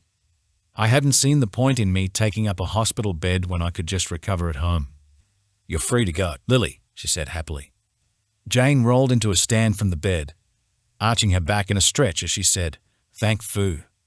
Jane, Dad hissed. From the corner of my eye, I could see Dean had lowered his head and maybe forced his lips together like I had done mine to stop himself from smiling. He and Jane got along well. Most of their conversations had been in broken Italian as she practiced catching up for the week of class she'd missed while visiting me the first week of junior year. She was proud to know she'd have that edge over the other students in class when she got back, and maybe finally get an A on something to make up for the F she received on her English essay last semester. Sorry, I meant Meno male cazzo, she grinned. Dean pinched the bridge of his nose and closed his eyes, huffing a laugh. After several little reminders from Dr. Haynes about wound care and to call if there was any excessive bleeding, abnormal swelling, or pain around the stitches, we all followed her out of the room. She said her goodbyes at the door, accepting my mother's thank yous too, before she had turned and left.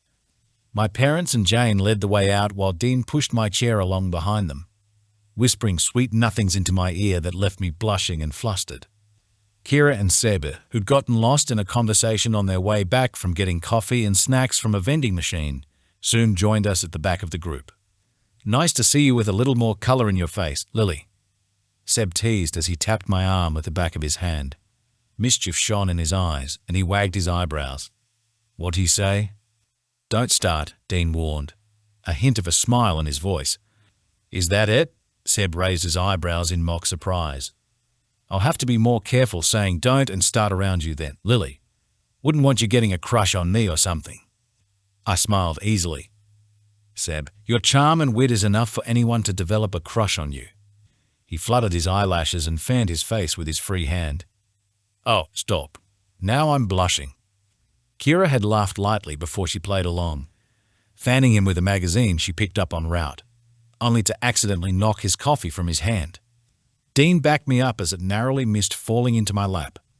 You good? He asked from over my shoulder. Yep. The puddle before us, slowly spreading across the linoleum floor, was dramatically large considering the size of the cup it came from. Kira stammered, her smile gone. I'm so sorry. I didn't mean to. I'll clean it and you can have mine. It was like watching her with Aiden all over again. Aiden, who'd been transported to a different hospital 2 days ago. Apparently, he had buzzed the nurses during the early hours of the morning and was in such a state of panic, they had to move him to a safer facility. According to my dad, who had spoken to some of the security staff, 2 individuals in dark clothing have been seen on security footage visiting his room. The slightly shorter of the 2 tall figures had been carrying a pair of scissors. With his jaw surgically wired shut to mend the break, Aiden hadn't been able to explain who had cut off his man bun, removed all of his clothes, and left him laying stark naked on a bed they'd stripped of any linen. All that mattered was that he could no longer hurt Kira, at least physically. Kira had turned to find something to mop up the coffee, her expression full of worry, but Seb gently stopped her, casually taking hold of her hand as he craned his neck to look left and right down the corridor. I don't think anyone saw, he whispered quickly. Everyone had in fact seen and had stopped to look in our direction, including my own family up ahead. Sebi, acting like he was suddenly on a secret mission, swiftly motioned for us to keep moving, tiptoeing around the puddle and bringing Kira with him. Her expression, though confused at first, slowly softened. All tension left her body as she laughed when Seb suggested speed walking away from what he dubbed the crime scene. I looked up at Dean from over my shoulder, but neither of us said anything. He only shrugged, a smile playing on his lips, and continued pushing the chair down the corridor. I had let my mind go blank during the drive over to the apartment. It was the first time I had managed to do it and felt odd to not have a million different things racing around my head at once. Odd, but equally pleasant as I rested my head against the headrest and closed my eyes, feeling the warmth of the sun on my face and the breeze in my hair as the steady rumble of the Cadillac's engine lulled me into a daydream. As cliché as it sounded, it felt good to be alive. Seb and Kyla were in the back seat. Somehow, they had gotten onto the topic of the smell of rain and had begun a light-hearted debate on the subject. It's not the rain you can smell. It's a reaction from the plant oils and bacteria when they're rained on, Kyla insisted. There's no way. Natural water doesn't have a smell. Yet it does. Explain to me how the ocean can smell funky sometimes. Again, bacteria. Usually from seaweed, which is a plant, Seb muttered in defeat. Yeah, okay, don't look so smug, Miss Smarty Pants. Kyla giggled, and then Seb asked her about her love of plants. When she apologized for talking too much, and too passionately, Seb replied, No, keep talking. I know nothing about plants, but I'm fascinated. It was around that time I had looked at Dean and found he had been subtly watching the conversation play out via the rearview mirror. Clearly eavesdropping was something we had in common. Kyla still had a lot of healing to do, which would take time, but I knew this was something she needed. A friendly distraction without pressure. Seb had a knack for lifting anyone's spirits. When we pulled up outside the apartment and Dean turned off the engine, I hadn't realized how much sound had been cut out until it flooded back in. Normally, I wasn't this sensitive to sound, but somehow even Dean simply closing the car door, after letting Kyla and Seb out too, made me jump. While he was taking the wheelchair out of the trunk, I carefully pushed my door open and slowly swung my legs out onto the sidewalk. Each movement hesitant as I expected the pain to come back at the slightest of movement. I was holding myself stiffly, saving my right side, and making sure nothing bumped it as I pushed myself to my feet, using the door for support. Kyla and Seb had both offered me a hand, but I politely declined with a shake of my head. Dean brought the wheelchair over a duffel bag of all my belongings from the hospital slung over his shoulder and waited for me to decide if I wanted to use the chair or brave the walk to the front door. A walk that looked a lot longer than I remembered. Kyla and Seb had already begun walking ahead, I think to ease the attention a little. I wordlessly opted for the chair and lowered myself into it carefully while Dean held it still. Once I was settled into it, he kissed the top of my head before wheeling me inside, easily maneuvering the chair over the sprinkler hose that lay across the path to the front doors. After the ride up to the third floor in the old, but reliable elevator, the doors slid open, and I instantly had to fight the urge to slump tiredly in my chair after what I saw ahead. Susan, a noisy neighbor, was out in the hallway, heading directly in our direction. Her face pinched into an expression of judgment as her eyes flicked between each of us. She looked to have gotten a fresh trim of her short, blonde hair. I was too tired for gossip or snide remarks, but forced myself to smile politely as we left the elevator and drew nearer to her. For a second, she looked to consider slowing to talk, until she saw whatever expression was on Dean's face and reconsidered. Breezing straight past us instead, I was relieved and released a quiet sigh as we reached the apartment door. It was hard to describe how I felt about being home. The last time I had been here was when I was rushing out the door to find Kyla.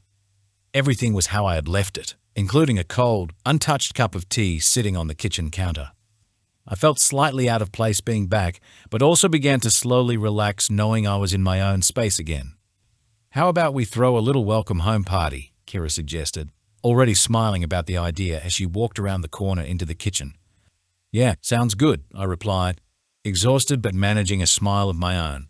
I was happy everything was back to normal as it could get, but I couldn't shake the very subtle pull of a darkness in my head. It lingered out of reach, waiting. I'll help you, Seb said as he followed Kyla. They began raiding the small pantry, pulling out snacks and a bottle of wine. Dean, who still hadn't uttered a word since leaving the hospital, brought me over to our pastel blue couch. As he did, Seb was opening a bag of potato chips. The rustling of the foil bag was nothing but mild background noise, but when he pulled it open, I flinched. It wasn't even that loud. I reached behind me, placing my hand on top of Dean's wrist to get his attention, not that he hadn't taken his eyes off me since we left the car. He immediately crouched down beside me, eyes searching. I think I might go lie down. Just for a little while. I swallowed, voice quiet. I'm feeling a little tired. His brow pulled into a frown, but he nodded in understanding. Yeah, of course. Did you need a hand? I smiled softly and shook my head. I can manage. Dean offered me a hand anyway as I pushed up from the chair, hovering at my side in case I needed to grab it to stay upright, but not crowding me like others had done at the hospital. He knew how to offer help and support without being overbearing about it. Him simply being there was enough. I knew he wouldn't let me fall. I kept my head down as I padded across to my bedroom, trying not to draw attention to myself even if I could already feel Kira and Seb watching me curiously. As I closed my bedroom door, I overheard Dean quietly explaining I needed a minute. More than a minute. I had pressed my forehead against the back of the door once it was closed, taking a breath before I turned to face my room. Again, exactly how I had left it, except for the stuffiness of the air after leaving the window shut for a week. A dull ache throbbed down my right side, an ache I knew was normal. My body was healing, and that was my blood pumping through me that I could feel. A result of walking, which was good for me to do to prevent clotting in the wound. But no matter how many times I told myself the exercise helped, it didn't stop the memories coming back to the surface of blood pumping from me. I could vaguely remember the weakened thump of my heartbeat in my ears, and the gushing feeling coming from my stomach and back. I pulled my arms around myself but refused to sink. Instead, I brushed off the thoughts as best I could and headed across to the window, cracking it open and sliding it all the way up, until stretching my arms more than midway pulled at my stitches. Damn it, I hissed as I checked my shirt. It had become a habit of mine to keep checking for blood. There were multiple times, usually during the night in hospital, when I'd wake in a cold sweat and quickly lift the bedsheets to check I hadn't bled out again. Dean had been there each time. The first time, I had pretended to be asleep after frantically checking. I wasn't lying in a puddle of blood. I knew he knew I was pretending, but he didn't say anything about it. The second time I had woken up from the same nightmare, he was already up, watching TV with only the subtitles on as I slept. I didn't have to say anything for him to know, and he said nothing back. He simply moved from the chair and lay down beside me until I fell asleep again. I love him, I thought to myself. I took a seat on the edge of my bed, opposite the window with my hands on my thighs, and watched as the sunlight streamed down across the carpet while I eased my shoes off. Everything is fine. Taking several deep, soothing breaths, I let my hands slide up towards the hem of my shirt, then paused to breathe again, this time closing my eyes. They're just scars, I whispered before lifting the side of my shirt. I no longer needed the full wraparound bandage I wore in hospital. Instead, I had gauze and large adhesive squares on my front and back. They were uncomfortable and sticky and had to be removed before every shower, then replaced with a fresh pair. Every time I peeled the things off, I felt like I was undoing all 24 stitches beneath. The thought of doing it repeatedly caused a wave of emotion to rush through me. Not as intense as the one I had at the hospital, but one strong enough to cause tears. I wiped at them quickly and tugged my shirt down. I'm meant to be resting, and the wound care wouldn't be forever. And Dean said he could help. I'd be a burden. Stop overthinking this, I hissed before carefully laying down on the covers. It took several attempts to get comfortable with the bandages pulling at my skin, and when I finally did, I didn't want to rest. My mind was once again filling quickly with every little what-if and negative thought it could come up with. A light knock on the bedroom door pulled me from that. I tried to keep my voice happy. Content. Come in. Dean slipped into the room with barely a sound before he closed the door over behind him. Hi, I smiled. He smiled back as he approached the end of the bed, then gave my sock-covered toes a gentle squeeze with his warm hands. Seb and Kira have gone to buy more dip. I mocked a pout. Did you get lonely? His cheek dimpled. A little, yes. I knew he was trying to keep things casual light even, but no matter how much he smiled, I could still see the way he subtly searched my face and body. I'm okay, Dean. It was easier to pretend I was when everything going on in my head felt so confusing. Dean, however, had a talent for reading people. So as he walked around to the side of the bed and sat down beside my hip, it hadn't come as a surprise that whatever emotion I had let slip through my feeble attempt at a mask had been written all over my face to read. Everyone knew I was tired, and maybe coming across a little melancholy, but he knew better. I rolled onto my left side, facing him. "I won't say it gets easier," he said.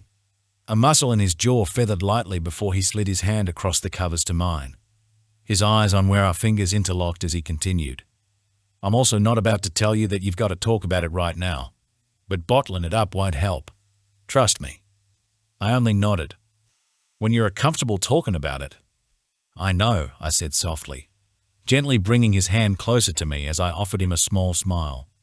"Join me?" His eyebrows rose. "Yeah?" I responded by edging myself away from him, doing so much slower than I liked as I tried to not pull a stitch in the process. Eventually, I had made enough space for him to lay down where I had been. I patted the empty spot when he made no attempt to move. He released a chuckle before he lowered himself to the bed, laying on his back, his right arm up as he waited for me to nestle myself beside him. When I had, resting my head on his chest, he lowered that hand to my shoulder blades, then trailed his fingers slowly up and down my spine, mindful of where the bandaging was on my lower back. The chaos in my head had settled enough for me to close my eyes, finally feeling sleepy enough to rest as I got lost in his scent and warmth, all wrapped around me like a giant safety blanket. After several minutes in silence, his hand began to slow, eventually coming to a stop on my upper back while his breathing deepened. I had almost drifted off to sleep with him until the faint click of the front door pricked my ears. For a second, I held my breath. Seb and Kira entered the apartment as quietly as they could, from the sound of it, but failed miserably as they laughed about something Seb had mumbled, which resulted in Kira shushing him, only to get the giggles again. A smile crept onto my own lips as I listened. "You know they've been almost inseparable since meeting again in the waiting room?" Dean's voice was deep and sleepy. "They feed off each other's energy." I lifted my head to look at his face, finding his eyes still closed. I was about to share with him the subtle spark I had noticed between our friends, but the thought gradually drifted to the back of my mind when I saw how peaceful he was. There was a slight lift in his brow and a tenderness to his lips, at least until the corner of his mouth twitched. "I can feel you looking at me," he murmured. "SHH," I laughed quietly, lifting my finger to his brow line first as I traced over the scar in his right eyebrow, then followed the ridge of his nose down to his lips. He let them part as I traced their shape. I lowered my head to his chest again, looking up as I followed his jawline next, then delicately down the side of his throat. My touch slowed even more as my fingers reached his chest, where I drew small swirls into the fabric of his shirt. Things could have wound up so much worse. "I wasn't supposed to text you my location," I said as my fingers idled over his heart. "I was meant to send it to my dad. It was this thing he taught Jane and me when we first got our phones, that if we were ever in serious trouble, we'd only have to text him our location, and he'd arrive with whatever help he could get." I huffed a laugh and continued tracing patterns onto his chest. "But because of the alphabetical order of my contact list, I accidentally sent it to you instead." Dean was silent for a moment, processing it before I looked up at him again. What I wasn't expecting was the mischievous little smirk on his lips as he looked at me with hooded eyes. I frowned in confusion. "What? So you have me under daddy?" "Wait, no, that's not what I meant." The blushing didn't take long to cover my face as a result of his play on words. "Is that really what you got from all of that?" "Yup," he nodded smugly. I pursed my lips to stop myself smiling and lowered my head back to his chest. "You're ridiculous," I muttered, poking his rib. He chuckled, then tilted my chin up with his knuckle. His eyes filled with a different kind of happiness before he kissed me sweetly. It was a kiss that made me smile against his lips, blush harder, and flooded me with a sudden head-spinning, heart-pumping giddiness. It was a kiss filled with unspoken promises. Thursday had just ticked over into the mid-afternoon, and a cool breeze danced lightly through the window and across my room. A subtle taste of the cooler months ahead that I chose to ignore. I had never liked the colder seasons, and usually struggled a little through them every year. But for now, I buried the reminder deep in the back of my mind for another day and snuggled closer to Dean. Summer was nearing its end,